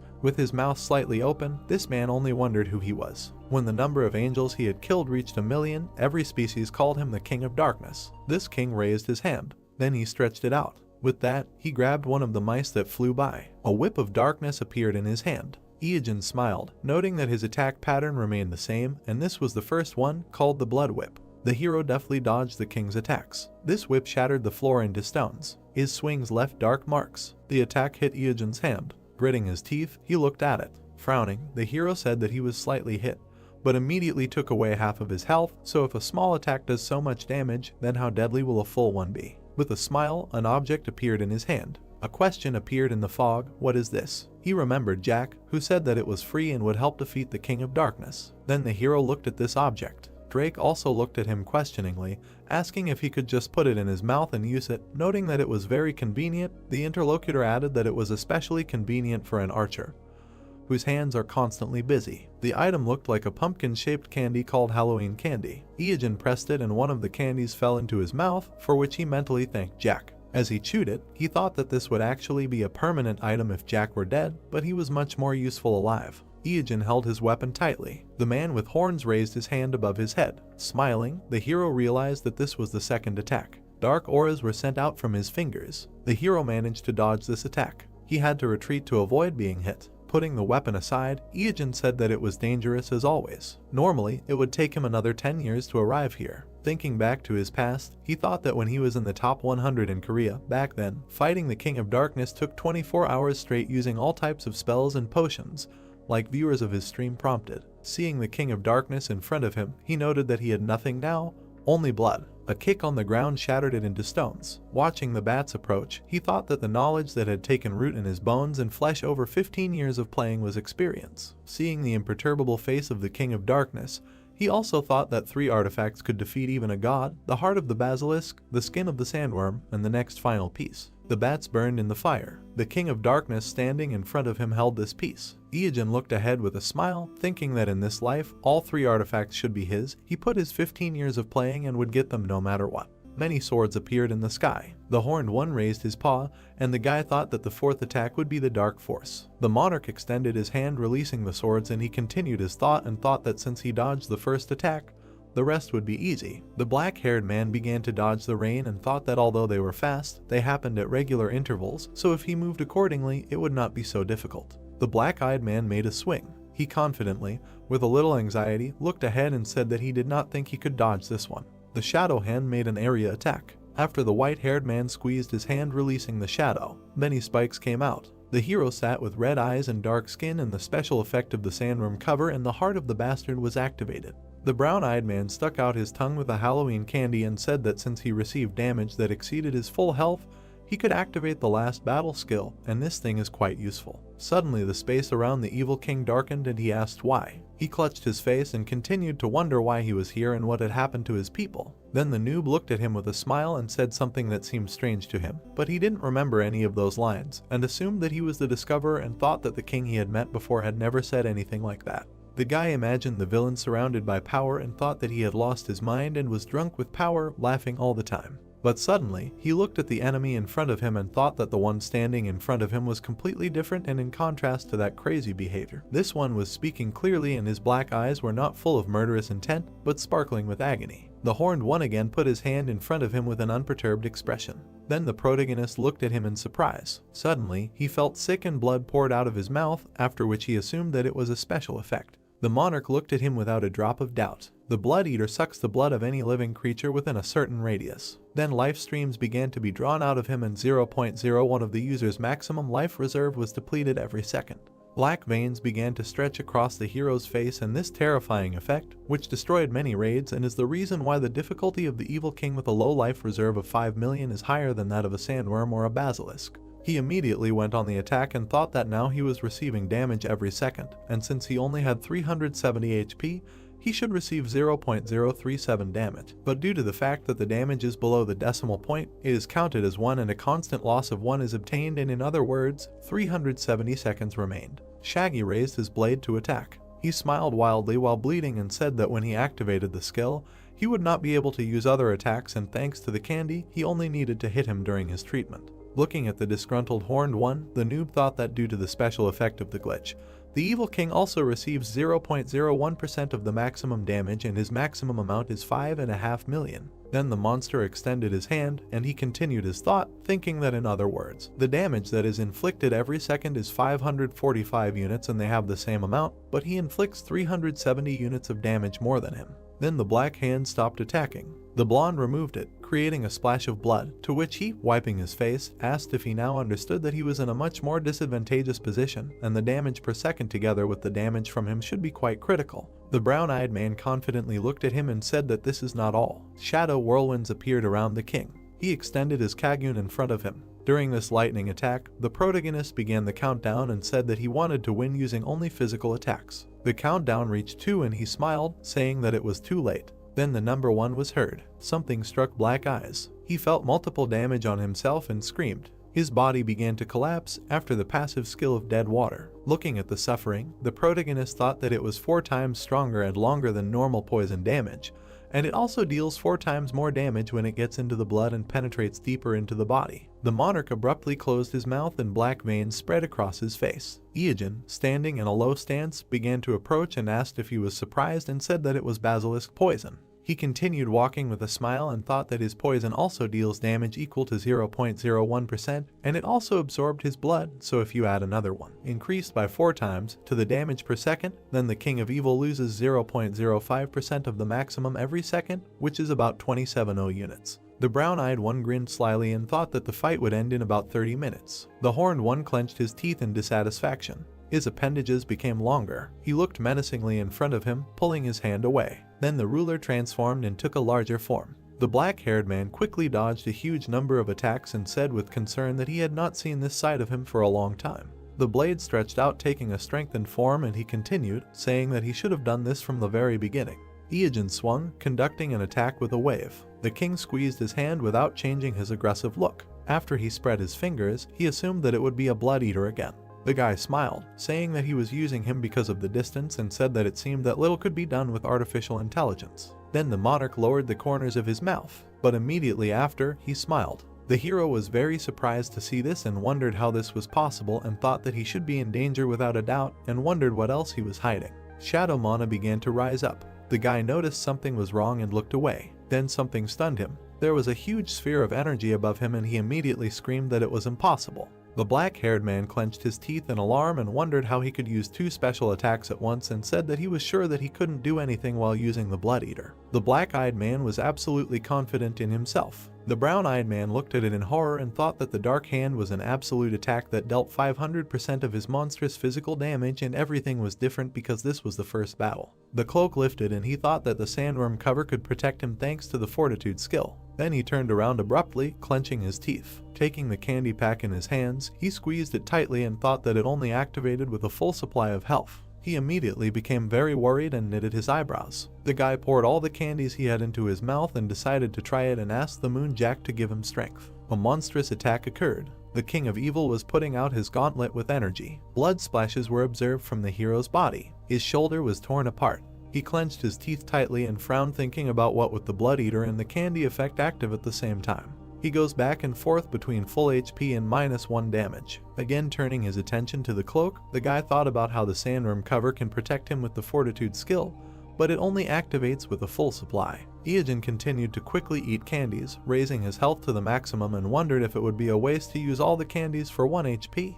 The guy tensed up, moving his hand away and throwing back the cloak, and thought about how his life depended on this unit now. The monarch clenched his teeth and frowned, continuing to deal damage. Then the brown-eyed man gritted his teeth and used the sandworm cover. After the blood splashed, the bastard's heart was used. The muscle stopped for a moment and turned blue. After the organ began to contract, he thought that it reflected 90% of the damage received from enemies below his level, and 99% from those who are higher, and if he hits him with his 500% of his strength. The hero immediately tensed his entire body and screamed that he would return 495% of the damage and ordered him to receive it.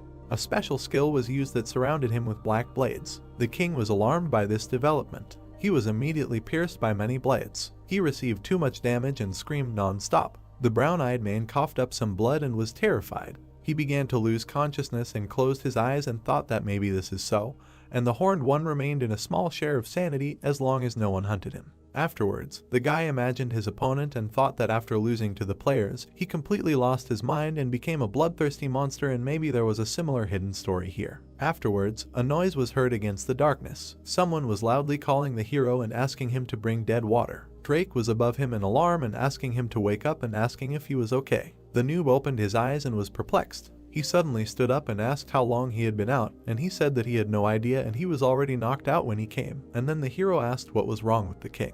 The yellow-eyed man pointed his finger to the side with a small smile after asking if he was still alive. The black-eyed man was lying on the ground covered in darkness. He was kneeling without one horn and asking what would happen to him now. The handsome man rose from his knees and spoke about his body and his people in the darkness. Then the brown-eyed man was wildly surprised. He smiled and stretched out his hand and said that he had done it and raised his level. Then the white-haired man screamed in horror as the darkness engulfed him and screamed about the castle. He began to be sucked into the void. Only a hole remained and a scream was heard, to which the hero thought that he had also become 10 years younger like him, and thought that he was muttering words that he did not remember until the very end. Suddenly, a blue glowing beam appeared in front of him. On the floor was a blood-eater ring with enormous resistance to darkness. Iajin clenched his fist and smiled and screamed that this was the last artifact and the most dangerous and terrifying of the three.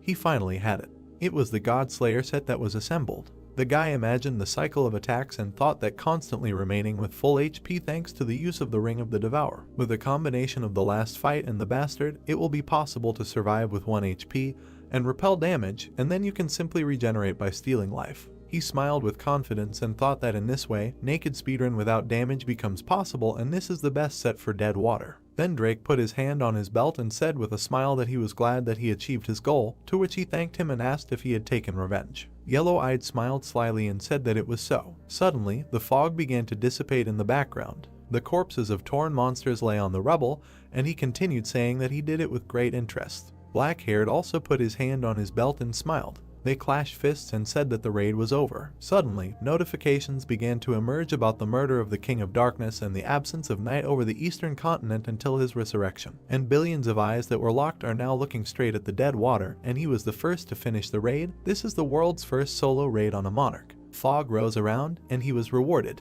The guy looked up with concern and was offered to leave his name and began to count the data on the solo raid. Then the brown-eyed man scratched his cheek and anxiously asked if he heard correctly and asked if he had already received the reward. Then a glowing beam descended on the throne. There was a small chest. The hero looked at his ring and thought that it was a rare drop, but he was able to get it because it was guaranteed at the first cleanup. The black-haired man continued to look with a little concern and asked what the other reward was. He slowly reached out to the box and wondered if it was a mimic. Afterwards, the guy imagined a crab crawling out of there, but there was some kind of artifact there. There was a scroll and a necklace of Solomon, which gave special resistance to darkness. Then he imagined a monarch on the throne and thought that he was smart enough to be known as the King of Wisdom, and they say that he sealed 72 monsters that destroy the earth in a brass can, and then used his power to change the earth forever and rule the world. The protagonist looked at this with a smile and thought that this was in history and that this was a secret piece of the whole picture that only a few saw. Then he smiled even wider and thought that Solomon was a hidden NPC, and it turns out that he was the King of Darkness, and thought about something he would never have guessed. Suddenly, the smile on his face became more confident.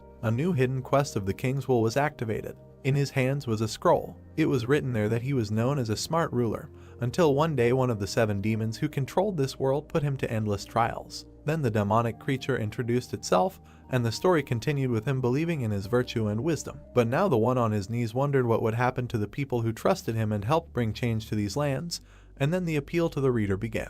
The crown was also introduced after the words that he was probably much smarter and more virtuous, as well as stronger and braver than him, and asked to avenge him, and the demon who did this to him, Beelzebub. But suddenly the hero with an irritated look pressed the skip button and said that it was his mistake, that he could not fit his will into 3 sentences and probably everything will be saved in the Akashic record, so he will read it later. A notification popped up demanding murder. The black-haired man closed the chest with a soft smile and said that whether it was a quest or a necklace, now was not the time to use it, so it was worth putting it away, and said that he would definitely avenge it. And then he thought about how in the near future, when big changes would come to this world, then the time would come to use this necklace, and he thought that in any case, it had finally happened.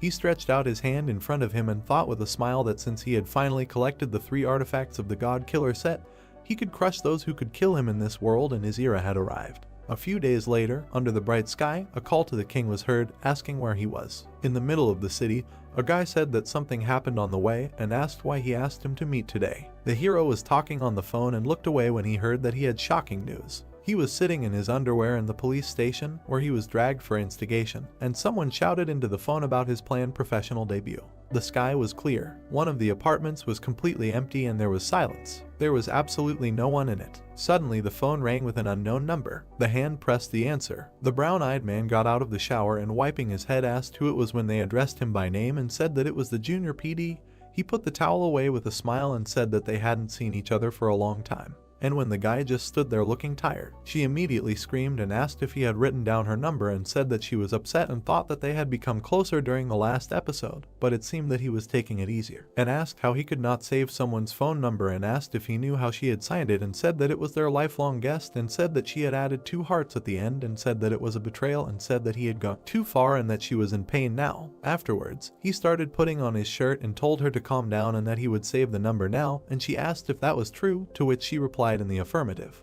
The black-haired man finally exhaled, and the woman asked how he had recorded her, to which he replied that it was JGBPD from Prince in her name.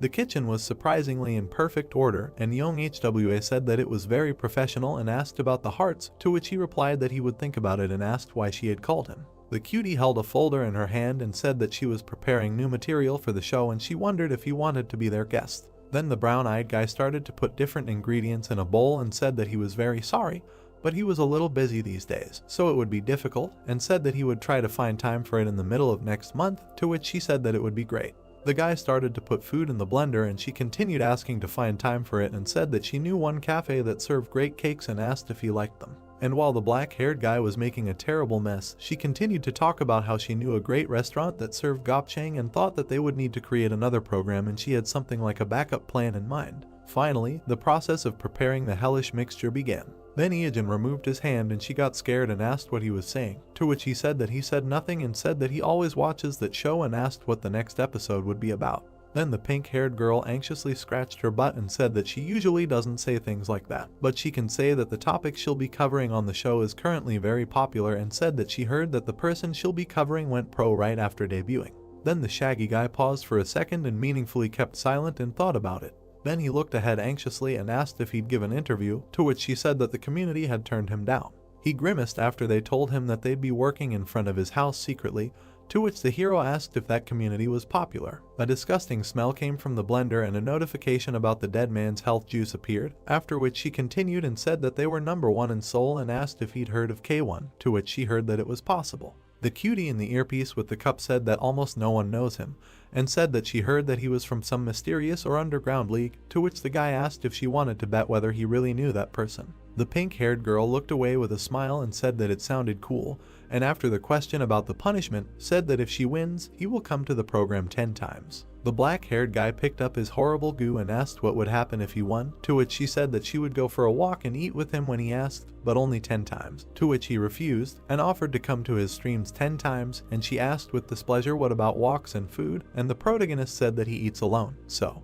Then the girl started drinking and said that she would probably win in any case, and asked how he would guess the person hidden from the ranking. Then she was dumbfounded after the words about the king. The guy anxiously watched the phone from where the sounds of coughing and screaming were coming.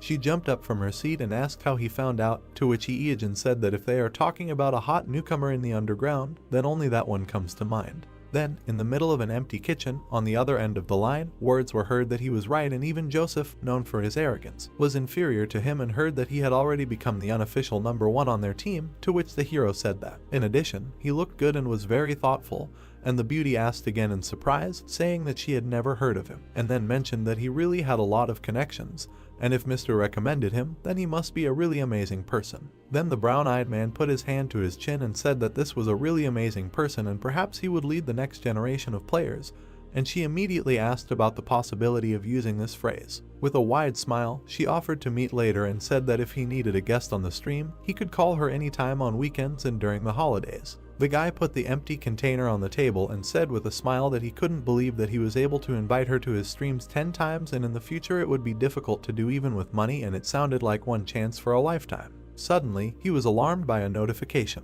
There was a message for the Demon King asking him to come to the studio, and they wrote that there was a conversation, so they needed to meet. The brown-eyed man immediately threw off his clothes and thought that Atoge's company was going to hold a major professional league soon. He spread his arms out to the sides and thought that his debut was predetermined, so, judging by the circumstances, it would take place there. The sly one smiled, looking away, and said that the music didn't play for long. He grabbed the handbrake and thought that everything was going according to plan, and that it was strange not a word about his wife, and also thought that this was a great professional debut. The sports car took off and he continued to think that everything was going according to his plan. Ieogen drove with a smile and said that because everyone was covering for him. The roof began to come off and he said that he had a chance to have fun. He sat naked behind the wheel and shouted that no one could stop him. It was clear outside. Afterwards, the guy sat at the police station and wrote an explanatory note, thinking that even though he was naked, the fact that he was in the car saved him from arrest. But he had to write an explanatory note, and the cop allowed him to borrow his underwear, and apparently he was lucky. It was clear outside once again. There was a large building. The guy in the mask sadly crossed his eyes and thought that since he constantly runs naked in the game, it was strange to wear clothes, and then he was called out. He changed his voice and looked up and said that he was listening, to which he was told that their conversation was over and there was something that was bothering him. Ying raised his finger and said that since he had not revealed his name and insurance number, he was the guarantor of his identity, and asked if that was true, and then said that it was obvious that the sponsors were a little reluctant to do this. But after being asked again, he lowered his hand with anxiety and said that he was just talking. Then the hero thought that he was trying to gain the upper hand before the salary negotiations, and inside he was a well-worn 15-year-old noob, as well as an experienced member of society. The blonde man extended his hand with a gentle look, saying that then they should talk about his salary, to which he received a sharp refusal and an offer to discuss it after the league. The hidden one put his hands in his pockets and thought about how after the league his popularity would increase and the owners of the companies would crawl on their knees before him. A super newcomer, a new superstar, and thanks to him, the number of viewers would also be guaranteed to increase. He imagined himself in a suit and thought that, in other words, he would wait until he was worth even more. Then the brown-eyed man surprised his interlocutor by simply turning around and saying that he could even get a blank check if he went to China. And he asked with horror how he could say such a thing, and asked if he thought that they could not offer the same as China, to which he said with regret that he heard him. The blonde looked at him with concern and wondered what was wrong with him, because he was only 21, and he was acting like a seasoned snake, and then said that in any case this would need to be discussed later and suggested moving on to the main thing.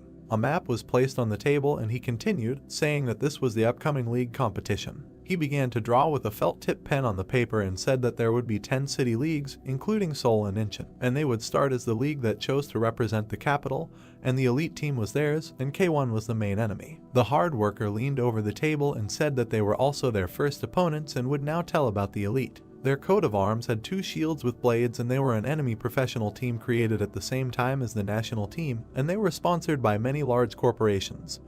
So they had a huge budget and a wide selection of players. The man in the shadows was hiding, and it was their leader, Storm, who was number 1 until Joseph passed him not long ago. There were 3 people of different classes, which made the lineup even more terrifying, and these 3 were a real thorn. The blonde looked down with concern and said that they synchronized their attacks, switching places, and it was a real art, as if you were fighting 3 at the same time. He imagined the gray-eyed man saying that he needed to deal with Gino, so they would use him as an ace in the hole. After the hard worker exhaled, handing over the sheet, and said that he did not think anyone else could deal with them, which was what worried him, and he thought about the gold, silver, and bronze sister and had not seen them for a long time. The hero frowned and thought that although the decision had not yet been made, he already knew which teams would go against each other, and of course, he remembered the fight between the national and the elite. This was the hottest topic 15 years ago. He remembered himself in the crowd and thought about how this was a battle that would be remembered as a legend for decades to come. Now the brown-eyed man grinned with a smile and thought about something else. He remembered the Toto League and thought about 21 times. He imagined many flashes with a record price for bets. The voice of the host was heard shouting that they finally waited for 140 big and small national teams, and only 10 of them will reach the best league. The lights were shining in the background of the stage, and he continued, saying that now the confrontation that will determine the future of these players will begin here in the stadium for esports. The stands were noisy and shouted that the Otogi League is starting. During the flashes, words were heard that the event that will fill the front page of their giant league is today's conference match. Silhouettes appeared and he continued, saying that the players were on the storm side and were not going to stop, and then asked to greet the elite. Gino appeared first and everyone was shouting his team's name. Then Hyung came out with a smile and was shouted to go forward. Behind them appeared 3 green-eyed beauties who delighted the crowd. The team proudly raised their fists up, but suddenly the blonde stopped. He embarrassed the others by raising his hand up and demanding not to gossip. The crowd also chanted after him. The special effects began again, under which they said that a team was coming out that would confront them, namely a group with the #1 player in Korea. A man in a robe appeared, supported by the host. Several cunning faces of the guys appeared. Joseph looked at the crowd with a smile while his fans praised him. The dark-haired ones behind were completely confident in themselves and heard kind words addressed to them. Tegang walked onto the stage with a disgruntled face and they tried to praise him and wondered where he was from. Suddenly the last one showed up. The hero walked with his head bowed and everyone wondered who the hell was wearing the mask and who it was. The blonde guy from the enemy team looked at the screen and thought about how they didn't take a healer and wondered the same thing as everyone else. Then he thought about how he heard rumors that one lucky scoundrel from an underground league. He frowned looking in front of him and thought that this street thug who suddenly became a star in the sports arena was a common occurrence. But they were just puppets of the event creators who wanted a dynamic picture, and the professional ring was no place for a street dog. Then he looked at the enemy team again and thought that instead of an additional character, it was better to target a real threat. The host announced the start of the first battle. 2 emblems of the opposing teams appeared. Portraits of 2 players appeared and he continued, saying that the leader of the elite is Storm, and in K1, he is a super newbie. The capsules began to close and they began to wonder why they sent Gino right away. The man began to connect to the system. He began to be transferred to the system. A bright light came on. He immediately found himself in the desert. His opponent was a few meters away on the desert battle map. The events were broadcast on the screens. Ian folded his arms across his chest and watched with concern. Then he frowned and lowered his head. He recalled his dialogue with the protagonist when he asked about why they sent Tegang right away, to which he said that Yeonseok would not play and advised using another. But he asked about the choice and said that the recording was his job and asked not to get too carried away with it. Then the hero with a menacing look said that he shouldn't be like that and promised that he would have a powerful influence and asked if he knew about his skills, to which he was immediately told that he had no experience in competitions and there were many older participants. Suddenly, the red-haired man came up from behind, surprising the blonde, and said that he also recommended him. He smiled and said that, to be honest, in terms of energy, he was better than him and thought that it was high time for him to really take off. At that moment, the fighter was on the battlefield. Looking at him, his opponent thought that no one from K1 could compare with him now, and if he had to choose, he would say that he was a little worried about Joseph and Yeonseok, but everything became easier since they were not here. Continuing to look at the confident black-haired man,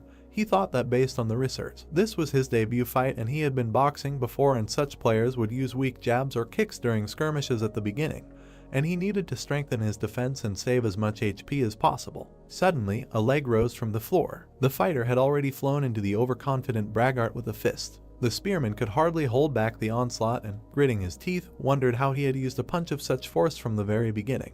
Afterwards, he looked at the equipment in horror and thought that this was an infinity gauntlet, and even after the block, the damage had passed due to the penetrating ability. But right after, a fist flew into his face. The blonde flew far back. He tried to slow down and thought that he had mispredicted his game strategy and greatly underestimated him. Afterwards, the guy tried to swing a 2-headed snake and thought that he had just received a return from using the skill a lot. The blue-eyed man looked at his shoulder, which received damage, and then the enemy thought that he managed to use poison. The fair-haired man jumped back arrogantly and watched the situation. Then he retreated with a smile and thought that he would lose 0.025% of HP every second, and now he would retreat to check his condition and he needed to wait for this moment and fall like a storm. The black-haired man could barely stand on his feet, and he thought that both players were retreating to prepare for the next attacks since they had just fought. Suddenly, only a gust of wind remained in sight. The spearman noticed a fist approaching his throat with great surprise and wondered why it was approaching. The gray-eyed man anxiously asked Gino to step back. A bright flash lit up.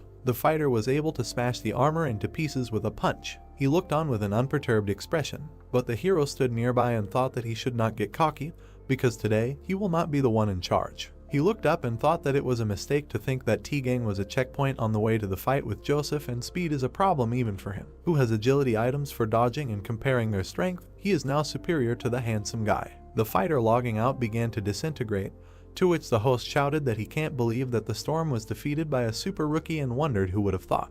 Ian clenched his fist and said with a smile that he can't believe that he marinated him on the bench, and it seems that he is not such a qualified trainer. The protagonist looked at the screens and said that he saw the legendary 3-hit KO again, and he was wondering what to do with it since there is no way to prove the results from his past life.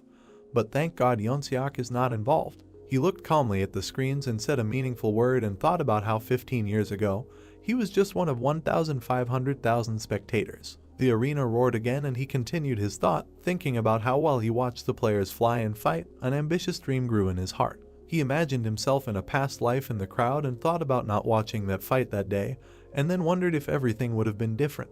Then the guy shook his head and thought about how useless this question was and the question if it meant nothing in his life. The brown-eyed man looked menacingly in front of him and thought about how only the present makes sense, after which the host shouted about how the league has surprised them since the very first match and can't wait for the next fight, trying to hold out the pause with the announcement of the next fight. People were shouting joyfully, waiting for the performance. The young man thought that in life, nothing matters what will happen under certain conditions, because only the present matters. Joyful cries of the spectators were heard throughout the arena. The hero wondered what kind of person he was now, because he was now standing at the top of the stage where investors and their allies were fighting. Standing in a mask and hood, he bowed his head and decided that this was enough to make his heart pound, but there was something more important. The guy raised his head and decided that he had put all his savings on the line. He remembered the image of a blonde warrior. The young man thought that now the previous number 1 and a newcomer would fight. Then he imagined an image of his opponent and thought that the betting ratio on them was 7-1, which showed everyone's faith in Gino's victory. After which the young man remembered the moment of the newcomer's victory and decided that at that moment his money had grown 7-fold, but the truly incredible part had just begun. Clenching his fist tightly, the hero thought that now the predictions for the battle between K1 and the Elite. He smiled widely, anticipating the excitement, and thought that bets against the odds of 7 times, and then a team game that allows you to increase the bet to 3 times, and thus this legendary match can increase the initial contribution by 21 times. The voice of the commentator was heard throughout the arena, who said that in this battle, 5 players will form a team and go against the opposing team one-on-one. The player who wins will be able to fight the next opponent. T-Gang adjusted his glove, hearing the commentator's words that he has low health points, and it is unclear whether he will be able to participate in the next battle. Suddenly the commentator exclaimed that the guy continues without replacement, because this rookie's confidence is as aggressive as his fighting style. The crowd started screaming again. The announcer announced the continuation of the fight and wondered who the elites would send to the battlefield. Junhyung came out with a weapon in his hands. The announcer said that he was number 11 in Korea, a monk with the ability to self-heal, as well as a huge reserve of health and defense. The young man looked at him sternly, preparing for a fight. The man beckoned him with his finger and with an evil smile asked if he wanted to dance, because he could just try to attack him, but the guy was greatly overestimating himself if he thought he could hurt him. After 10 minutes, the young man lifted his opponents into the air with one blow. The man looked at him in confusion and thought that the boy had predicted all his skills. Taking a stance, the young man thought that he was wondering how to break through his endless heal, but everything turned out to be easier than he thought. Having schematically imagined the enemy's healing, he thought that when he healed himself, the skill was not applied to him, because self-healing occurs due to the calculation of the position and area of effective healing magic. Then he imagined his attack and added that before the spell works, there is a small delay, about 1/10 of a second. The young man imagined how he stood up under the influence of Aga and noted that if right before this moment he managed to push the healer away and stand in the place of the spell, then he could heal himself. Lost in his thoughts, the hero thought that the guy was able to do this thanks to amazing dexterity and insight. T-Gang needed his hand and thought that thanks to this, he restored a lot of health points. Enthusiastic cries were heard throughout the stadium that now everyone understood how to kill a cockroach. However, it is easier said than done, but still incredible. The man pulled his hand to the side, clenched his teeth and said that he was going to die soon, then ordered the enemy to stay away from him, and began to ask for a replacement. The window that opened began to make the replacement process. The young man thought that this was a team match, so you can swap with a team member during a one-on-one fight, and there is no limit on the number of replacements. A girl appeared from the portal and said that instead of lowering the enemy's health, He literally healed him, so he is a pretty useless teammate. When she completely entered the arena, the commentator happily exclaimed and said that this is a new recruit of the elites, after which he wondered if this was the beginning of the teamwork of the three sisters. The girl rubbed her fingers lightly, showering some dust. She blew the particles off her palm, calling them seeds of confusion. Suddenly, strange plants began to grow from the ground. All the space under the guy's feet was captured by these sprouts. The hero frowned sternly, watching what was happening, and thought that these bloodthirsty plants can reduce the enemy's health if you just step on them, and the amount of HP taken away increases with each touch. Teaging frowned in confusion. The hero noted that if the first time a person loses 0.001% health, then the second time it is 0.002%, and the third 0.003%, and although the loss of health itself is already bad enough, but that's not all. The girl watched the growing plants and thought that she had prepared everything. Suddenly, the player change window appeared in the arena again. Yunbai ran out of the portal with a weapon in her hand. The hero swung his left hand, preparing for battle. Suddenly, he stopped, feeling the weight. He lifted his foot off the ground and saw that there was a sticky spear because the whole field was covered with white juice, which slows down the speed of movement. The girl took advantage of the moment and fired an arrow from her bow. The projectile hit the fighter's shoulder. With quick movements, the young man dodged and fought off several of her arrows. The girl grinned awkwardly, surprised by his talent. Teaging prepared for a strike with his right hand. Striking the ground, he created a powerful shockwave. His attack began to burn all the plants in its path. Junyoung looked at what was happening in surprise and said that although he was able to set fire to the plants under him, the young man would set himself on fire too. The guy rushed into battle. The man called him a real battering ram. Suddenly, several flashes appeared in the air. The girl closed the distance between them and used Iron Touch. The young man immediately covered himself from her attack with a glove. Having received another blow, the young man thought that the situation was bad because he did not have much health left, and this girl was quite fast and strong.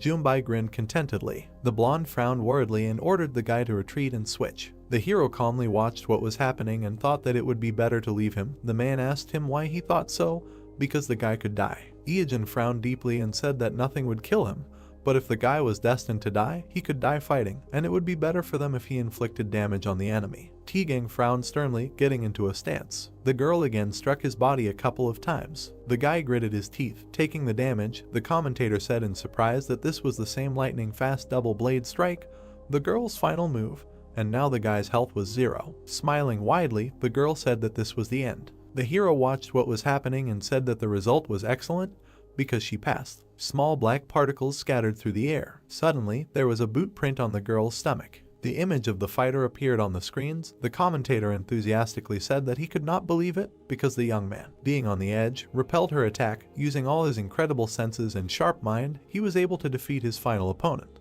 The girl, looking down in surprise, wondered when he managed to do this, after which she added that he was very annoying. Suddenly, the guy's capsule opened. The tired young man came out of it, exhaling heavily. The guys enthusiastically said that he was amazing and asked how he hit it all. The young man went on stage and was shocked to see that all the spectators were shouting his name. He looked down at the guy in the hood. Beads of sweat ran down his cheek, and the guy smiled slightly. Iijin gave him a thumbs up in approval. The heroes remembered the guy attacking Hongji and thought that now there are bets with odds of 7 times, and then a team game that allows you to increase the bet to 3 times, which later gives the opportunity to increase the initial contribution by 21 times, and in his past life, the elites won. Remembering the images of the fighters, the guy thought that although the match began with promising performances, K1 lost because of Joseph and weak performances, and although they had 3 times more support, the elite received the title of the representative of Seoul, and he thinks it will be difficult to defeat them. Crossing his arms over his chest, the guy also noted that if he bets on the elite and loses on purpose, he will definitely raise a lot, but since he is a member of K1, this determines the match, so he will just bet on his team.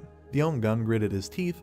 The guy thought that his disguise did not have much effect against the dirty field. Looking at the girl shooting at him, he thought that he had been struck by long-range attacks and had fallen tragically. Yunho frowned in surprise as he looked at the flash in front of his face, thinking that he had lost a one-on-one match against Dongbai in a magical fight and had fallen to his knees in front of her. And although the damage to the terrain had played a role, Yunbai had more variations in magical skills. He then remembered Joseph's fight and added that he had gotten stuck in some unknown hell of poison ivy and caltrop, and had then been attacked by arrows and spells, but although he had survived, that was all he could do. The trio of girls gathered together. The commentator announced that it was a triple victory for the sisters, and that the #1 ranked team in K1 and the top representatives of Korea had failed to stop them. The hero was shocked and thought that the match had become more serious than he had expected, as the odds had turned from 3 to 1 to 7 in their favor. His eyebrows rose even higher at the realization that the legendary match, which allowed you to increase your initial bet 21 times, could now increase it by a whopping 49 times. Ian looked around and said loudly that they were in a tight spot,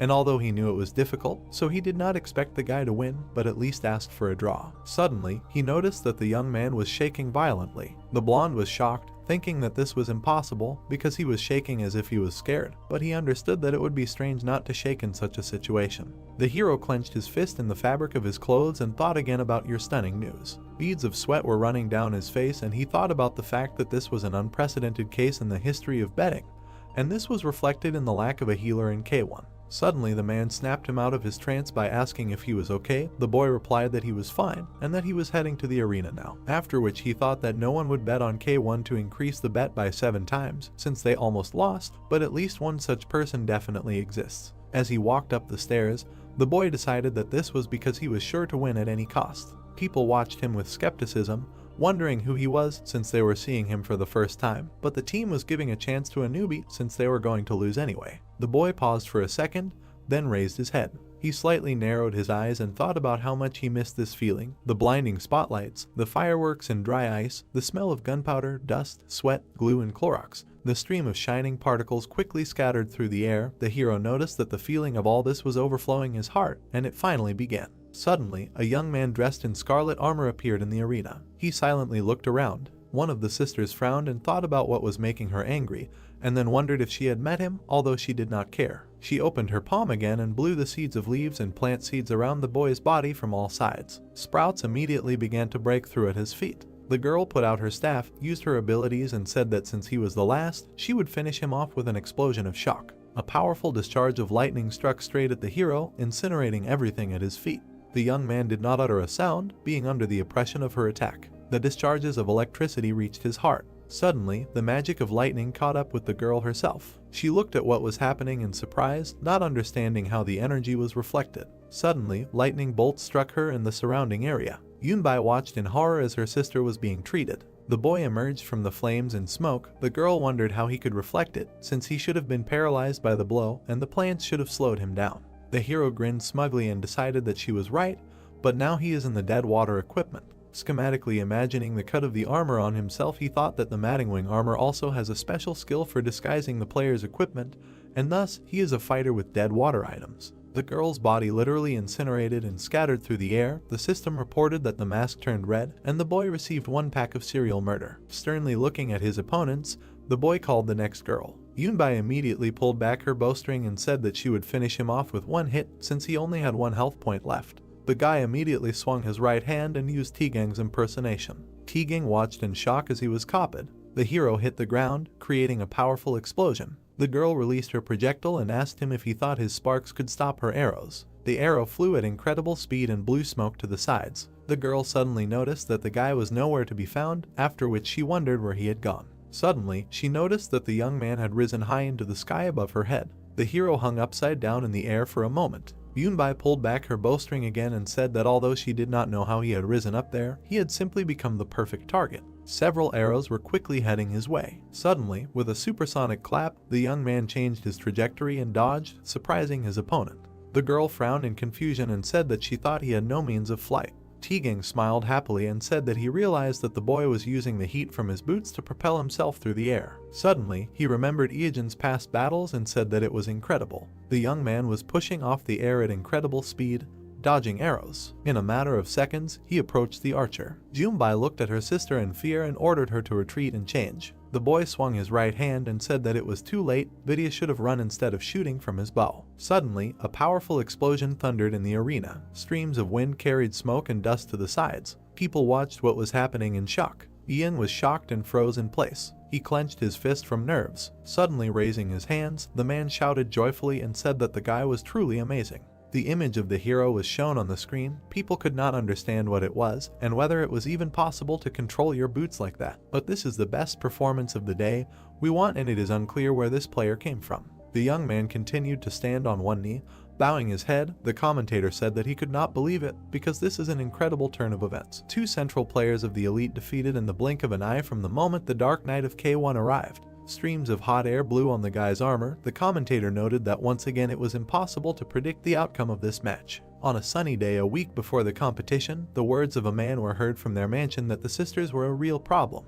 The blonde raised his hand and added that they synchronized their attacks, constantly changing, and their fighting style was a work of art. So Joseph would have to deal with Jaino, so he was an ace in the hole, but he still didn't know who to put against the sisters, and this worried him. The hero took the paper in his hand and thought about the fact that he hadn't seen the sisters for a long time. Looking closely at their photos, he noticed that after resigning, they immediately took the university entrance exams right after they announced that they were returning to high school. Suddenly, his voice rang out throughout the room. The guy turned to the principal. Looking at him sternly, he said that if he defeated them, he wanted $10,000 for each, and then asked if the man could arrange it. The blonde was speechless from what he heard and tried to ask him about how he would do it. After a second of silence, he thought about his offer. The guy looked at him carefully and thought that the amount equivalent to a salary of millions was about the best offer a professional player could get, and of course, it depended on how many games he played and how many of them he won. The blonde suddenly giggled and said that the guy was talking about it so confidently as if he could actually do it.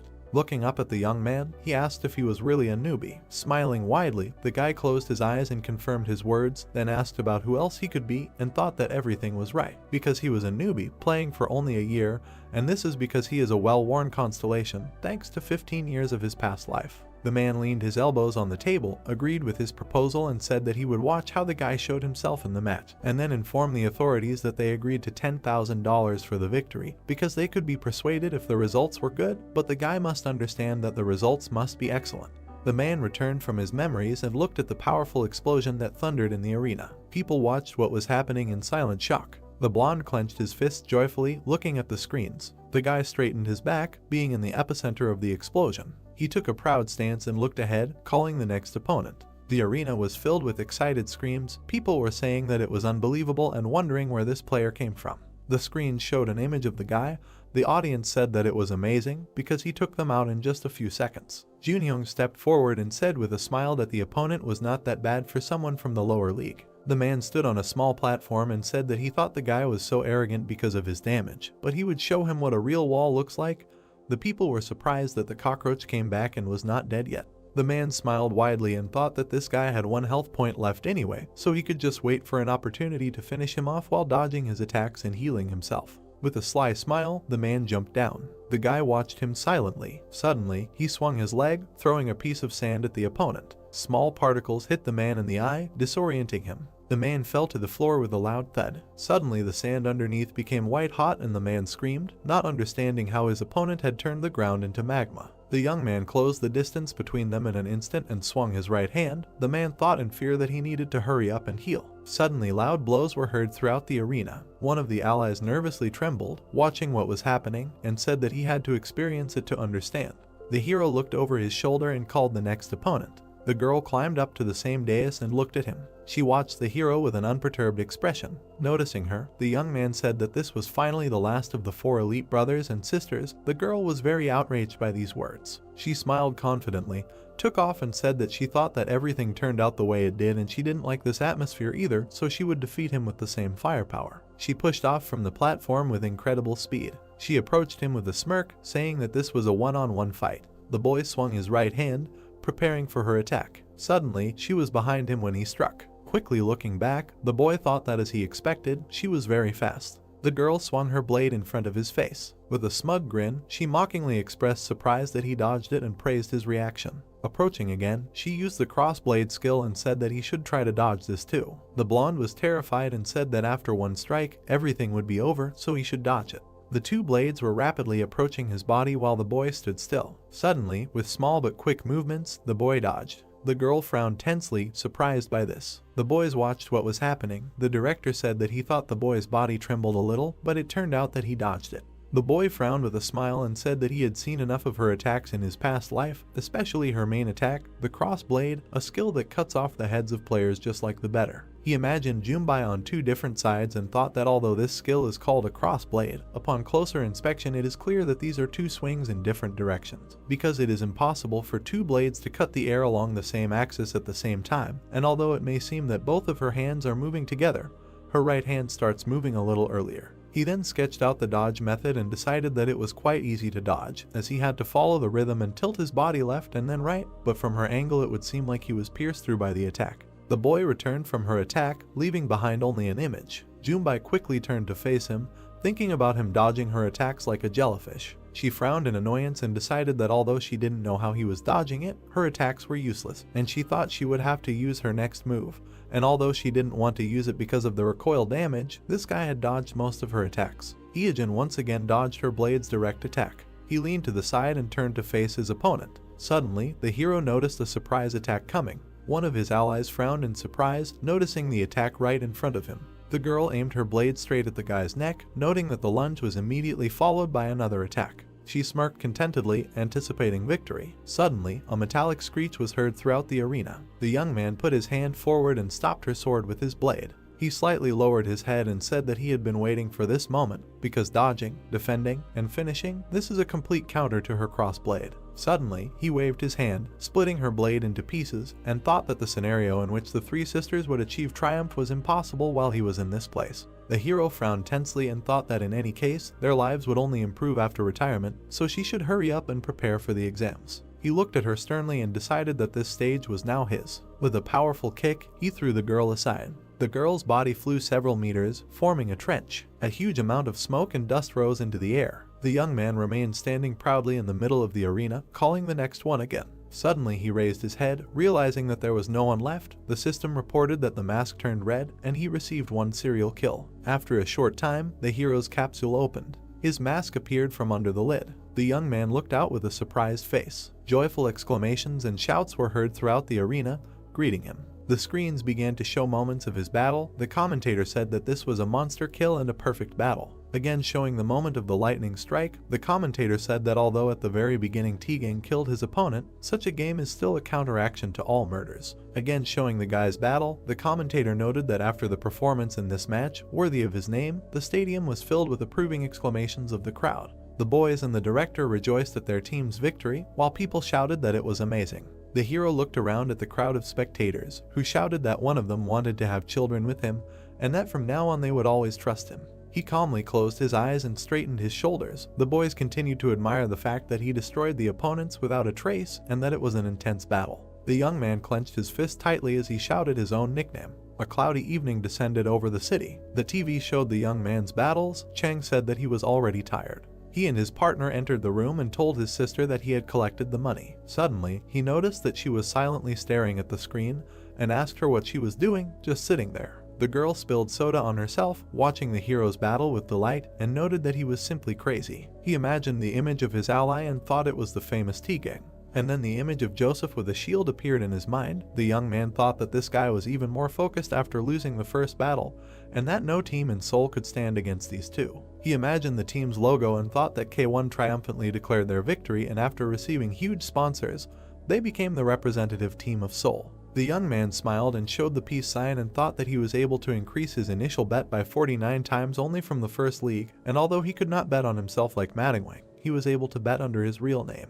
Remembering his past battle, he thought that since his pseudonym was not a real person, created with the guarantee of Ying's identity, he had no problem confirming his own identity and collecting the profit, so a few days after the league, he succeeded in something. A blue sports car cut through the streets of the city at high speed. The lights were on in the windows of the night city. Once outside, the guy thought that he had gone into the city. Standing in the middle of the crowd, he frowned and added that he usually went on raids, but that tonight he had a goal, because he was looking for land to open a capsule hotel. With a confident grin, he noted that it was time to make real money, because everything he had done before was to save up enough money for this, so this could be called a real start. He struck a pose and grinned, thinking that now he had enough startup capital to make his dreams of his business a reality. People from the sidelines looked at him as if he was crazy. Looking around, the guy said that if you think about it, it was Friday night, and he wondered why there were so many people around. The two friends smiled happily while fighting with each other. A couple in love sat on a bench, leaning on each other. A young DJ stood at the console and controlled the music. Looking up at the sky, the guy thought that this was not really his taste, and then wondered if it was because he had become older inside.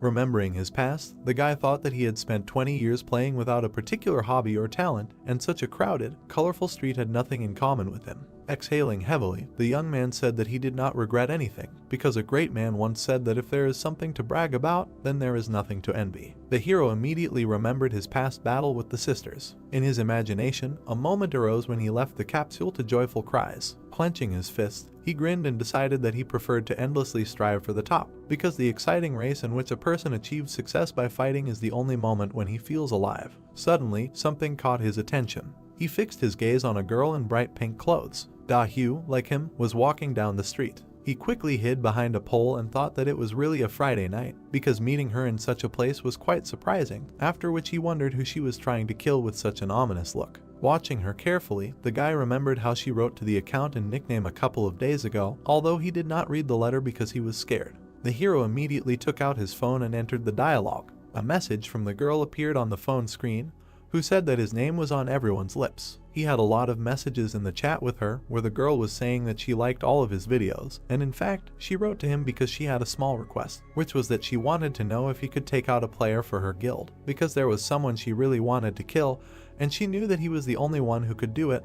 The boy said that she reeked of business. Raising one eyebrow, he looked at his screen. Suddenly, an idea popped into his head. The girl was walking down the street, annoyed, talking about how damn hard it was to drink on a dare because she wanted to show how much she could drink. She was wondering why the bar she usually went to was so crowded, but she forgot that it was Friday night. Frowning sadly, she thought about what she was doing outside at night. Suddenly remembering her battles, the girl thought that half a year ago, when she felt uncomfortable with something like this in a nightclub, she realized that such things really weren't for her because she preferred games filled with monsters and bloody raids. She stopped, exhaled heavily, and thought about the fact that she could be in a dungeon, but now she'd better go to the supermarket instead of a bar when her phone suddenly vibrated. The girl stopped her thoughts, paying attention to it. She took out her smartphone and said that she was sure that she had turned off social media notifications because there were too many of them, although she had turned them on for some accounts. Da-Hyu raised her eyebrows in surprise when she saw something on the screen. In the dialogue with Madingwing, she saw a message agreeing to her request. The streets became a little quieter. A bright red car stopped at one of the buildings. The girl threw off her coat and wondered why the young man answered her only now. Holding her phone in her hand, she said that she sent him a message just in case, but she really didn't expect a professional gambler to accept a hit job. She smiled awkwardly and wondered if she should take this chance. After a while, she texted him that she was really glad he decided to answer her request and where they should meet, then thought that since this was all online, they could arrange it over Messenger, but it would be rash to arrange it online, so it would be better to meet in person. She received a text from a guy saying that they would meet on the street. The girl was surprised and wondered where exactly. She gritted her teeth angrily and wondered if he lived everywhere, and noticed that it was starting to piss her off. After asking him when he would be free, she received a reply that they would see each other now and thought that he had gone crazy and that he was very impatient. After a while, she wrote to him and asked where she could wait for him because now was quite convenient because she was already outside anyway. But suddenly she received a message that he was behind her and interrupted her words about how guys who play games well are, in most cases, not very well-mannered. This message angered her even more. Looking up in the mirror, she said that he probably wants to try it on, because he can't be some kind of superhero to be behind her. Suddenly, she choked, seeing him in the rearview mirror. The guy silently watched her. The girl wondered who this psycho was. After a while, he sat down next to her in the passenger seat and silence hung between them. Suddenly, this very silence was broken by her voice. She smiled awkwardly, turned to him and asked if he had gone out into the street like that, because she didn't think he was going to the club, because if he had wanted to go there, all the girls would have run out in horror. The young man looked up and agreed with her. Looking ahead, he thought that now that he thought about it, he realized that they hadn't spent time together for a long time, because in his past life he had followed her everywhere, but they had never traveled together like that. The girl shrugged her shoulders and asked how he had gotten there. Had he taken a taxi or had he parked nearby, and he replied that he didn't have a car and that he walked. The girl noticed that he was brimming with pride, to which he asked if he should be embarrassed. The girl replied that he shouldn't be, because most guys would be embarrassed if a girl had a car. The hero slightly moved away from the back of the seat and said that she was his client, not the girl. The interlocutor noticed that he reasoned like a professional. Smiling a little, she asked if it was okay for a professional to commit a contract killing because of her. Without looking up, the guy answered that it was not only because of her request, because he knew who needed to be killed, because it was stagnant water. Ijin crossed his arms over his chest and added that he was an incredibly strong person. The girl clenched her teeth, clicked her tongue and scared the guy, saying that it was true that he had skills, although he was also a psycho, an exhibitionist and a suicide. The boy twitched slightly. The girl turned to him with a smile, hearing the words that he would like to fight him, even without her request. She asked if he wanted to do it in order to see who is stronger, and if it is a matter of his honor for the first place in the ranking. The boy replied that it can be called that. The girl grinned slyly and said that then it is even better because she thinks she will be able to arrange a great fight for them. And it will be better for them because it will be a big event and he will also get a lot of money from views and donations. The guy turned his gaze to her and thought that she probably plans to make content from the Battle of Madingwang and stagnant water. In the family I am there is a death match between two celebrities. It is quite exciting, so she definitely has a unique brain. Da-hyu smiled widely, put her hand in front of her and said that she would also set up comments from her guild for advertising and make it an even bigger event, but it would all be for free. The boy asked her about why she was doing all this. This question surprised her. Ijin thought that if you take into account the price for killing stagnant water and hiring people for comments, donations, advertising and so on, he was getting quite a large chunk of profit, and he wondered if she really planned to do all this without unnecessary noise. The girl closed her eyes, leaned back and said that she knew what he was thinking. It was normal to be suspicious of her, but something was wrong. He gritted his teeth angrily. She looked back at him and said that she was absolutely serious because she wanted to finish off this man at any cost. Throwing up her arms, she burst into a scream and said that she couldn't even sleep because of the thoughts about him, and if you add to that all the money he stole and the number of times she died, she could probably buy an entire building by now. And if the stress she got from him could be turned into money, she could buy all the land, and she couldn't even go on raids with the thought that he could stand in the corner at any moment and defend himself with only one chair, but not die. The young man watched in horror as she madly spoke about how she should and must kill him, because he should be sentenced to death and banned from the game, because she wanted to play without him for at least one day. Raising an eyebrow, the guy thought that if anyone heard this, they would probably think that he was her stalker. The guy suddenly remembered their fight with the girl and thought that although it was true that he killed her many times, but only because she stood in his way, so he just acted according to his plans, and therefore, her losses are the result of her own actions. The girl tried to catch her breath, while the guy thought about it, that everything that happened in his past life was his mistake, and he did not plan to take responsibility. Suddenly, she looked back at him and awkwardly said that she got a little carried away. After which she apologized. The guy replied that there was nothing wrong with it, because she had the right to do this, and that she should be angry. The girl smiled awkwardly with her arms crossed and said that she wanted revenge, but she wasn't good enough to deal with him, so she couldn't do anything, but she was sure that she could beat him in real life, but she didn't know his address and all she could do was just leave angry comments on his streams. The guy was surprised that all she could do was leave 3021 angry comments. Touching her head, she also apologized for continuing to show her aggressive side on their first meeting. The guy replied that she could just pay him well, to which she replied yes. Looking away, the girl said that she felt better because of him because she hadn't been able to talk to anyone until now, so she was grateful that he listened to her. Slightly pursing her lip, she noted that she wanted to talk about it because since he was going to kill him anyway, she had an idea. She looked at him with a slight smile and offered to do it on behalf of her guild. Da-hyu approached him with her shoulder. The boy looked back at her and thought that it was impossible for her to miss the opportunity to profit, because he wondered where she got so much enthusiasm from. But now he understood what she had in mind. If he joined her guild, they could gain great popularity and power at the same time. Looking at her satisfied smile, the boy thought about the fact that his nickname itself was an advertising billboard, but the range of his skills would be of great help to her in a large-scale guild war, so this year was nothing compared to the price she would pay for him to join. He quickly stopped her pressure by saying that he did not like being in a pack. The girl replied that it may depend on who was in that pack. With a slight movement, she touched his leg. Getting as close to him as possible, she asked him something about what he would say about her proposal and whether he wanted to discuss it over ramen. Ijin looked back at her and said something about ramen. Da-hyu stopped in surprise, looking at him. The guy looked her in the eyes and gave her a lecture about how ramen accumulates saturated fat in the blood and also has too many chemical seasonings, and not enough proteins, minerals, and vitamins, and also has a lot of phosphorus, so it depletes calcium reserves, and the amount of sodium is especially beyond her imagination, but a player's diet is very important for him to last a long time in the ranks. Lowering his head, he left her in confusion and thought that a 20-year-old girl did not attract him, because she was 15 years younger than him, after which he said that on this note, he would end their conversation and leave. He quickly took out a napkin and thought that compared to the 35-year-old Da-hyu he was crazy about, she was still too young and naive. He opened the ashtray and saw some trash, thinking that her greed and temperament now resembled the behavior of a cute little sister. The girl suddenly came out of her trance and noticed something.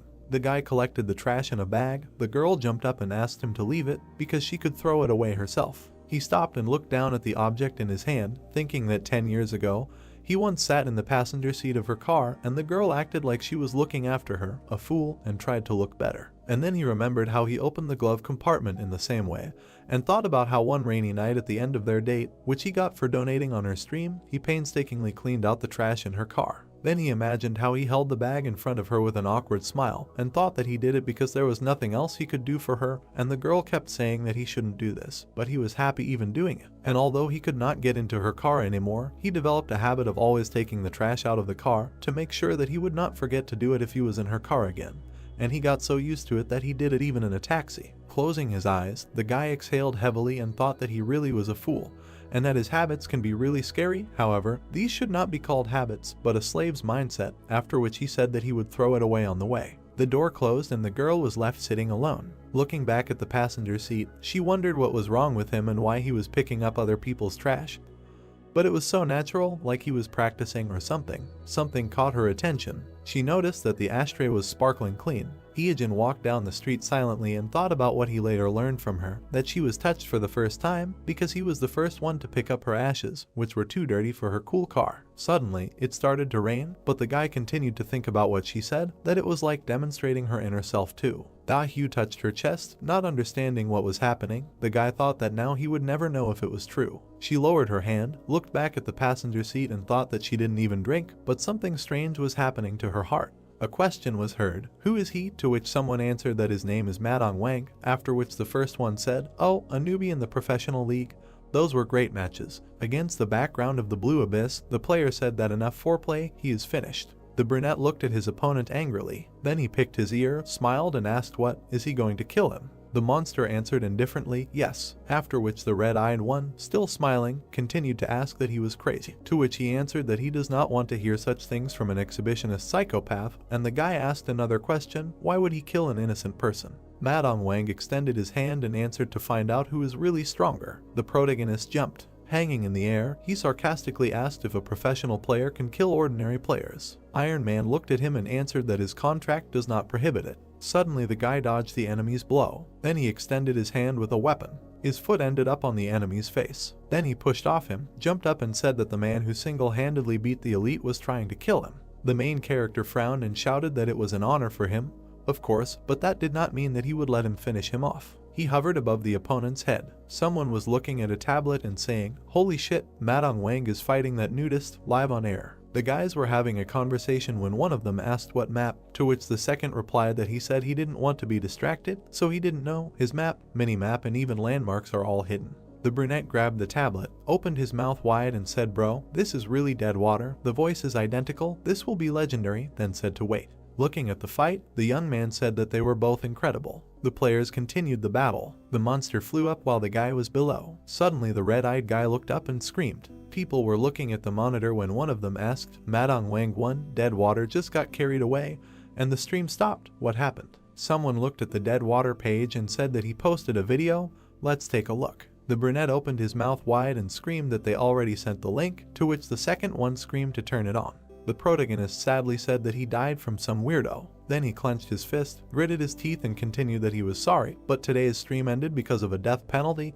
He will be back tomorrow at the same time. His hand was tense. The girl happily jumped up and screamed, "This idiot finally lost. She loves Madong Wang." Tears of happiness appeared in her eyes as she continued to say that she could now sleep peacefully and not tear her hair out. When the brunette's voice was heard, that everyone knew that he could not tolerate losing. He was taking a rematch. Then he raised his index finger, smiled maliciously and added that he would behead him tomorrow at the same time and invited everyone. A notification came in on how to expose Madong Wang. Many comments began to come in. Information about the dead appeared. The red-haired girl angrily tapped the keyboard and screamed, "What kind of nonsense is this? How can a professional like Madong Wang lose to a naked pervert? He just uses it as a bite for donations." The blue-eyed girl opened her mouth wide and said that she should be the one making a ton of money just so he doesn't lose. She will give him the best stuff. When her brother appeared behind her and said that that's enough, she donated a lot to him a couple of minutes ago. after which she turned around and asked if it was weird to support her favorite streamer, to which he angrily screamed that she was spending too much. They weren't Madong Wang's fan club here,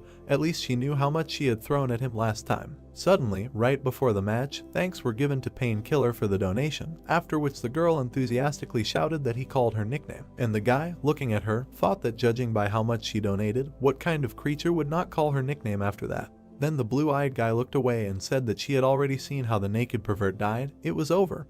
Who cares if Madong Wang dies or not? The sister looked at the guy with her big eyes and asked, "Really?" Suddenly she went into her thoughts and thought that this was an incomprehensible feeling to her. In the building sat a brunette who thought that Madong Wang and Deadwater must be the same person. After that league, he had only met him a couple of times. Then he looked at the screen and continued the thought that, then, who is Madong Wang? He remembered what happened 6 months ago. There was a battle. The protagonist was fending off the blows, after which he narrowed his eyes, looked ahead and told the worthless mammoths, who had no drop, to step aside. Then he turned his head and said that he had some business with the guy behind the blue people. The monsters looked at him strangely. A double hero of unknown rank appeared. The protagonist made a dash and said that there were 3 of them. It was said that if he saw 3 at once, then he would be finished. Then he went to one of the rivals and said that he would check if the rumors were true. Suddenly, the enemy swung. The protagonist wounded one of them with his weapon, after which a second one appeared behind him. The guy turned around abruptly. Then he looked seriously at the enemy and asked if he really thought he could attack him. Since he copied him 33.3%, it seemed he was trying to think, but he failed.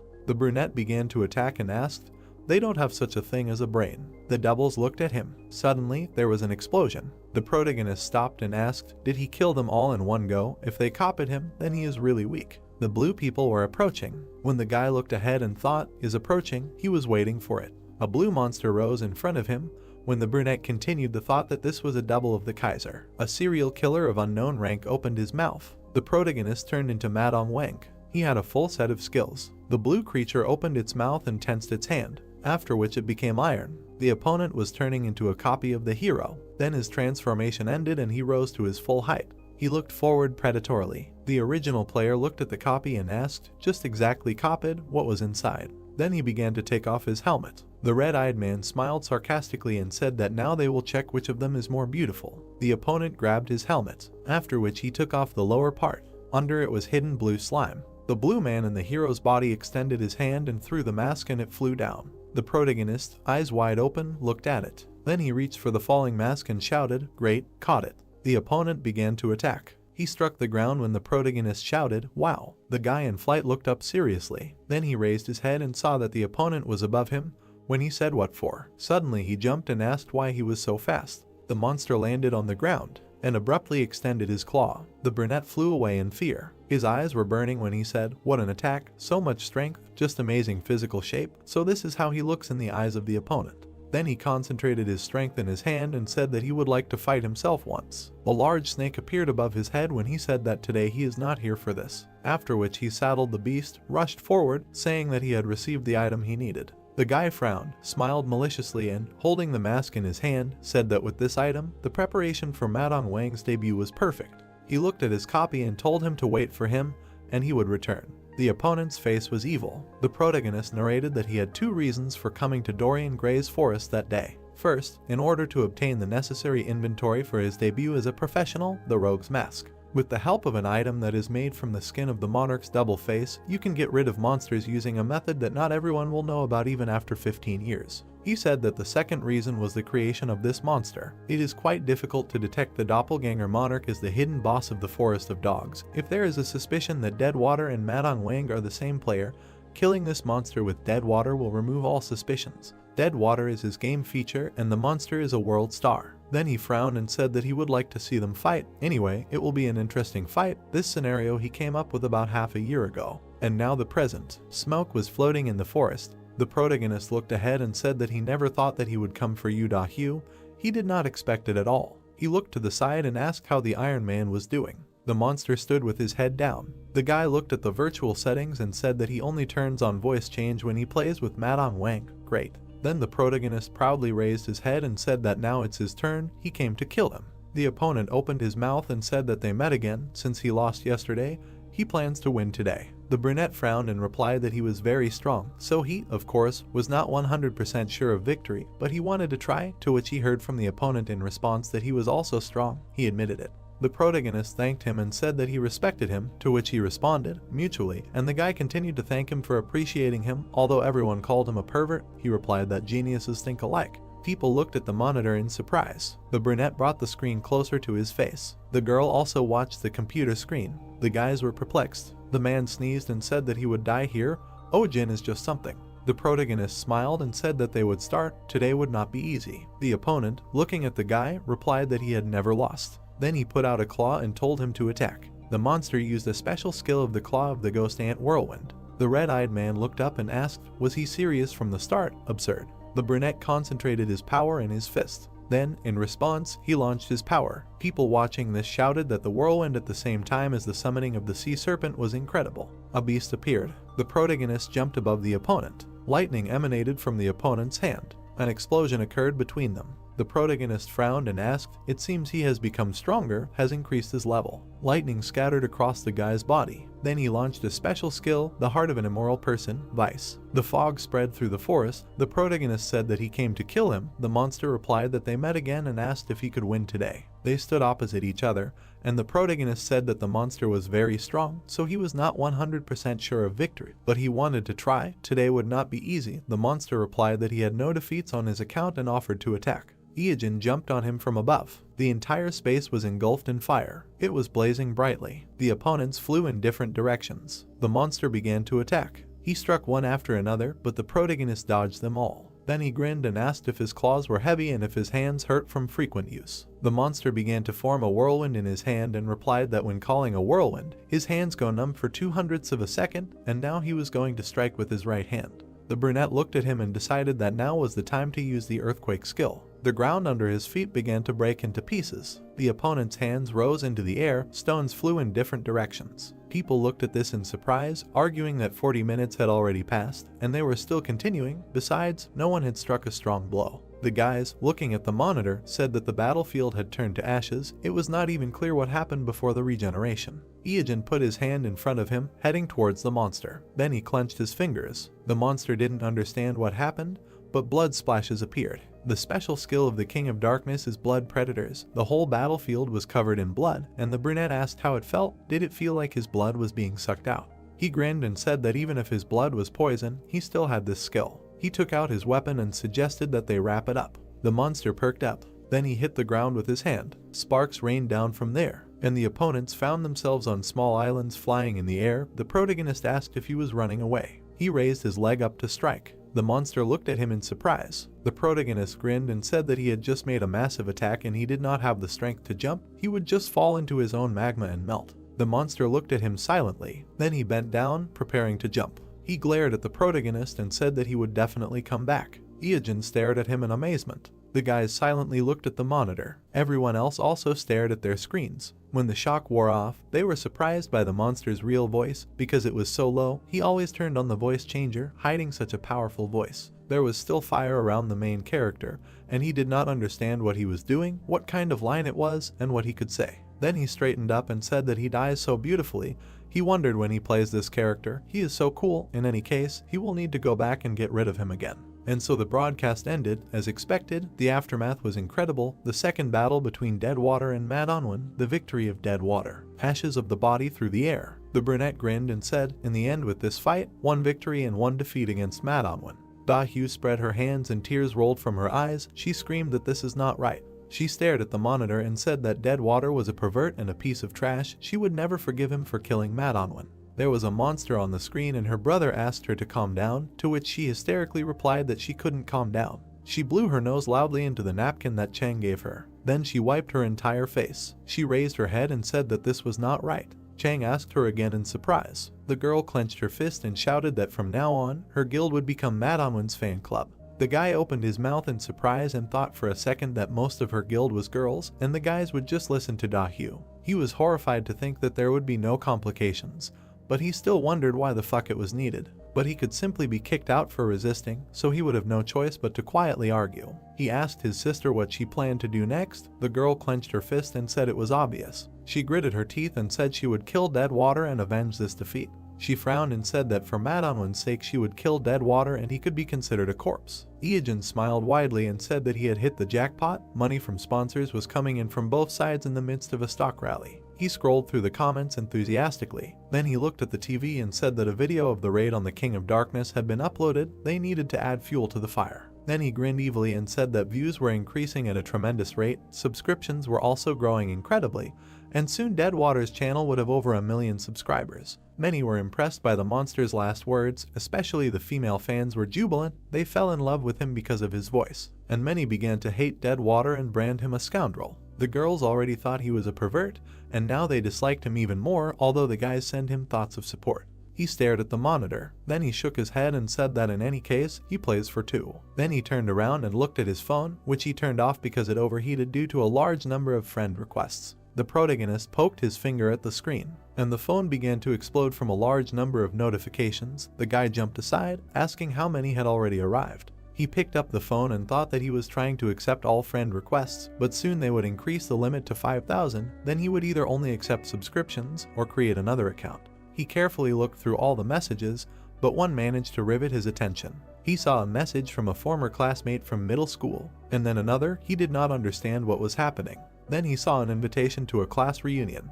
He stared at the phone and said that he was an outcast. Why is everyone pretending to be his friends now? He looked thoughtfully at the phone screen and read that everyone wanted to see him at the class reunion. The girl was holding a paper in her hands. She loudly asked if anyone wanted to pass the printout to Iijin. She was too lazy to study and she dug it. Another girl looked at her and asked what it was, to which she angrily replied that it was a statement about the absence of a family, to which the girl replied that it was her responsibility, because she was the class monitor. The girls began to argue.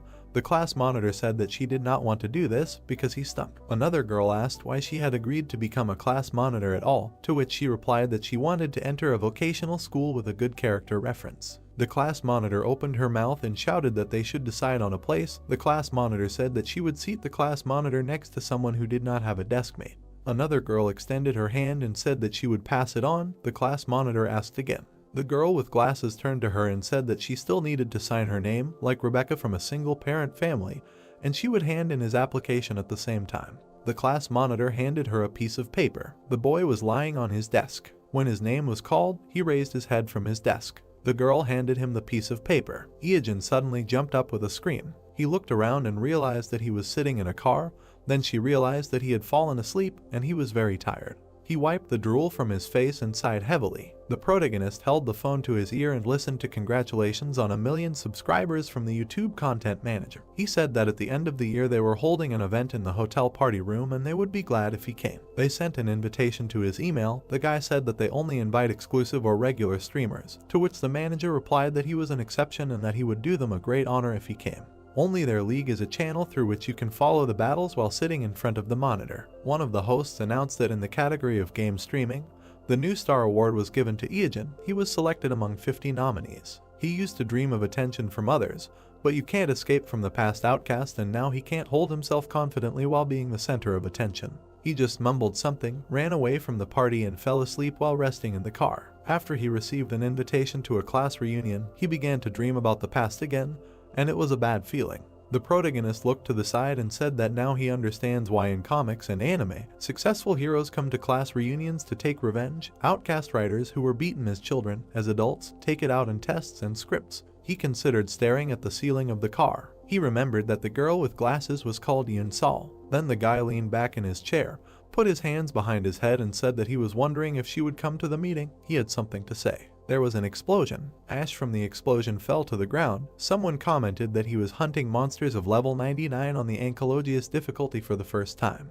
The guy stepped aside. He stood looking at the camera, and the men began to comment on him single-handedly catching a monster of level B difficulty. The men looked at the TV, wondering what kind of inventory he had and how strong he was. The guy opened his mouth and asked if they were bored with these game broadcasts yet. Kwon Hyuk-woong scratched his ear and said that as soon as he went into arrhythmia, he immediately stopped playing. The juniors in rank cannot decide. Even in BEQ they turn on the capsule and play. So pathetic. Then he opened his mouth and shouted that since they had become adults, they had to work and save money. How long would they stick to these toys? When they got a job they would understand him. The heroes' characteristics were growing, and their personal ones were falling. It would be better if they pumped up their money in the account like their little people. The sound of a doorbell was heard. The protagonist came in the door and asked if the class reunion of Jiangxinryang Middle School was taking place there. Everyone stared at him in surprise. Two of them started shouting in unison that he had become so popular and they didn't think he would come. Hyuk-woon looked at him askance and thought that it was the outcast Eejin, and he didn't understand what had happened to everyone because he wasn't playing or watching TV. Someone started shouting that they were glad to see him and called him closer. Everyone was sitting in a cafe, and someone said that he watches all the streams and is a real fan.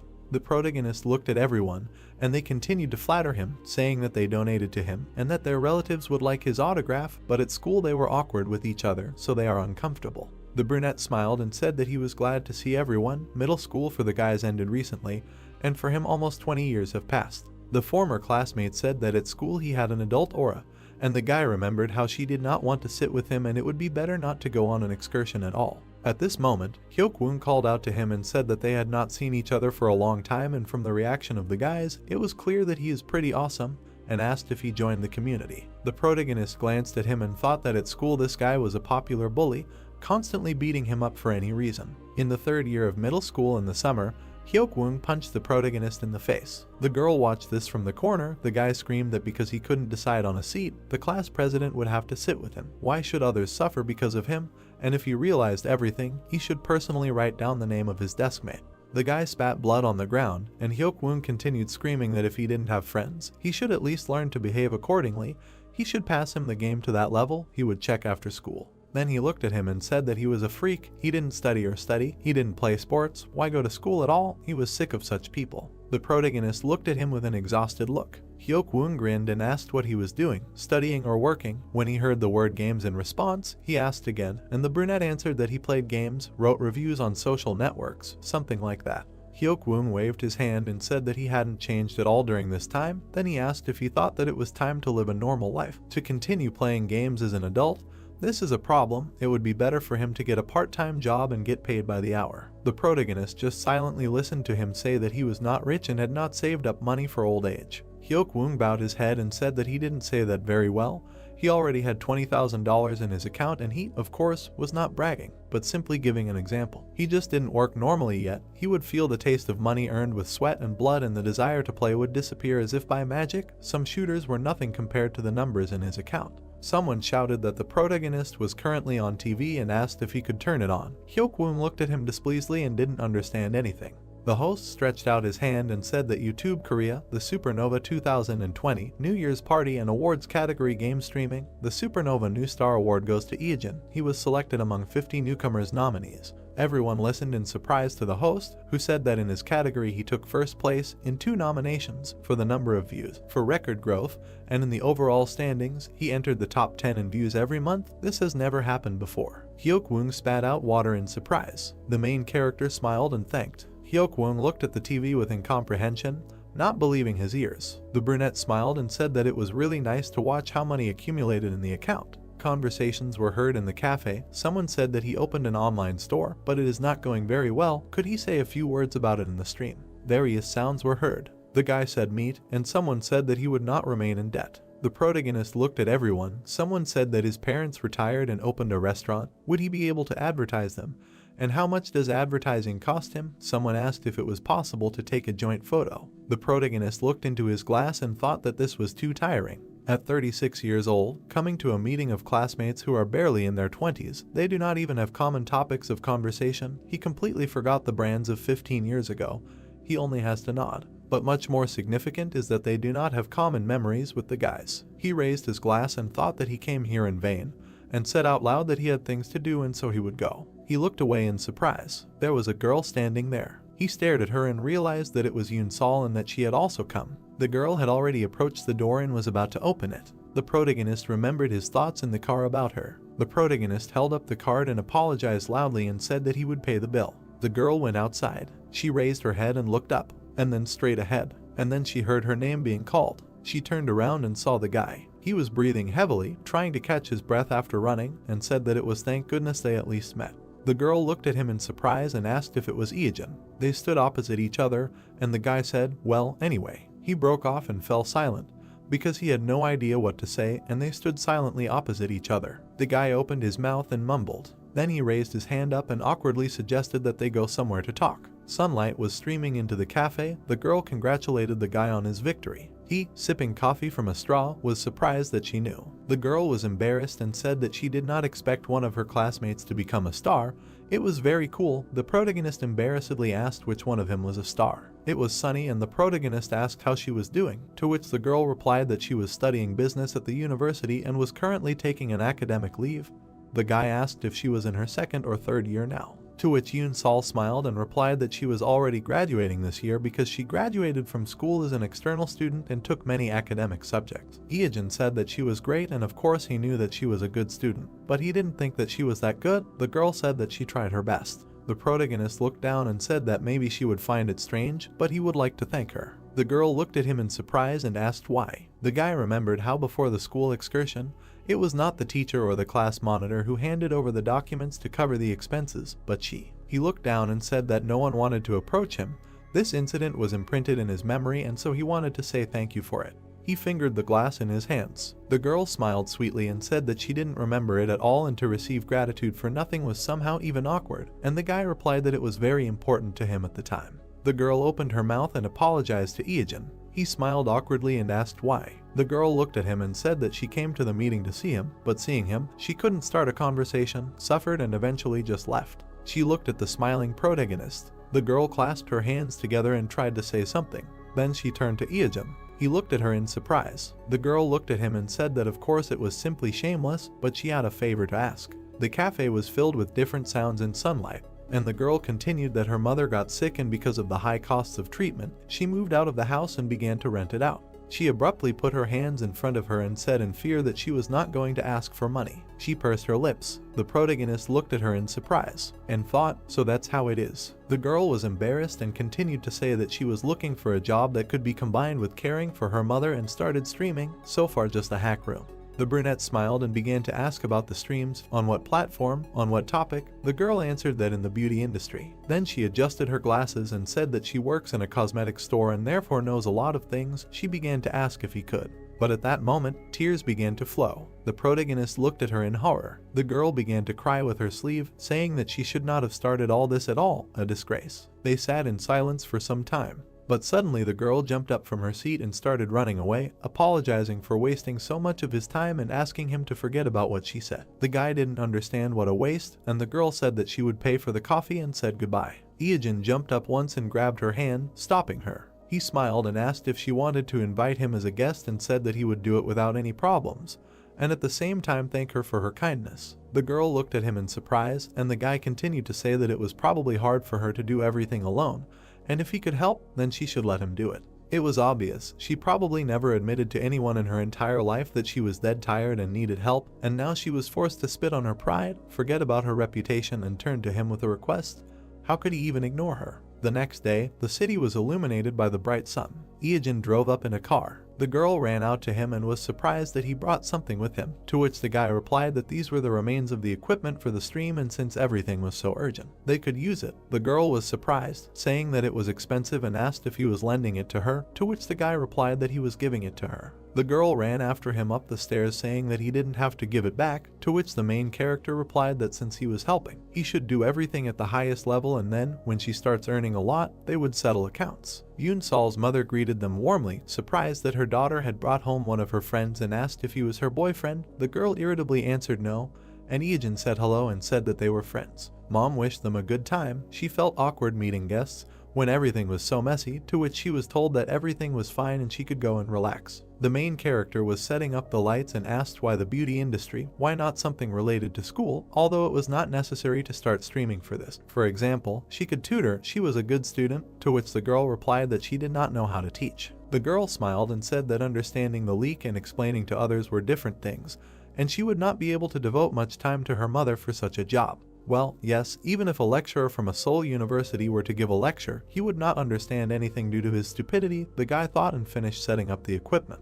He turned to Yoon Sol and said that this was something that could be tried. The girl replied that it was cool. She looked around and said that it looked like a streaming studio, to which the guy said that she only used a fluorescent lamp and a phone. Newbies don't think about it at all, and in fact, hack rooms are not gaining popularity precisely because of the lack of equipment. The girl, looking at the equipment, asked if this was true, to which the brunette replied that even one lamp can change the atmosphere of the broadcast and the appearance of the streamer. The protagonist looked at the girl and asked how she streamed alone. The girl replied that she just took a tester, applied it to her hand and talked about the properties. The guy asked what the reaction was from the viewers. Yoon Sol was embarrassed and replied that no one even came to her. Now about 15 people are watching. The protagonist glanced around the room and thought that there was a lot of work to do. But still, how amazing that those 15 years he spent playing the game can help others. He looked up and thought that for the first time he became a support for someone. They turned on the lights and the guy shouted that everything was ready and the guest announcement was made in advance. He showed a heart to the camera and said, "Streamer Deputy Headman feet dead water, the broadcast goes out." At the same time, clouds were swirling over the brave man's tower. Explosions were happening. Drake was shooting back at the monsters. The monster fell. A notification came about the victory over the guardian monster Gatomir on the 46th floor of Torment. The guy stood on top of him and said that as he thought, after the 30th floor it becomes more and more difficult. He wiped his sweat and sighed heavily. He grinned and said that Eugene seemed to have reached the 47th floor. This time he would definitely set a new record. Then he was surprised that he had received a notification. He read it with a thoughtful look, "Eliminate dead water." He silently stared at the screen, and then he opened his mouth and asked again. He was wondering what he was doing there. The lamps were brightly lit. Yoon Sol said that sunscreen was next. Many people don't know that sunscreen doesn't work for the first 30 minutes after applying it, so you shouldn't go outside right away. Eugene sat with his eyes closed. He raised his head up, and the girl said that you need to avoid the skin around your eyes and carefully apply the cream to your cheekbones and protruding areas of your nose. And this isn't an advertisement, and all the products are specially selected for the male audience. These are the most popular products in the last few years, and at a very reasonable price. The protagonist opened his eyes, looked at the camera and thought how he got to this point. This is not at all what he imagined. She was brushing his collarbones. The guy looked at her embarrassedly and asked, "Isn't it too much to compete with your collarbones? It looks quite sensational." The girl calmly replied that this is part of the stage makeup. You need to use dark shadows for contouring first. The guy thought that it's unlikely that these perverts are interested in looking at his torso. He remembered how the girl, looking at the laptop, said that the competition of the collarbones will definitely happen. Today's topic is men's cosmetics. The competition of the collarbones in the press is also an important makeup technique. Yoon Sol extended her hands to the guy, saying that he should show his collarbones and asked him to take off his top. People in the chat began to write that they were wrong, and that the makeup did not help him at all and that they would pay just to stop this. The main character thought that they were idiots. Someone else wrote that if you look closely, everything is not so bad. The guy said to himself, enough. He thought that it would be easier to use the back of the hand for full makeup, and if you think about it, this is the first time he has been so close to another woman. Not counting Dahyu. The girl brought the brush to her face and said that it can also be used on the neck and ears, but it is important to remember that sunscreen only works for the first 2 hours and you need to remember to reapply it. The girl looked surprised. The protagonist smiled sweetly and asked what happened. She abruptly took the headband off his head and ruffled his hair. The brunette asked what she was doing. The girl looked at him admiringly and said, "Wow." The guy reached out to fix his bangs, and the brunette said that he was so handsome with his bangs down. People in the chat began to write that he was quite handsome and that he looked much better this way. The protagonist began to abruptly comb his hair back, saying that it was terrible and that if his hair was down, it would look strange, to which the girl objected that on the contrary, it was very good and that he should walk like that. He abruptly reached out his hands to Yoon Sol's head. He took off her glasses and ruffled her hair, telling her not to hide her face either and to lift her bangs. The girl with the headband on her head looked at him innocently and said that she was shy. The protagonist looked at her in surprise. There was emptiness in his head. She looked at her, thinking that it was all a scam, and the girl, fixing her hair, said that today was a broadcast of humiliation. She also showed her real face. The comments were different. Someone wrote that she was ugly as a nuclear war, and someone that she was a beauty. The protagonist looked at the camera and said that she was such a liar and he did not even suspect that she was such a beauty. The girl asked in surprise what he was talking about. He asked for comments and was surprised that these people called themselves fans. Yoon Sol's mother looked in on them. She looked down and asked what was going on. Both streamers were surprised by her arrival. Eugene was an innocent victim of makeup, and Yoon Sol was poppy-colored from embarrassment. The protagonist turned away from her and tried to cover himself. The girl screamed that there was nothing wrong with that, and she should not worry, and it was just a little different from what she usually does, and her mother cannot come to her during the broadcast. People in the comments started calling Yoon Sol's mom a mother-in-law. The guy thought that these ideas should calm down. In such a warm and cozy atmosphere, the broadcast came to an end, and after that he was asked to advertise a bra, and in just 3 days, Yoon Sol gained 50,000 subscribers. Clouds floated across the sky. Yoon-sol thanked the protagonist, saying that she got a lot of viewers and her rating also immediately rose, and all this thanks to him. He smiled and said that nothing special and he just helped her realize her potential. The girl thanked him for everything and for lending money to her mother for treatment, and as soon as she receives sponsorship money and royalties for advertising, she will be able to return the entire amount. Yoon-sol smiled and said that her mother is already better. Thanks to him, she was able to be hospitalized on time. The operation also went well, so now her mother can move calmly. Lena is very grateful for everything. The girl opened her mouth and suggested to come sometime when her mother was going to cook dinner. The brunette said that he would wait for an invitation. She tries to focus on YouTube. He is sure that she will not have problems with this because she is really very capable. She has only a bright future ahead. The protagonist looked around and said that it was time for him to take care of his own life. Shortly after the merger, Drake received a message that said that the expert had reappeared. He frowned and thought that he had collected information to find the guys who had been killing him for the last few days. He heard a question from behind asking if he was an expert. He turned around. A girl was standing behind him. She looked at Eugene in surprise when he asked that he was now known by ordinary users. He adjusted his hair, asking what he could be, but did not finish because the girl asked that he would hardly refuse to be an exhibitionist. The protagonist looked at her in surprise, and she swung some strange object. A set of random colored perfumes flew right into the protagonist's face. He grabbed his nose in pain. The action of the set of random colored perfumes is activated. The character's appearance will change for the next 24 hours. Neutralization is impossible. The pink spirit turned his attention to him. The protagonist looked at his hands and screamed. The bald spirit showed interest in him. The girl, running away, screamed that it was great that this was happening and wished him death. The guy looked after her, thinking that he wanted to catch up with her right now and kill her. She did not read him any real damage, so he cannot risk energy. He looked around and realized that everything was lost. He was just going to pass through the Central Continental Beginner Village in the north, but now he would attract too much attention when they broke through the siege. He turned around when he heard his name being called. He turned around, saved his eyes, and turned to Drake. Seeing each other, the pair and they began to laugh at the fact that the two of them were pink and bald. Pan remembered that recently a girl with pink hair threw a random set of colored perfumes at him and asked where this crazy woman came from. Was she an NPC by any chance? Drake opened his mouth and asked what the hell was going on and what kind of sneak attacks were these. Who was behind this? The protagonist shook his head and said that it was a long story. He looked sideways and thought that exterminating experts was different from using ordinary users as bait to catch sandworms. This was definitely not part of his plans. Eugene stared at the monitor and began to reason that their current level could reach 20 at most, and the average equipment rating would be around C+B. In this situation, there would be only one way to close the gap, and with it, he focused on the newly created giant groups instead of the main thing, so to speak, destroying the backbone. Looking at the monitor, he thought that this was a sudden incident, a fairly high level, and some shady group. Soon he managed to find a suspicious guild. Its name was Magio. He opened his eyes in surprise and asked if this was some kind of martial arts role-playing game. He searched the internet thoroughly and found something. He looked at the splash screen from the site. The guys looked at each other silently. The protagonist lowered his head on his hand and said that what he loves is what he will destroy. This is such a fatal contradiction. He was just fighting with himself. Drake suggested not to bother because this thing only works 24 hours and suggested logging out of the system for today. The protagonist smiled and said that it was not necessary and that he had just come up with a good idea. Drake asked if he had a plan. Eugene clutched his weapon and said that there was no need to waste time and that he would show something interesting. The man raised his fist, saying that he would strike the expert with a bolt of justice for killing their king. People raised their hands, shouting that they would destroy the expert and wash away all the pain and resentment with his blood. A crowd of people shouted that they would kill him as soon as they saw him. The bald hero stood by the wall in the north of the beginner village and heard people shouting that they would kill the expert.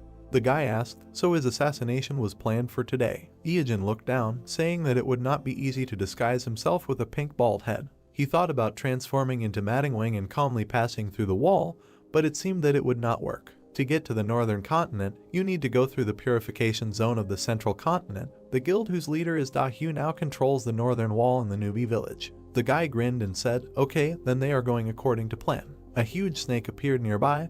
The hero said that it was time for Jormungandr. A flash appeared on the tower. The man looked at the shadow in surprise. Horror was reflected on his face.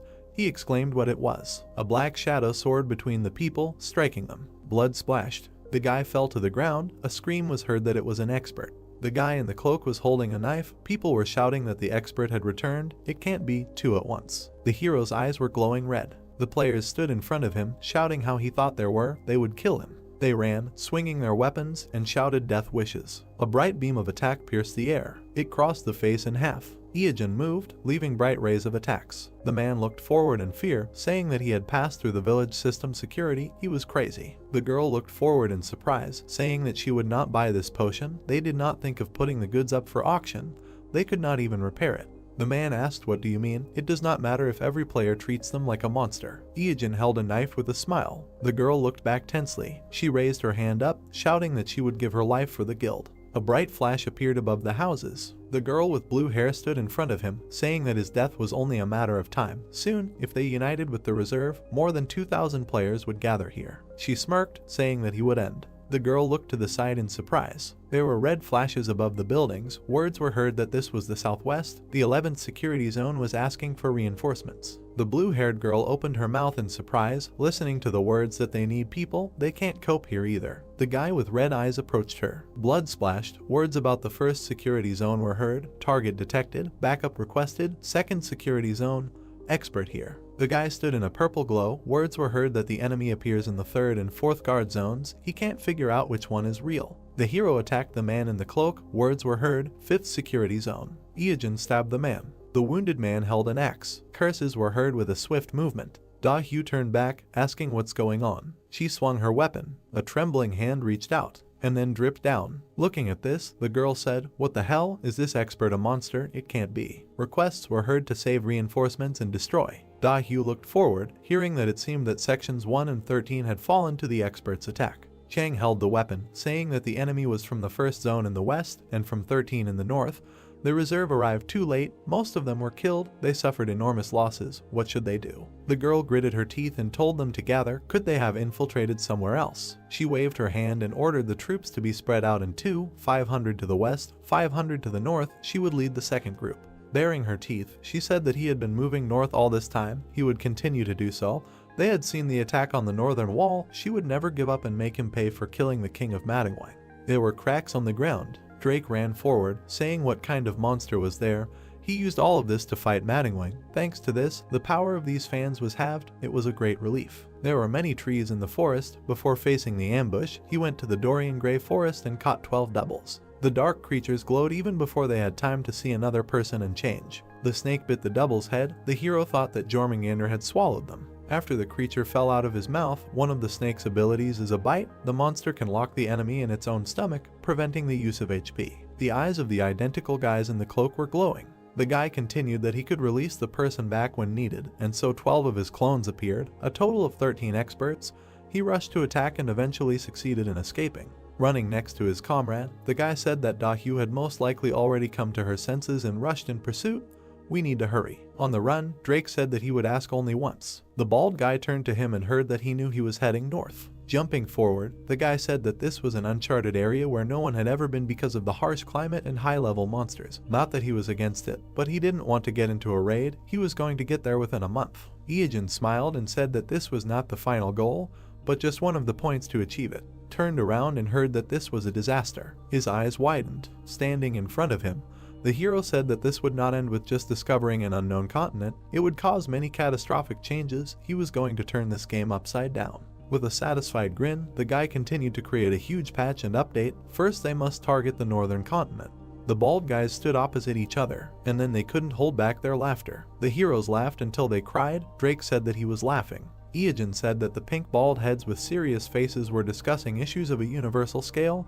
What a laugh. The guy with yellow eyes smiled and said thank you for the unexpected answer, to which he heard a question. Will he block it and ask again? About what? Will his heart burst with delight now? Iajin grinned and said that he knew it would be like this. He quickly ran forward, and his comrade asked when 24 hours would pass, and heard that first they needed to get out of the central continent. Da-hyu ran ahead of the people, thinking that they could finally start. Now it was a different race, where the prize was the northern continent. It was snowing in the mountains. They left the central continent and headed towards a harsh snowy mountain. A silhouette was visible behind the snow. The snowfall was heavy. The mountains were hidden by snow. The system reported that the hero entered the Forest of Misfortune. The name of the first one to enter is recorded in the Akashic records. He is covered by a snowstorm. The snowstorm takes away 0.01% of the maximum HP per second. Snowflakes were flying. The heroes were standing next to a tree-like monster called the Ant of Misfortune. Bald Iajin looked at him, saying that this guy's HP is divided into the body and branches. It will be easier to first destroy each of the parts. Drake grinned and said that he would then deal with these annoying branches, and heard that his comrade would deal with the left leg. Sitting on the knees of the fallen ant, the hero told him to smear himself with this liquid from it. It will protect against the storm. His comrade noted that it is poisonous and heard that usually poison takes no more than 0.0025% of the maximum HP, and the storm 0.01%, which means that by choosing poison, they reduce the damage by 4 times. It was snowing in the mountains. The snow-capped mountains are a miniature representation of the entire northern continent, a location covered in snow and ice, plus a snowstorm that takes away HP. This place has long gained fame as impassable due to various monsters and natural phenomena. The guys ran forward. Drake asked how long the blizzard would last. Iajin replied that it was random. If you were lucky, then a minute, if not maybe a few days, to which he heard that everything was as in reality. The guy in the cloak said that it seemed that this time it would last a lot. They could not just wait until the storm ended, so he would use the anti-misfortune liquid. Hearing the question, why did he assume that it would not stop right now, the guy replied that he should watch the change in the nature of the storm. The comrade looked to the side and asked for a change. Iajin waved his hand and replied that they say it's random. The longer she continues with it, the easier her movements are. This is necessary to save system resources. Each time snowflakes fall, you need to count how many of them fall at the same angle and at the same speed. You can estimate that it will be about 32 pieces, which means this storm will last a long time. The guy replied that he understood. You need to watch carefully to understand. Among the snowstorm, words were heard that they had just entered, but it was already quite difficult to resist monsters, and that the tree monster they had just met, although level B+, turned out to be unexpectedly strong, and they say that it appears in the easiest places of these mountains, which means it is the weakest. Walking behind, the guy asked, "Is the level here so high?" Iajin replied that there are things even scarier. The comrade looked at him, hearing that if possible he would like to avoid meeting someone. With a slight smile, the yellow-eyed man thought that it was the first time he saw him speak like a coward, and asked out loud who made him fear meeting him. Without turning around, Iajin answered that it was someone. He did not have time to finish, because a notification appeared that they had invaded someone else's territory. The frozen boss opened his eyes and expressed displeasure. Looking back, the bald man asked that it was some kind of boss mob. The system reported that the frozen boss wanted them to turn around. The snowfall intensified. Iajin gritted his teeth in displeasure, saying that they were noticed. Drake silently looked away. A dark silhouette appeared among the snow. It was getting closer. Drake pointed his finger and asked what was there, and the hero shouted, calling for them to run before they were caught. A black something ran through the snow. With her, he accidentally grinned upward. With his mouth wide open, a black level Yahello was rushing towards them. The guy froze in front of him in fear. His eyes wide open, he screamed in fear. His hand was clutching a knife. Drake slashed diagonally. The monster grabbed his leg. The leg froze where he touched it. The guy asked in shock, "Is he freezing?" He quickly shot down, saying that his body was gradually freezing. In the end, he froze with the crossbow in his hand. The monster touched him with a long black tongue. A swift movement. Iajin approached, driving away the monster. From his hand, Drake's body began to melt. Standing behind him, he asked what it was. The guy in the cloak answered that it was a cold tag, a monster feature called aching. It fascinates the enemy. Bodies can only be melted if a teammate touches the player. A swift movement and words that if there is no touch, then eventually he will die due to damage from the snowstorm. Iajin screamed when a monster touched him behind the shoulder. Drake shot him with a crossbow. The frozen guy looked at the flying arrows, and then he warmed up again. With a smile, turning to his comrade, he said that this is great. Shots and magic are also considered touches. In extreme cases you can spit or throw a stone. He did not even receive damage from freezing. Cool, isn't it? He understood it the first time. Snow was falling in the mountains. Words were heard that therefore he cannot come here alone. He heard the sound of this laughter again. The guys went forward. Drake said that this monster is quite persistent. It may be better to kill it here. It can be defeated even alone. If you are careful enough with the feature, the hero replied that since they were noticed, they will pursue to the end. Iajin looked ahead, saying that even if they defeat him. Instead of continuing, he touched his chin and thought, is there any other way to solve everything by simply defeating? Smiling, putting his hand on his hip, the bald man asked where the guys from Maggio had gone. His comrade thought that he was up to something again. The player screamed from the attack of the frosty wolf. Da Hu chopped another one with an axe. Chang turned to her, saying that this is an ordinary mob. Where does such power come from? The girl said discontentedly how they annoy her. Attack, get, run away, and as soon as they forget about them, attack again. The girl glanced sideways at the penguin and invited everyone to look at him. She reached out with her hand, saying how cute. Blood splashed. The feathers on the penguin's head folded into a horn. This is a pointed-headed penguin. Spreading his wings, he rushed to attack Da Hyu. She hit him with an axe. The penguin jumped back, and the girl thought that he didn't look too strong, but it was very difficult to deal with him. He had already sent hundreds of people to the grave. Putting his wings forward, the monster rushed to attack. The red-haired girl clenched her teeth, hearing someone call out. Iyajin stood among the snowdrifts and asked if everything was okay, if they were tired. Da Hyu stared at him in surprise. Having recognized him, she screamed angrily. A black shadow of a bird darted in front of the hero. A bright flame blew it away. The beam crossed out the guy's silhouette. The guy grinned, saying that it was a great hit.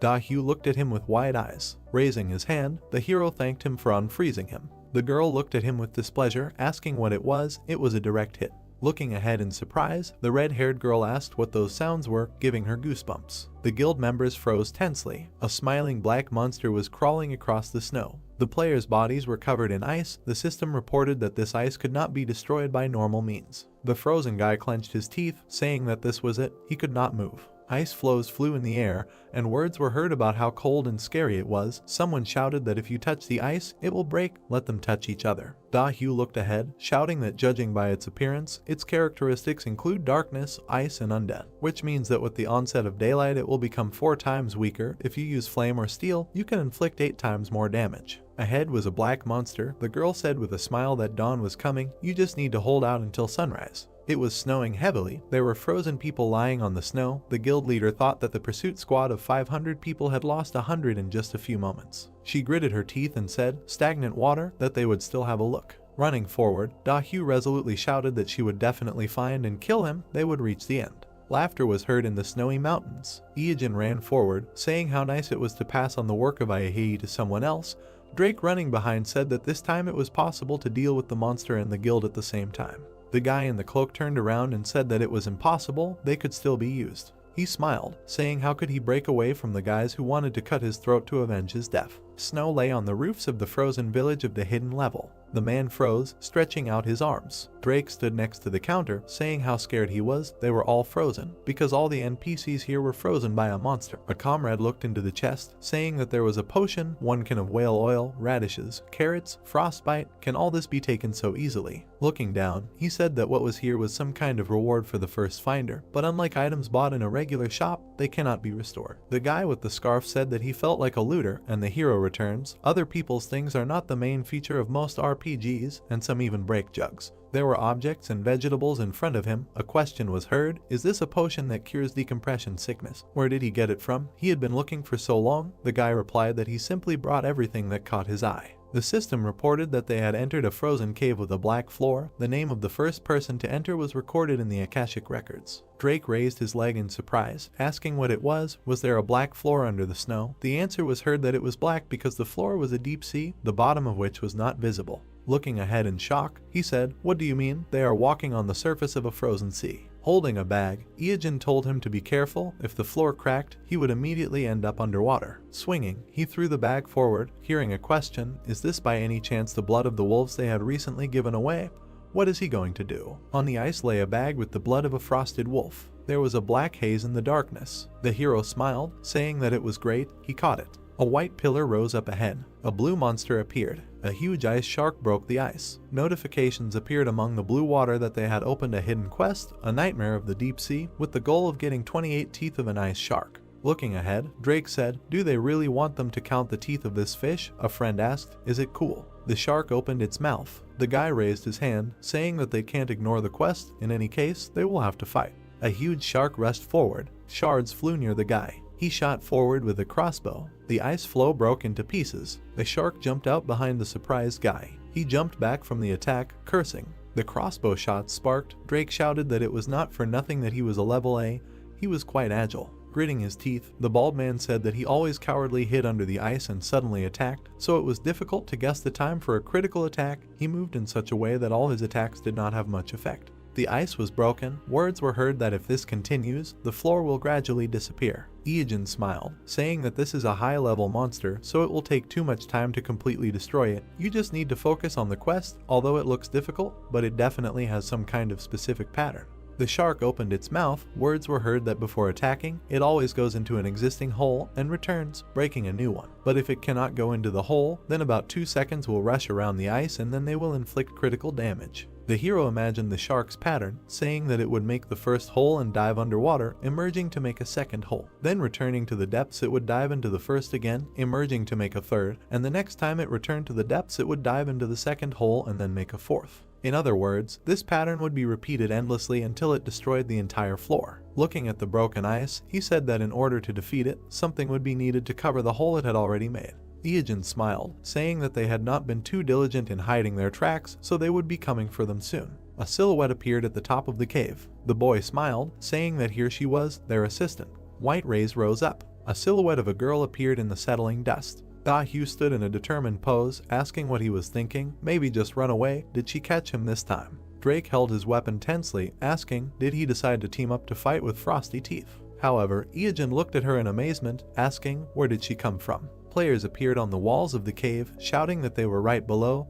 Let them wait for him there. Looking at the shining girl, the guy thought, did he miscalculate? Why did they catch up so quickly? He left such faint traces. After all, someone else should have arrived first. His eyes widened in amazement. The girl had a shining eye patch on her eye, the eyes of a snow goose that lived in the snowy mountains, helping to notice even the faint traces left in the snow. Looking at this in surprise, the guy thought, she got this item, now it makes sense how she found them so quickly. The snow goose eye is an indispensable item in northern expeditions. It helps to find a trail of an escaped trophy or a barely visible road. The guy gritted his teeth, thinking that he knew how monsters moved, where hidden dungeons and items were, as well as the location of food. So he considered it useless, did not pay attention. Who would have thought that Da-hyu would get it? She was either very lucky or very capable. Looking at his comrade jumping away from the shark, he thought that there was an ice shark behind him, a name ahead. They were in a difficult situation. Iijin looked ahead with displeasure and thought that he needed to stall for time at any cost. A smile appeared on his lips. He called the head. The girl with an axe ran forward, saying that her tricks did not work. He was finished. Calmly looking at her, the hero said that it was not about that. Do we by any chance know the secret of the item that she is now wearing? The girl with the eye patch looked at him in surprise. She froze with the axe, asking, what kind of secret? Da-hyu looked ahead in surprise. He asked about the snow goose eye. Does he mean to say that he has some kind of secret? The girl with the eye patch heard the request to listen carefully. The hero looked at her and said, the snow goose eye. Iijin finished by extending his finger, but even if you read it backwards, it will sound exactly the same. The girl was holding a spear. The player was squeezing a sword. Da-hyu took off the eye patch. Iijin looked at her in confusion, thinking, why such a reaction? In an entertainment show where he heard a similar joke, everyone laughed. Was it because the idol was joking? The enraged girl hit him with the axe, saying that he was bio-garbage, so only all sorts of garbage pours out of his mouth too. A shark jumped out of the ice behind him. The girl opened her mouth and asked what it was. The monster's eye glowed red. The shark rushed forward, attacking the players. The red-haired girl extended her hand, asking where it came from and commanded the mages to attack. A glow emanated from the extended hands. The shark snapped its mouth shut. Looking ahead in shock, Iijin thought that if it encountered too many opponents, it would simply swim deep into the sea. If unlucky, they might miss it altogether. He rushed straight to the shark. He bit his finger and splashed blood at the monster. The shark opened its mouth. Iijin curled his fingers and said that all monsters have a program to avoid poison, and there is nothing left to do but jump into another distant hole, and this will buy him some time. Rays emanated from the mage's hands. The glow flew towards the shark. It opened its mouth. A bright flash appeared in the center. Bright rays attacked the players. Da-hyu, her mouth open in surprise, looked at it. A shark's tooth sank into the ice, which could possibly stop the disaster above the sea surface. The shark opened its mouth. Its eye was glowing red. And Da-hyu turned around, asking what was that sound? Was it really following them here? A glow appeared at the entrance of the cave. A black monster jumped in. Iijin greeted with a smile, shouting that he had been waiting for her. The monster landed, raising dust. Stretching out its fingers, it rushed forward. Da-hyu looked at it in fear, thinking that this feeling of freezing from the very feet, she cannot get used to it. Although it is not the first time, it feels like she is locked in a prison and completely separated from the world. Her brother touched her, shouting for her to come to her senses, otherwise she will not get out of the water. Gritting her teeth, the red-haired girl ordered to report the situation. Looking at her, Chang said that because of this ice demon, most were frozen. Of course, he touched everyone he could to defrost, but most logged out.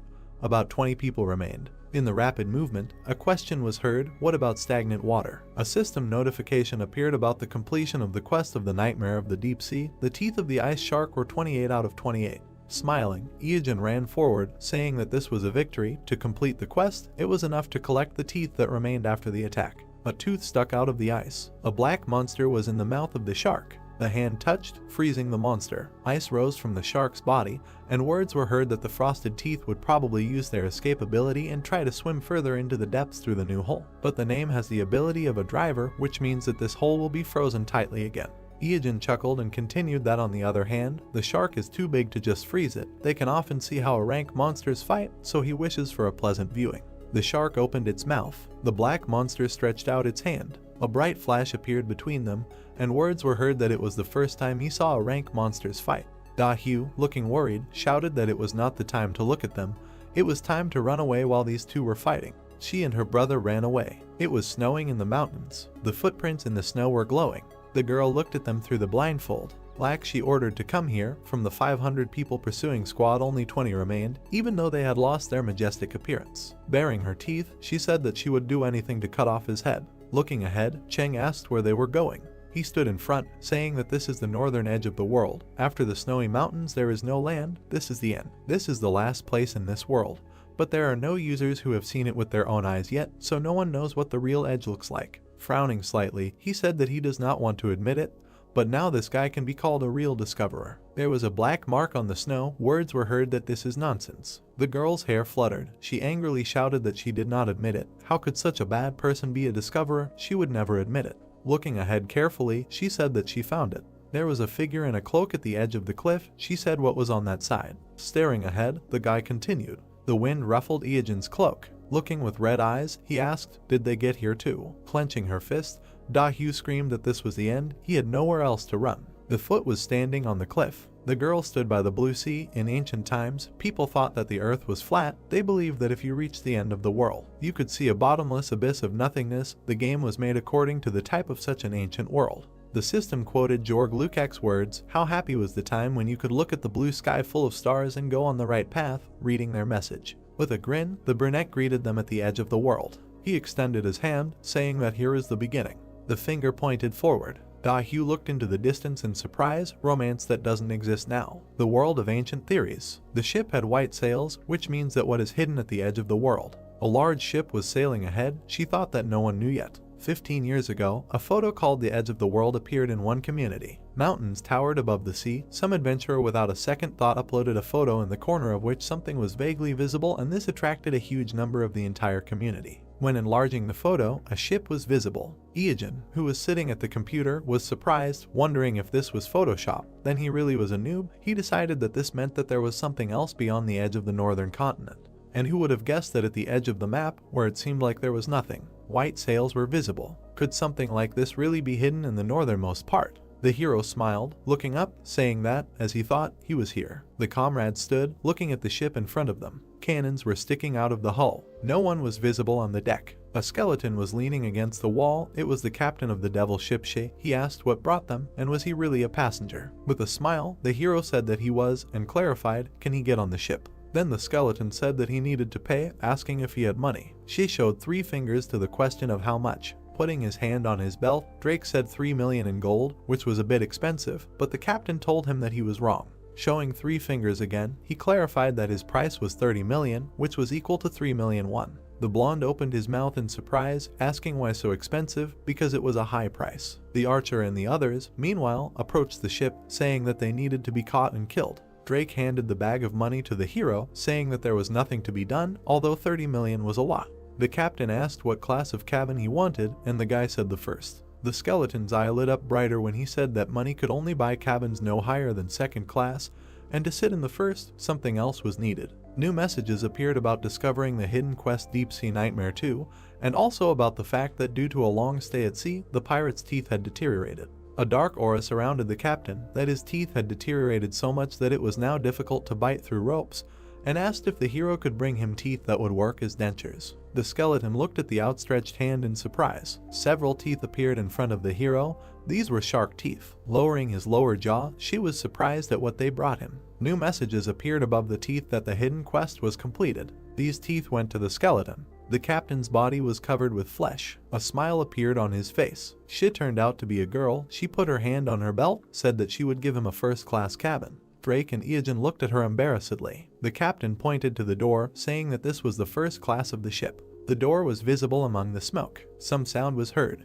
There were many different objects inside. The other part was completely empty. The guy noticed an unpleasant smell. Sitting on the floor, Drake did not understand what kind of first class this was, because it looked more like the hold of a ship. If this is what the first class looks like, then what are the second and third similar to? And probably, those who chose a lower class are simply dragged behind the ship on a rope. Iajin smiled. He was told that the second class is a deck where it is spacious and you can breathe in the sea air. Drake looked at him in confusion, asking if it was really better than here and why was first class the worst. The question about 30 million gold appeared in the background. Da-Hyu glared at the captain when she heard that it was from each person and asked why the tickets were so expensive. She showed her sharp teeth, saying that if you don't like it, you don't have to go. The other two people were surprised to hear that it was 3 million and asked if these two really paid that much. She said that since they got here, there was no turning back and opened the guild safe. Chang was surprised to hear that he immediately gathered those who agreed. The girl clenched her fists, saying that since they were going on reconnaissance in unknown lands, even a short video would be enough to cover all the costs.